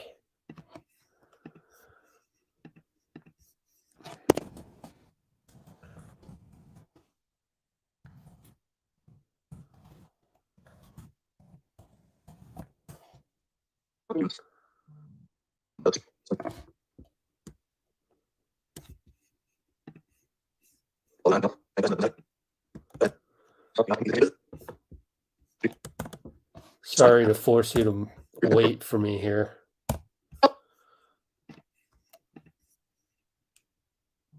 Luka 7-minute interview.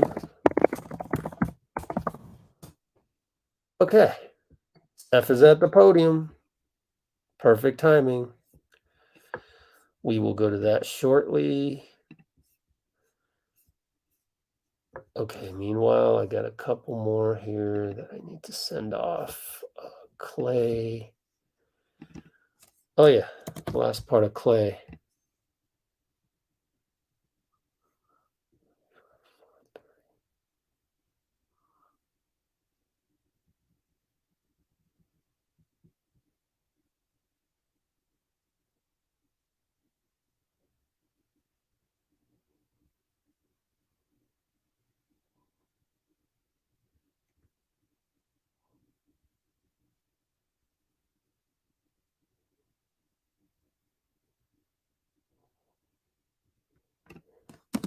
Clay, you up? Okay, cool.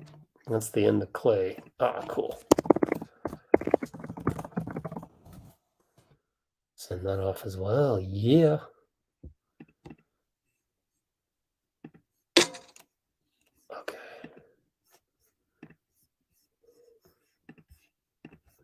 We'll get to Steph real soon.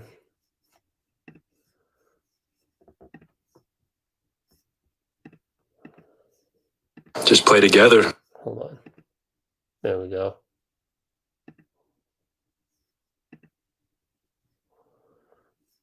Mm-hmm.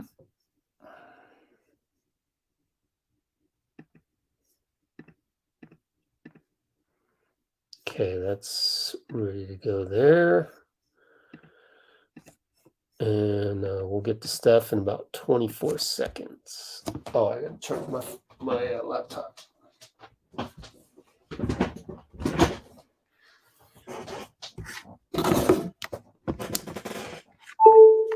Okay, so what do we have here?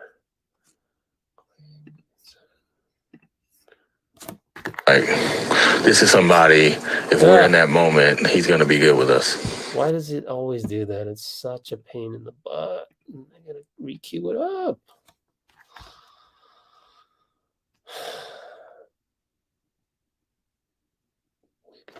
Already did that one. Shit. Don't need that one.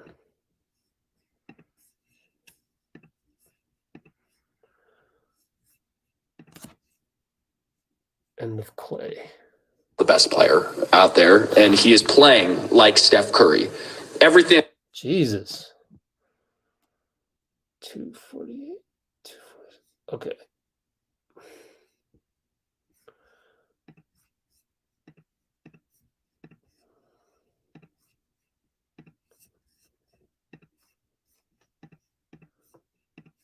I need 24 more seconds and we'll be at the next one real soon.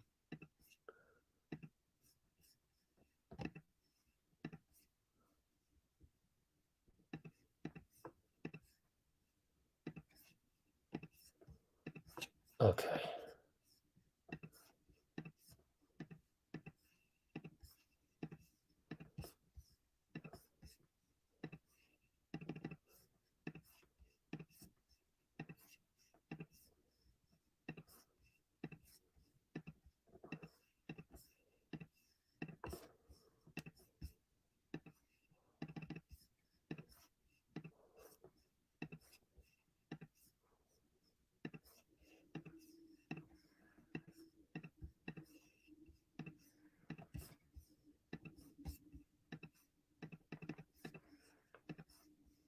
All right, let's go to Steph. Check on that here. Okay, cool. That's good.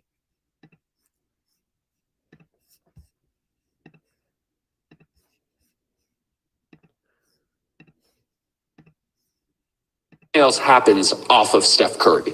So I just want to make that clear because sometimes it's not as fun to talk about the person who's expected to be this good. Yeah. And then everyone else goes, oh my goodness, this guy's playing like the best player out there. Mm-hmm.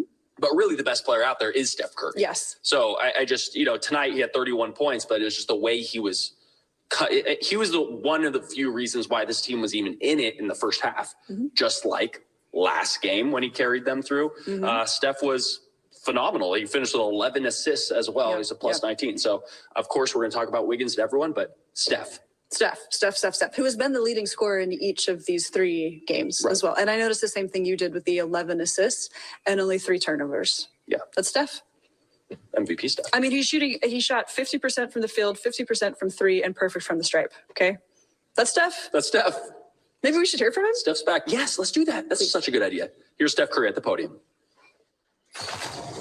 What is this maybe the most complex defensive series from a game plan, like within the game, changing defensive coverages up that you guys have had? Yes and no. Like, there's a lot of communication because we switch defenses a lot throughout the game, but what we're trying to do is pretty straightforward in terms of giving Luka a lot of different looks because he has a ball in his hands pretty much every possession. So you have to, as long as we're on the same page, you know you're going to send a lot of bodies at him. You're going to have to rotate and whatnot. Where we get in trouble is if we try to switch when you're on the fly and not everybody's on the same page, so you give up something. But from man to zone or box, whatever it is, like those are pretty straightforward defenses that we've practiced pretty much all year. Steph, when you take a look at that box score, what sticks out to you? 109 to 100. And Looney's just been consistently grabbing boards for you this series. Another game with 12 rebounds. I mean, how helpful has he been inside the paint in this series and on the road tonight? It's a testament to how things change in the playoffs, you know, from series to series, even series from game to game, where you have to have everybody stay ready. If you asked Loon game 4 of the Memphis series, like, how do you feel? He probably would have said that not knowing what was about to happen. And he comes in game 6, makes a huge difference, has a, career night rebounding ball. In this series, he's had career nights and has an amazing impact every night. So it's how we do things, obviously, with everybody being a part and being a factor at some point, but it's how the playoffs go. And you just love to see a guy get rewarded for, staying ready. Steph, when did you, I guess, come to the realization that when you get into these moments that Wiggins was a guy who could be with you, and Steph and Clay and Draymond? Like, when did it hit you like, this is somebody, if we're in that moment, he's going to be good with us? There's no moment that said that. From the time the trade happened, that was the idea of what he could do to impact games for us defensively, his athleticism.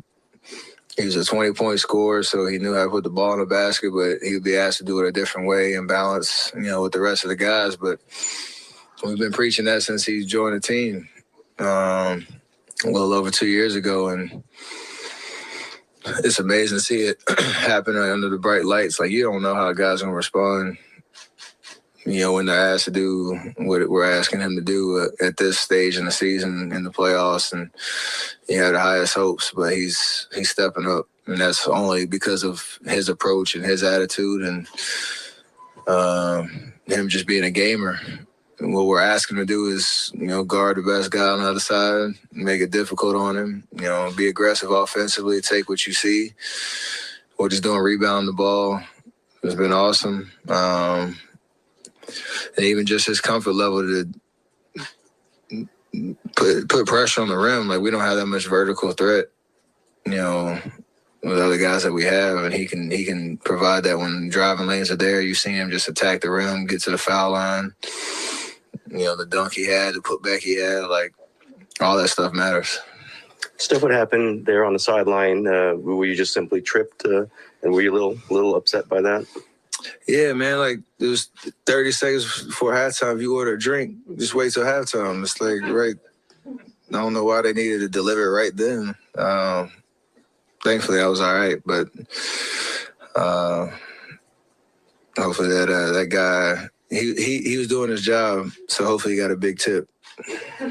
And before that, was there a little words between you and the Mavericks bench, or what was going on there? It was like kind of everybody came together there for a little bit.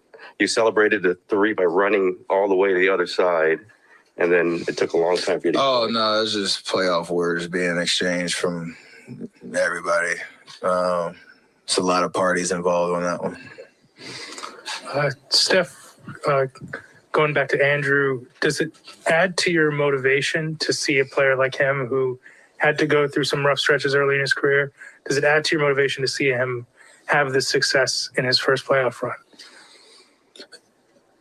It's just a testament again to the vision of the fit that he was going to be when the trade happened. The fact that we know we needed everybody to step up for us to get back to the stage and for us to win one playoff series, let alone get to where we are right now. It's not motivation, it's more an excitement that we can do it a different way with a guy that hasn't been at this level yet. Knowing he was an amazing scorer, his journey through the league, that he could figure out how to impact winning. That's all we keep saying, just find a way to impact winning. Loon's been doing it. Wiggs has been doing it. JP's been doing it. So it's how we do things. Steph, did you see Luka's shimmy, and can you give your professional critique of it? I didn't see it. I gotta go look. I'll do some homework and I'll get back to you on that one. Also, there was some talk before this series that this was the changing of the point guard. There was you versus a young guy. Did you get any motivation from that? Like, talk about comparisons between you and Luka?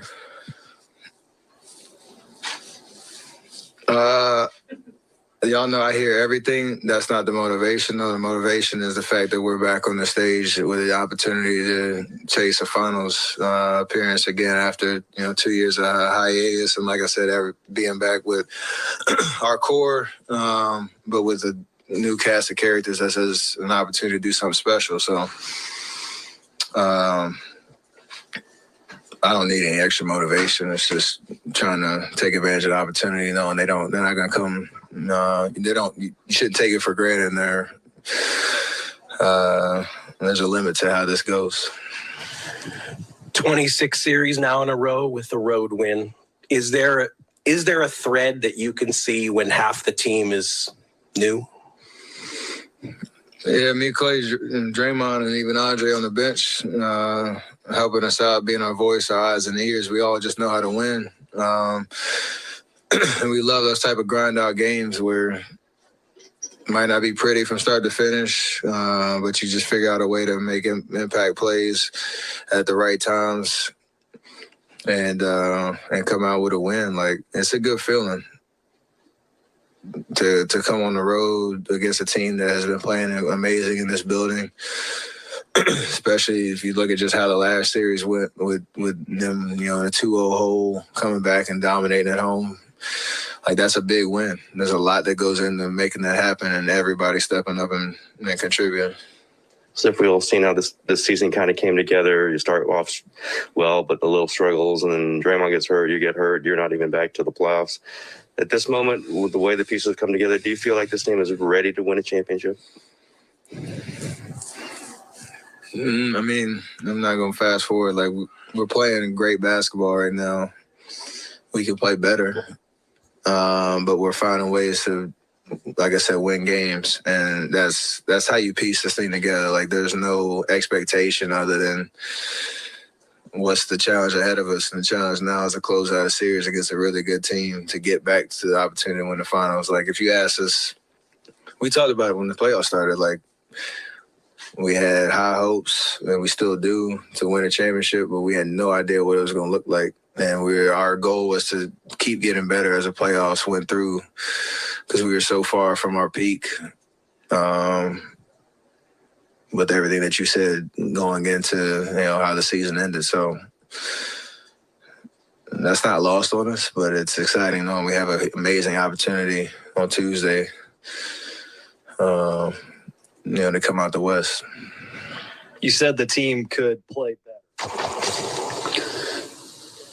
An amazing opportunity on Tuesday. Yes. Mm-hmm. Players are being very responsible by saying, I don't want to fast forward. I actually think Clay. Yeah, I'm a little. Some of the questions aren't the best tonight, but when you're dominating a team like you are, there's not much else to talk about. So I get that part. and they're always needing certain quotes for whatever angle they're taking. But I mean, that all just goes back to, kind of Draymond Green, new media. A lot of current media is tied to the old paradigm of newspapers. Let me get a quote, let me write a story around it. It's all good. I respect that. But new media, I've seen it enough times where people in the comments said, why are you asking that? And really, if you know that Steph is not going to look past the next game, I don't know. It's that kind of impasse. There's an impasse where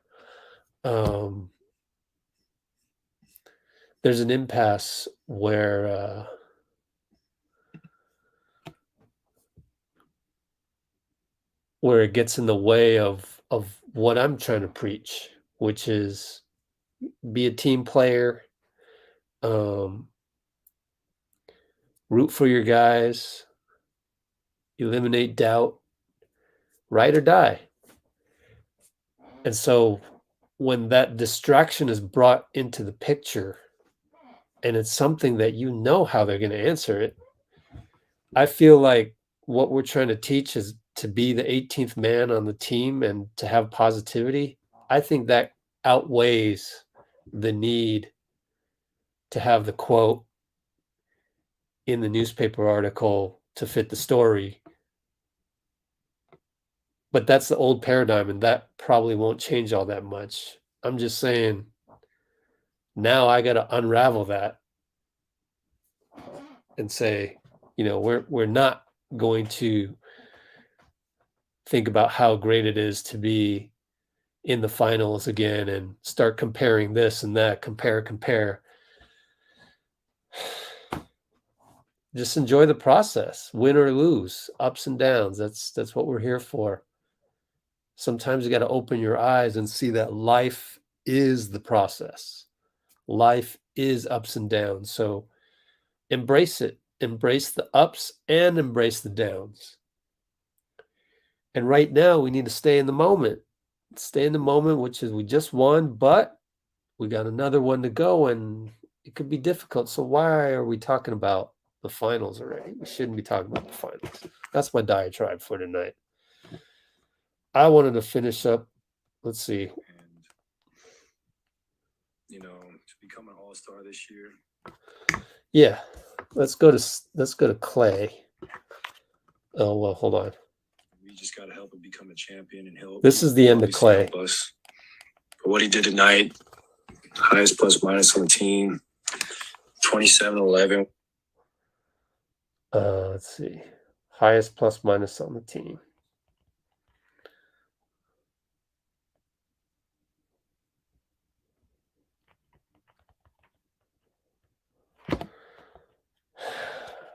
With excellent defense. I mean, that's what we brought him on for. And he is such a talented player. And I'm so grateful we have him. Are you able to sense maybe a different level of hunger for a player like that? What do you kind of pick up from him? I mean, I've seen him average a ton of points before. I just think he has more talent and a better structure around him than he did previously. So sky's the limit for him, and I think we're going to be able to unlock his potential. And he's one of the best two-way wings in the NBA. Ooh, I like that. Unlock his potential.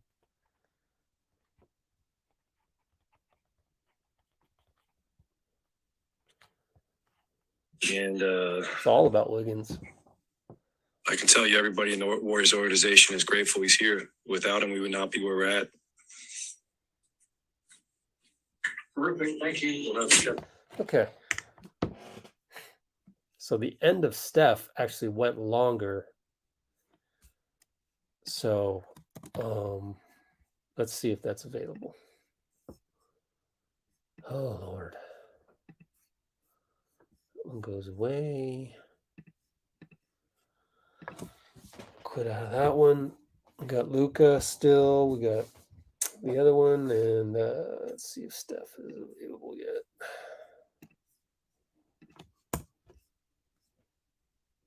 Okay. Let's see. Yep. 13 minutes of Steph, of which I got, I want to say 10.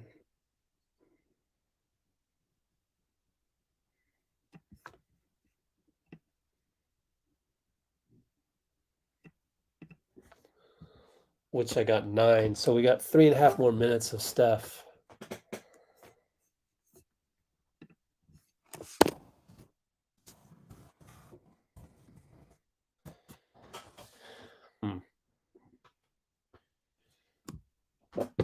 Let's see. 3.5 minutes of Steph. I'm going to have to download that anyway. All right, that's going to take a while to download.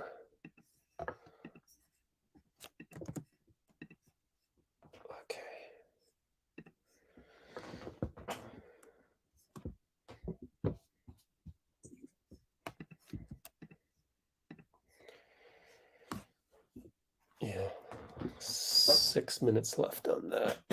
And what should we play right now?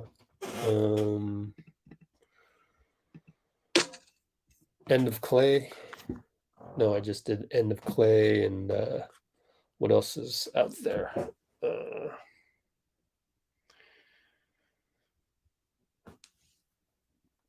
Kid, Dinwiddie, and Brunson. Okay, yeah. Let's do Luka. Let's do Luka for you. Then I'm gonna go use the restroom. So I'm gonna do this. And go here. Share screen. To Luka. Okay, do that. Here you can have a full screen there. Okay, let's play Luka for you. I'll use the restroom.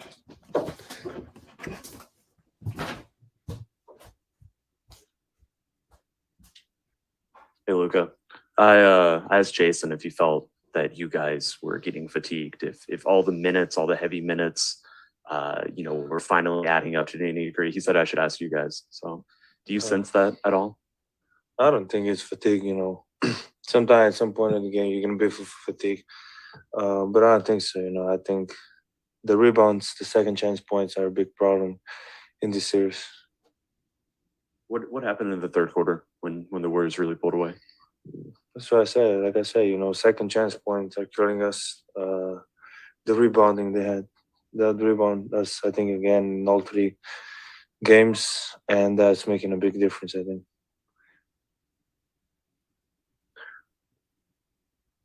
Luka, Jason talked about, even though you guys haven't won a game this series, that this is really a building block for you guys and for the franchise and just the experience of having this stage.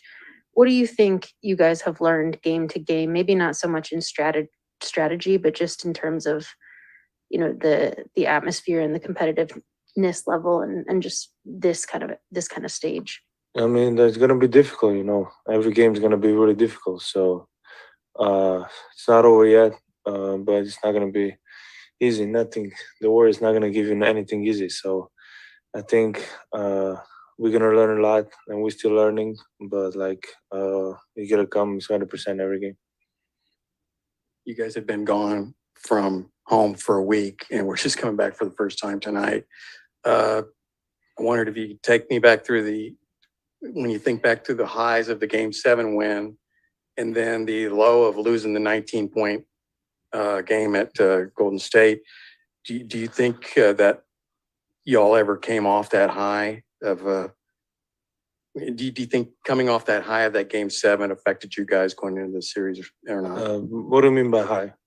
The euphoria of winning at Game 7, the excitement, the thrill that you said you couldn't get the smile off your face after Game 7. I mean, yeah, it was, I think, an unbelievable win. Like I said, nobody had us being here in this conference finals. But I don't know, man. I think the Warriors are playing incredible.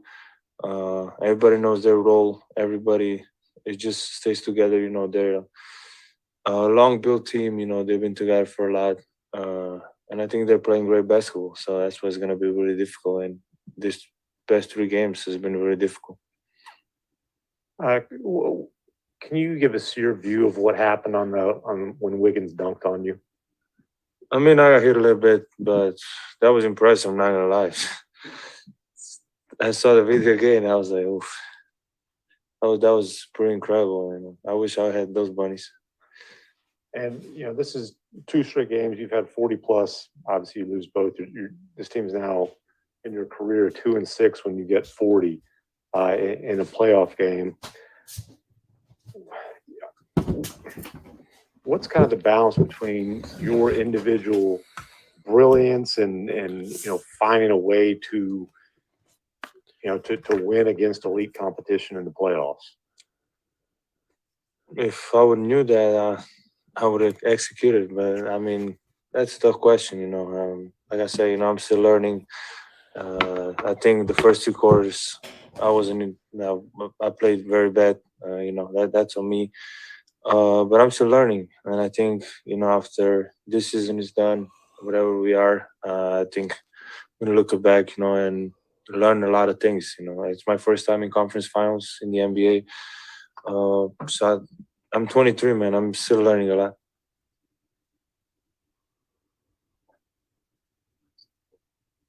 Luka, following the Game 3 loss tonight, what's the big thing that you'd like to see the team collectively improve on heading into Game 4? I think, like I said, the rebounding, we got to be way better. We got to be more physical. It's really tough with Looney. He's an unbelievable player. He's very underrated. Nobody talks about him, but I think he's been doing an amazing job. And it's tough with him. He's a strong dude, and he helps him a lot. He's a great role player, and we got to do a better job boxing him out. And despite the loss tonight, I mean, what's it like just to be back in home and get the atmosphere back on your side? I mean, it's always great to be home. This fans, I enjoyed this is the first day I came here to Dallas. So I was really excited for this game. Unfortunately, we couldn't get them a win, but we'll try next game to get them a win. You talked about Luka being more physical, or wanting to be more physical. How much of that extends to shot selection? There were a few times where fans were groaning when you guys would drive inside and then kick it back out for a 3 that wasn't going in. I mean, it's tough, I think they're collapsing a lot in the paint. So I think they're just sometimes they're just making us shoot threes. I think they're every time I drive, I think I see a lot of players in the how do you say in the area in the paint. So it's tough, Sometimes you feel like you open and everybody know you can make a shot, and then just miss. It gets crowded a little bit down, but sometimes you just gotta take those shots. Go ahead. Dobro jutro iz Ljubljane, Luka. Upam, da se slišiva, ker precej Slovenija držite po konci, po noči. Upam, da ta podpora pride tudi do vas. Žal se ni razpletlo tako, kot ste si želeli. Kako pa bi vi ocenili vaše prve 3 tekme v tem konferenčnem finalu? 2-krat ste presegli 40 točk, ampak kot vas poznamo, vam to ne pomeni prav veliko.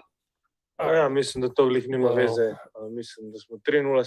Assuming we don't have a lot of Slovenians in our 62 people that's on right now. Let's fast forward ahead. Mi še zmeraj verjamemo. Jih spodbujate, vi ste tisti, ki...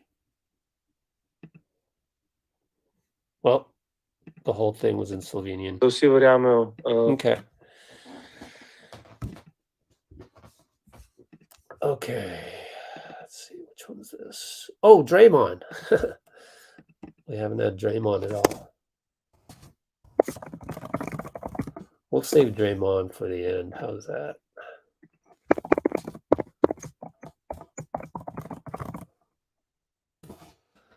So where did we leave off with Steph? We left off with Steph saying the following. We're so far from our peak with everything that you said going into how the season ended. So that's not lost on us, but it's exciting knowing we have an amazing opportunity on Tuesday. Amazing opportunity on Tuesday. Okay, so then I'm going to do this and just figure out 9-minute mark.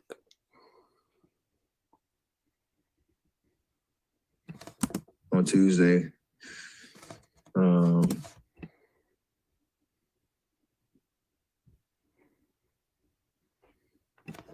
Out the West. They come out. You said the team. Okay. Extra 344 Steph. Throw that in there.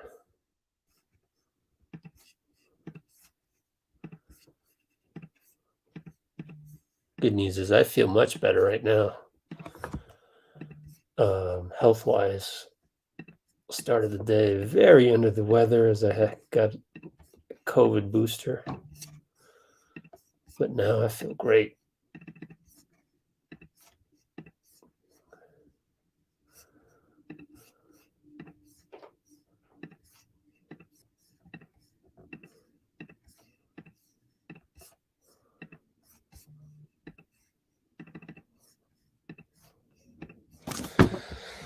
Okay, so just did Luka.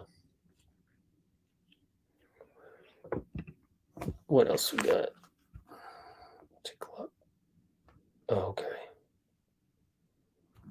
Oh, okay. Let me do one more thing.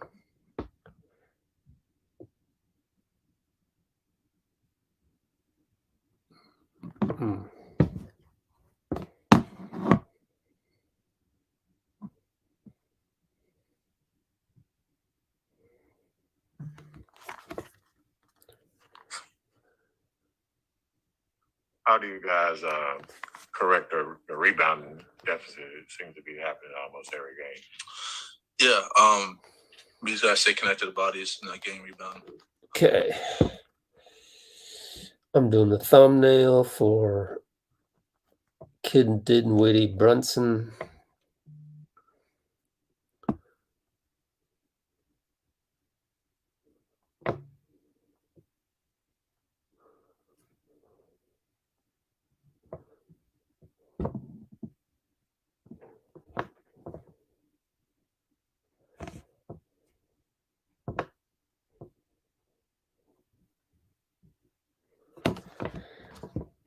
That's a good quote.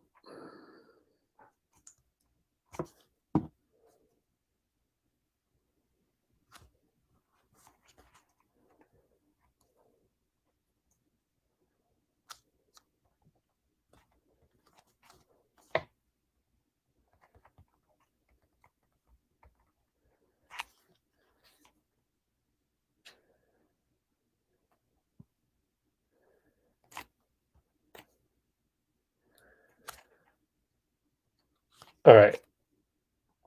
Almost ready.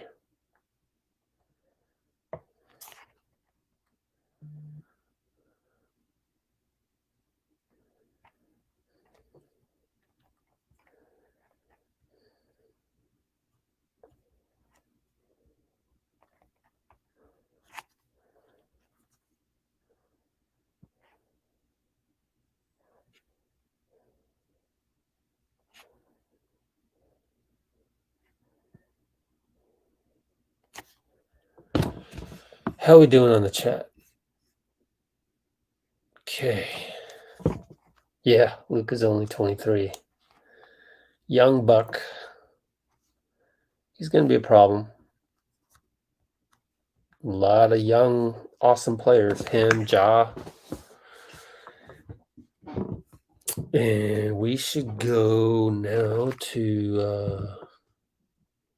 why don't we just do Jason Kidd for a little bit while I queue up everything else? Okay? So we're going to go to Jason Kidd real quick. You know, Draymond ended up not doing a podcast after the last game. So maybe he just thought he didn't play well or something. J Kid. Oops. Started all over here.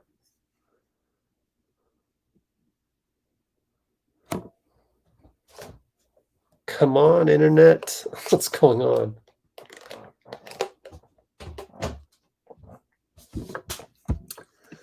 What's up with that, man? What's my speed test? This is unacceptable. What? 600 gigs? I mean, 600 megs? I mean, that doesn't make Jason, any what sense. happened there late in the second quarter when you lost that 9-point lead, and also in the third quarter when they outscored you by 9? Well, I think we won the second quarter. No, they're a team of runs.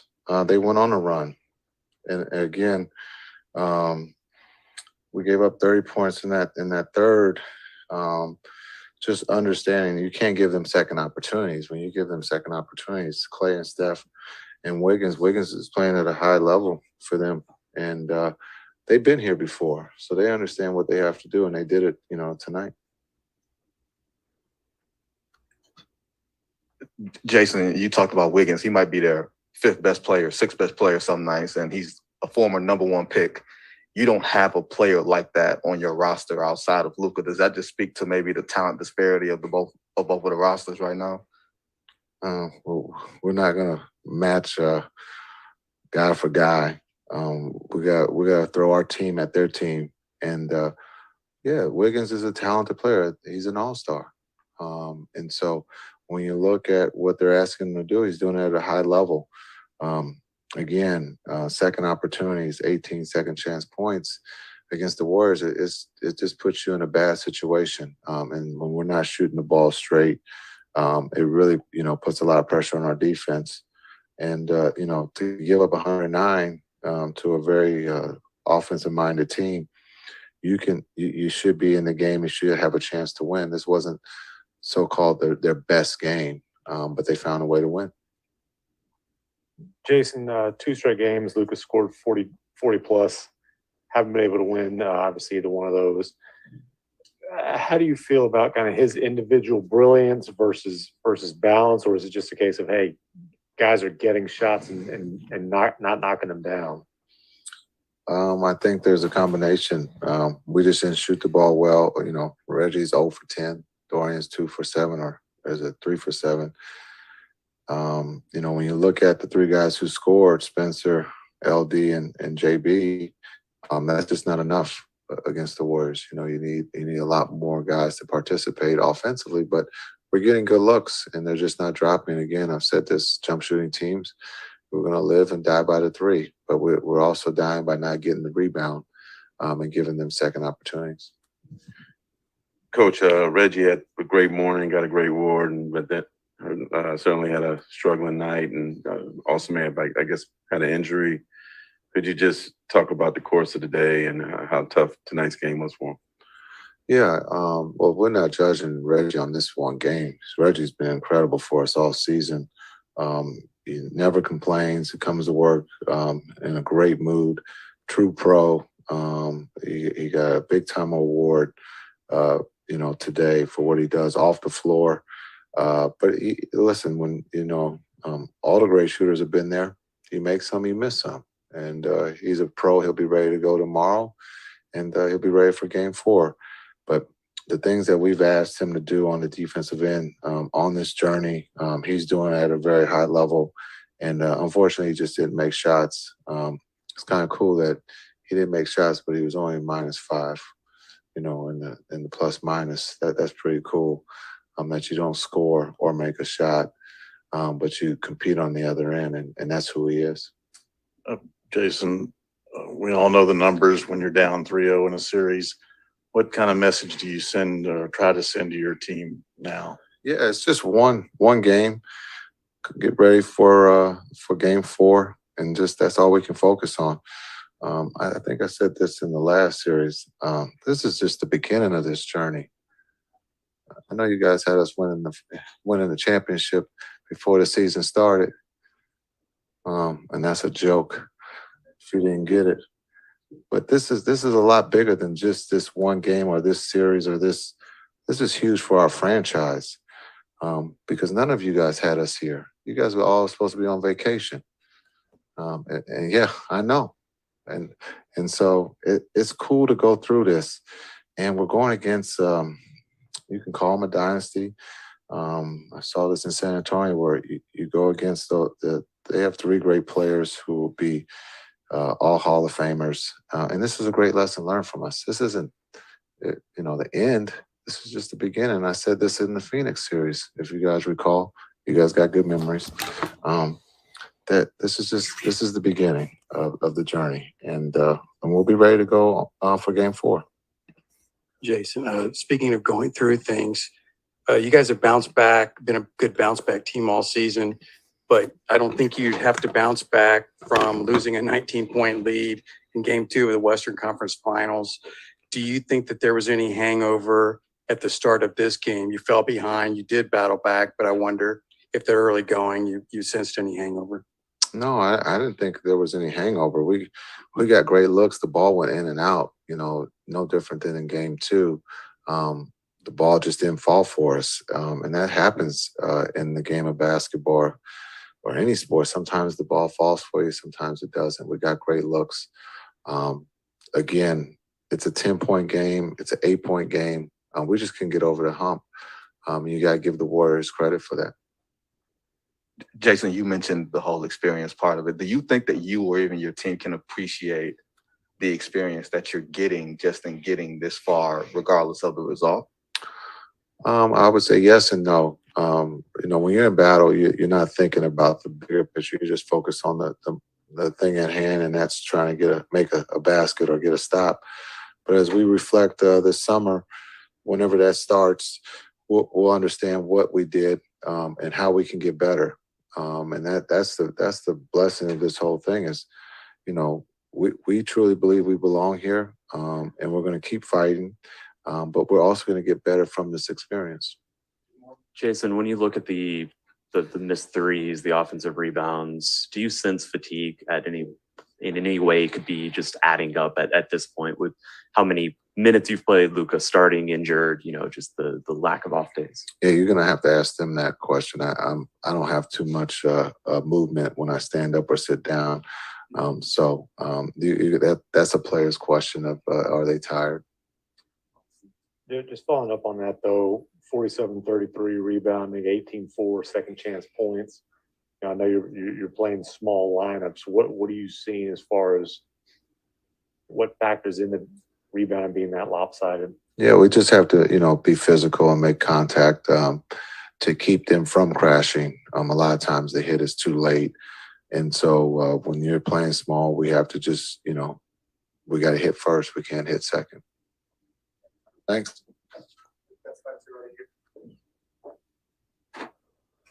Almost done, and then we'll go Draymond.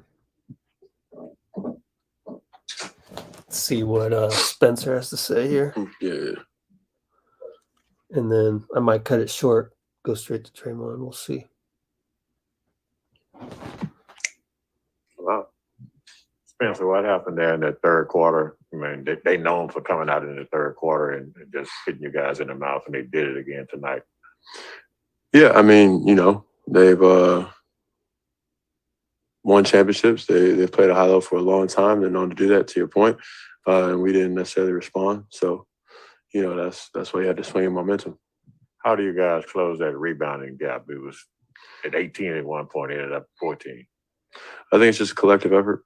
A lot of times we play small, so that means we all got to come in there together. Myself, I probably had a couple, could have got in there with the guys, and then, Bull, JB, Dorian, we all got to go in there and crash the collective. Spencer, we know the numbers when you're down 3-0 in a series. What kind of attitude or mindset do you guys have and carry into Game 4? One game at a time. Oh, I mean, that's really it. I mean, we've had a chance to win. I mean, technically all of them, but really games 2 and 3. We didn't sustain 48 minutes of play at a high level.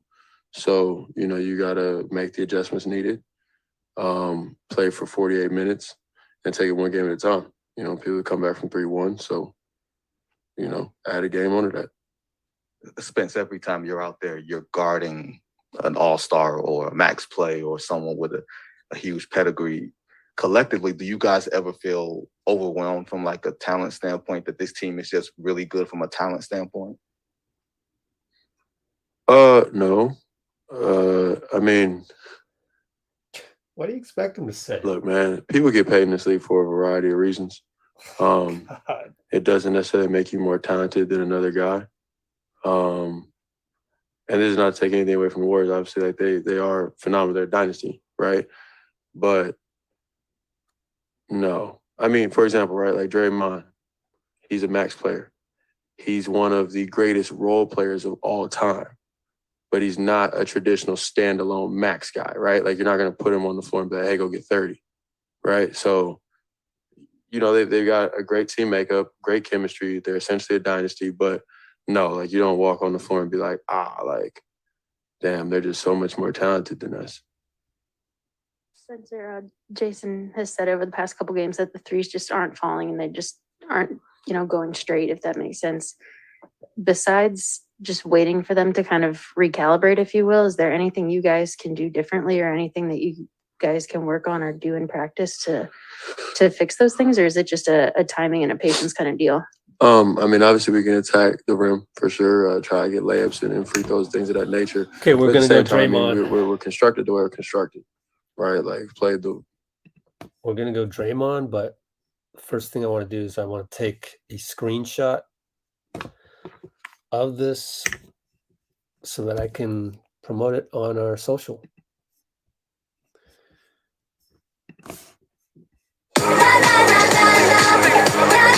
Oh my. 11 seconds of ads.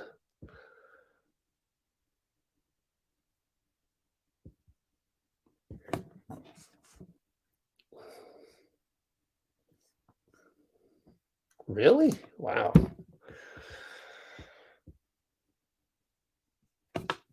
Okay. Pause that real quick. Check this right there. Okay. Check the comments. Got any blue wrenches left on here? I think no, Amy, I should probably make you a blue wrench for when things get a little thin this late at night and we don't have our other blue wrenches around. Let's make you a blue wrench so you can help give us, free us of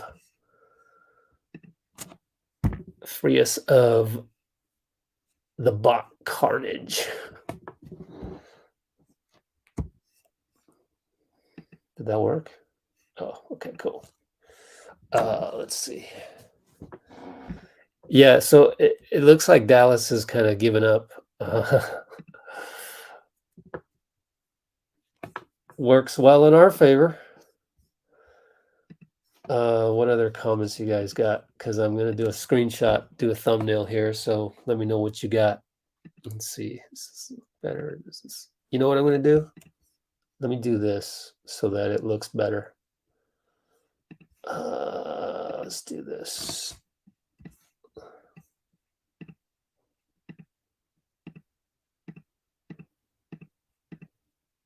Okay. So just for the sake of my thumbnail, we're going to go here for a second. Like that. Yeah. 730 points. Jesus. Wow. What an awesome. That's a long comment. Let's see. Luka shimmy. I'm going to immortalize that. Immortalizing that, Amy. You get to be on the thumbnail with that one. It's hilarious. Coolio. I'm going to change the thumbnail right now, and then I'm going to promote this on social, and then we're going to go to Draymond for 12 minutes of stuff that hasn't been shown online yet. Because that's what we do here, folks.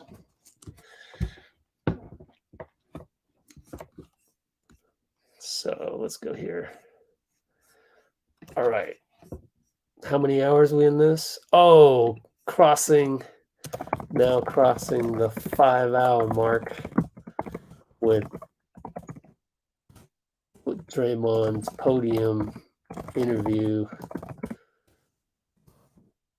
Then the end of Steph's.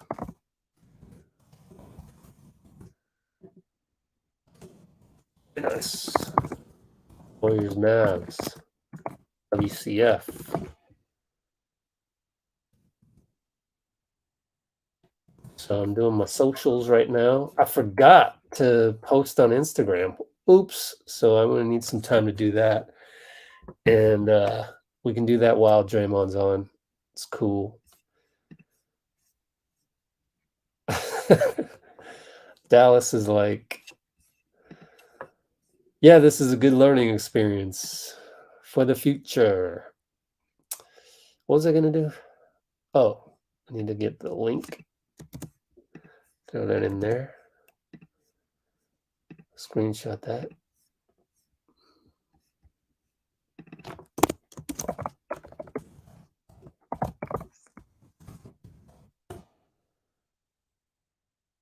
All right.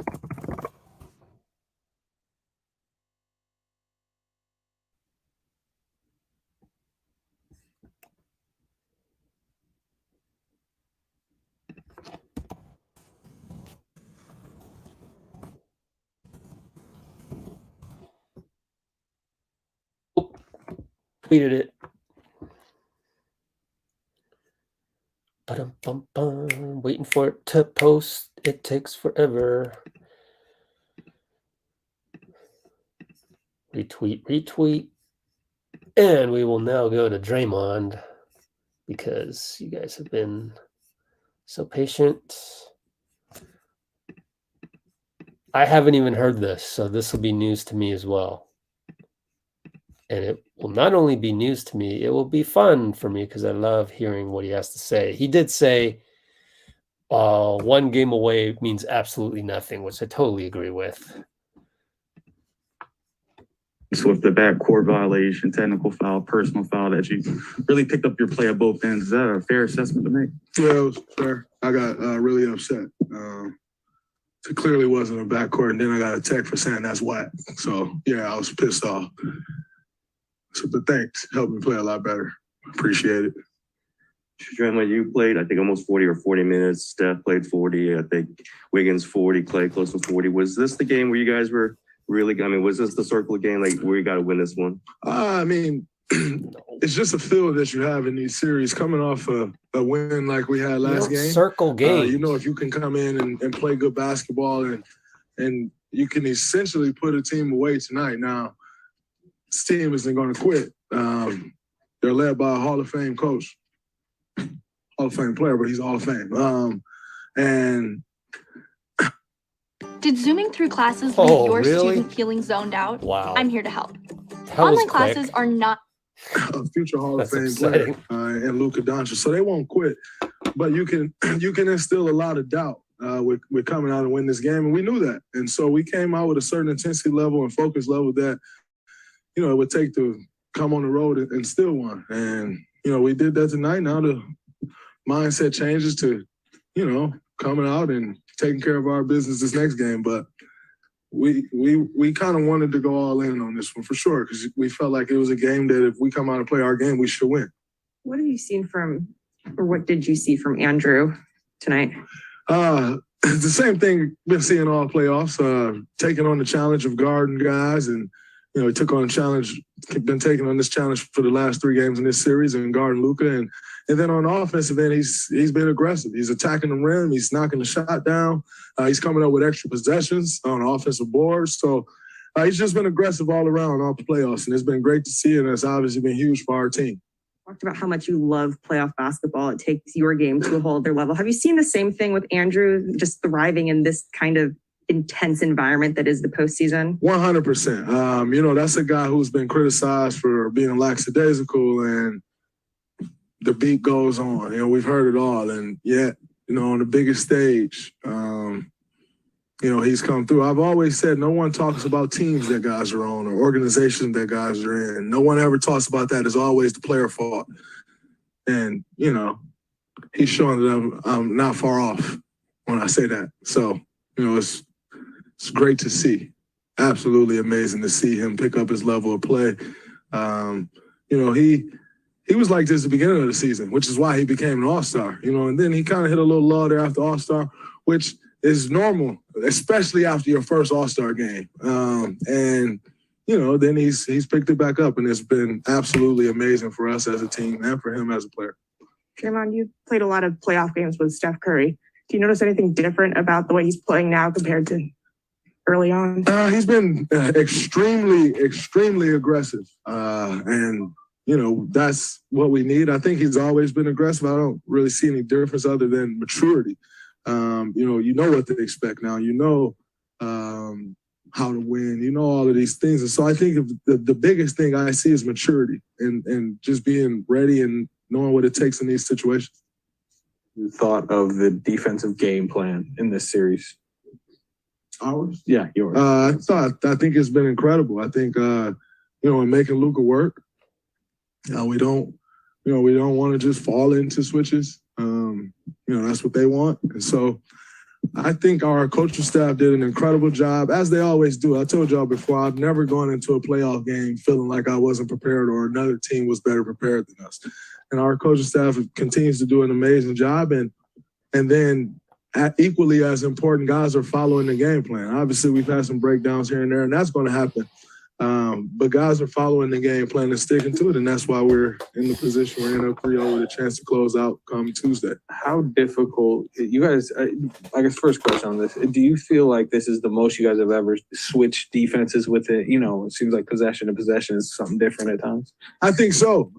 We've went through that some during the season and practiced it, but it's been really on the fly in these playoffs, and got to give credit to Mike Brown on that.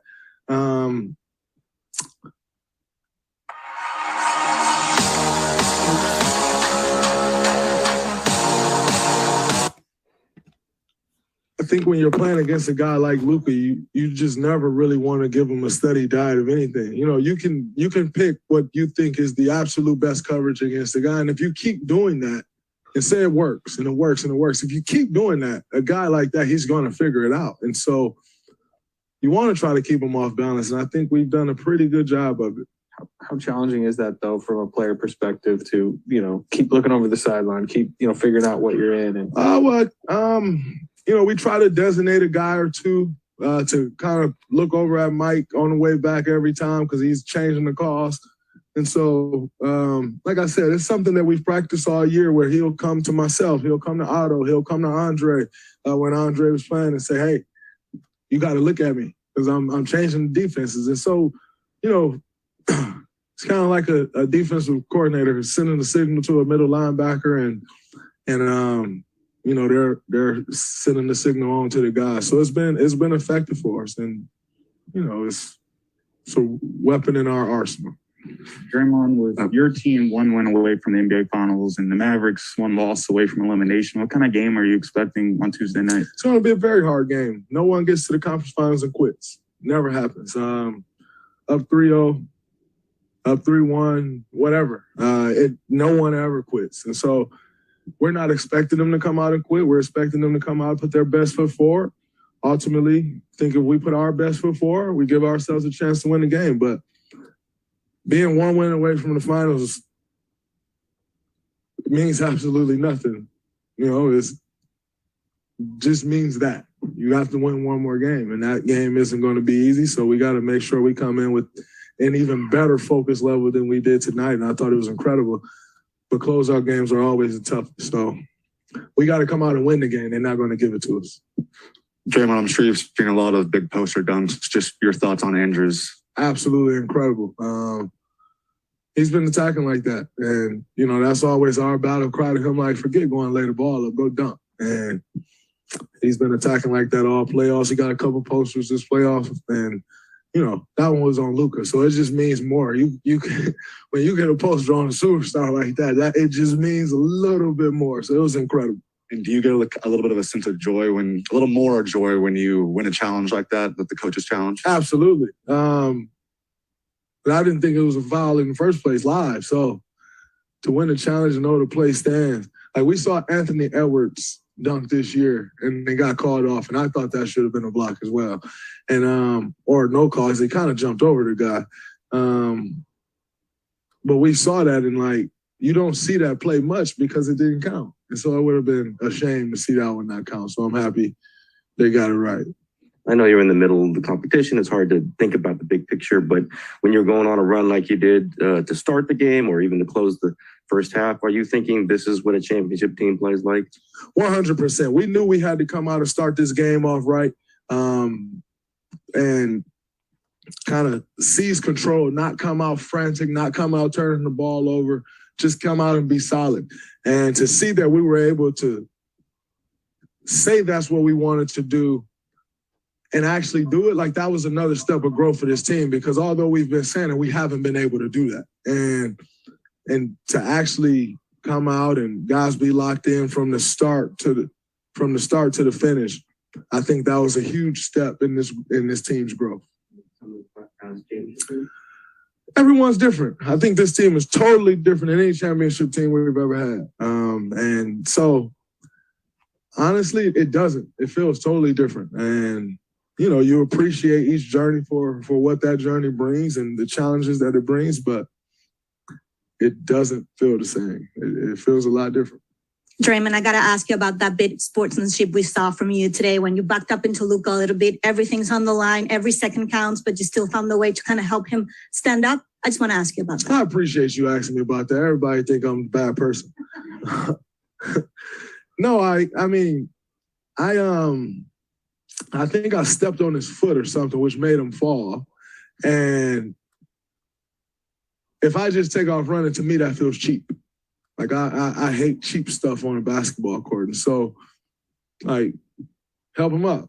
Like, I made him fall, so I should help him up. And, you know, sometimes it's bigger than the next play. Like, and I got a lot of respect for Luka and a lot of love and appreciation for his game. So if I knew I influenced him falling, I think it's just the right thing to do to help him up. If he doesn't want the help, then that's another story. But I'll at least try to help him up. And, you know, it was good. Draymond, before this series, there was a lot of talk about this was changing of the point guard, you know, Luka taking over from Steph. And I'm wondering, do you think that was any motivation to Steph that, you know, that he was maybe being written off a little bit? And also, did you see Luka's shimmy when he hit that three? Of course, he's a competitor. I saw the shimmy, and it's to be expected. You know, Steph was in the area. Steph shimmied on them left. Of course, you expect that. But as far as the talk before the series, I didn't even see it or notice it. I'm not sure if Steph saw it or noticed it. At this point, you don't need any more motivation than this team is standing in the way of getting back to the NBA Finals. And, you know, for a organization, for a group of guys that's been counted out and said we were done and stick a fork in them and send them to their deathbed, that's enough motivation in itself.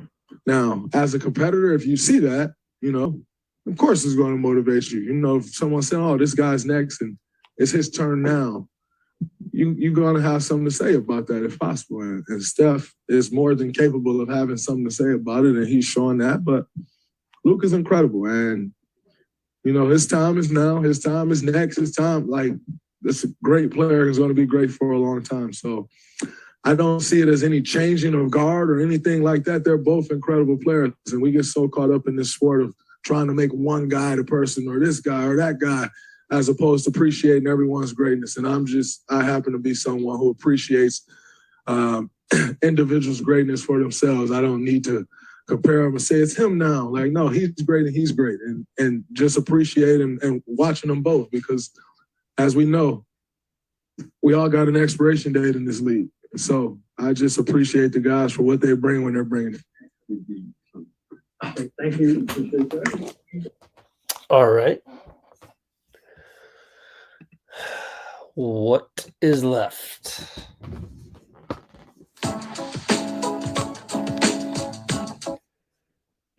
Dallas thought they won the chip because they beat Phoenix. Dallas fans and media.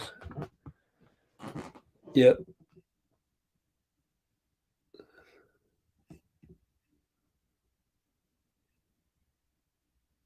Jesus, that's an incredible. Good Lord. So we have had some incredible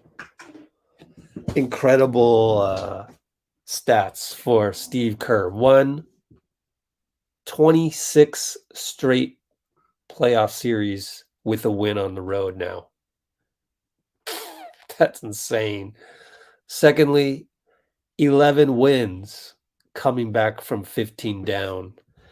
I think Ryan may have commented on that last time. And look at this now. Oops, my light went out.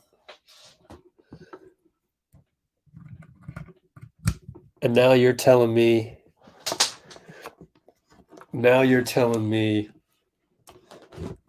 sweep the Western Conference Finals for the third time in 6 appearances?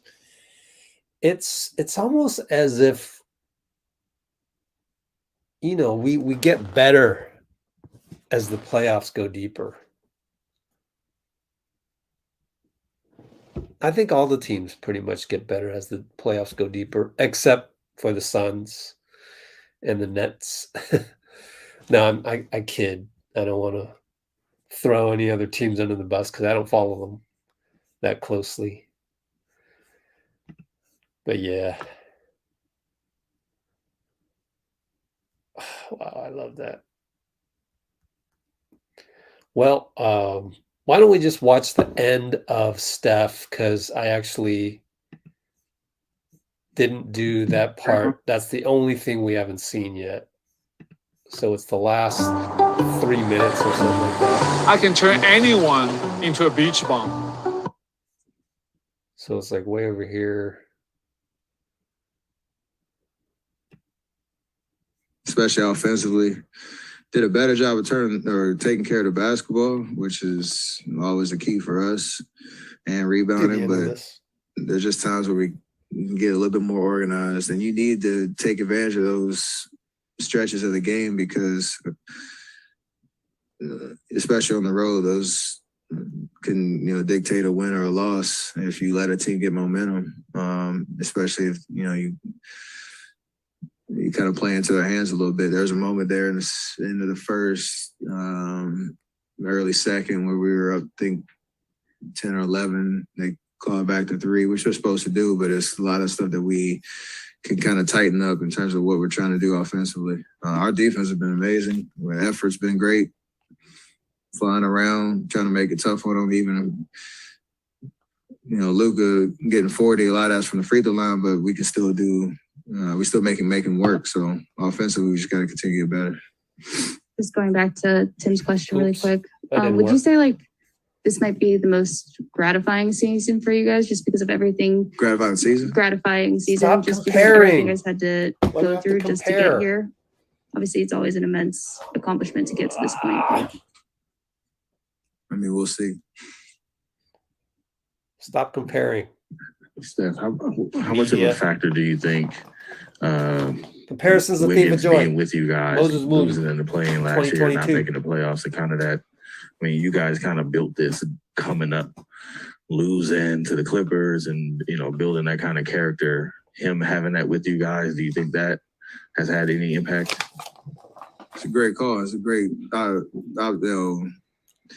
That last 20 games we had last year, we went 15-5 and clawed our way to the AC, and we lost those 2 playoff games. He felt the intensity. That was one of the things we talked about last year. Like, we gave it everything we had down the stretch to even get to that position, we would have loved to have, playoff series to kind of go through those reps and see if we could have put something together. But those two playing games and those last 20 games were great for us to build an understanding of how you value every possession, the intensity you need to have to win games like that. We obviously finished the season strong record-wise, but didn't, reach the ultimate goal. He felt all of that. JP felt all of that. And it's carried over to this year for sure. And it's carried over into this playoff run where he seems just very composed and under control and understanding what he needs to do on a nightly basis. And I hope he feels the recognition for it's not just what it looks like in the stat sheet, it's what it looks like from the eye test and how it impacts the game and how it impacts us winning. Is that your favorite Wiggins dunk? Absolutely. You like the Towns one early in the year. You like the Towns one early in the year. So that's that just fourth quarter and a big win. Not just because it was Luka's, because it was the way it looked. It was unbelievable. And we got to see it 800 replays because of the challenge. So appreciate you, Mark. That was nice. All right, is that it? Great, thank you. Okay. We're done here.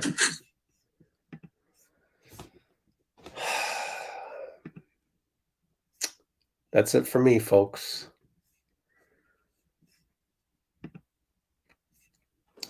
Glad you could join me in 42 and a half hours. We will be right back here for game 4. Hopefully can close that out.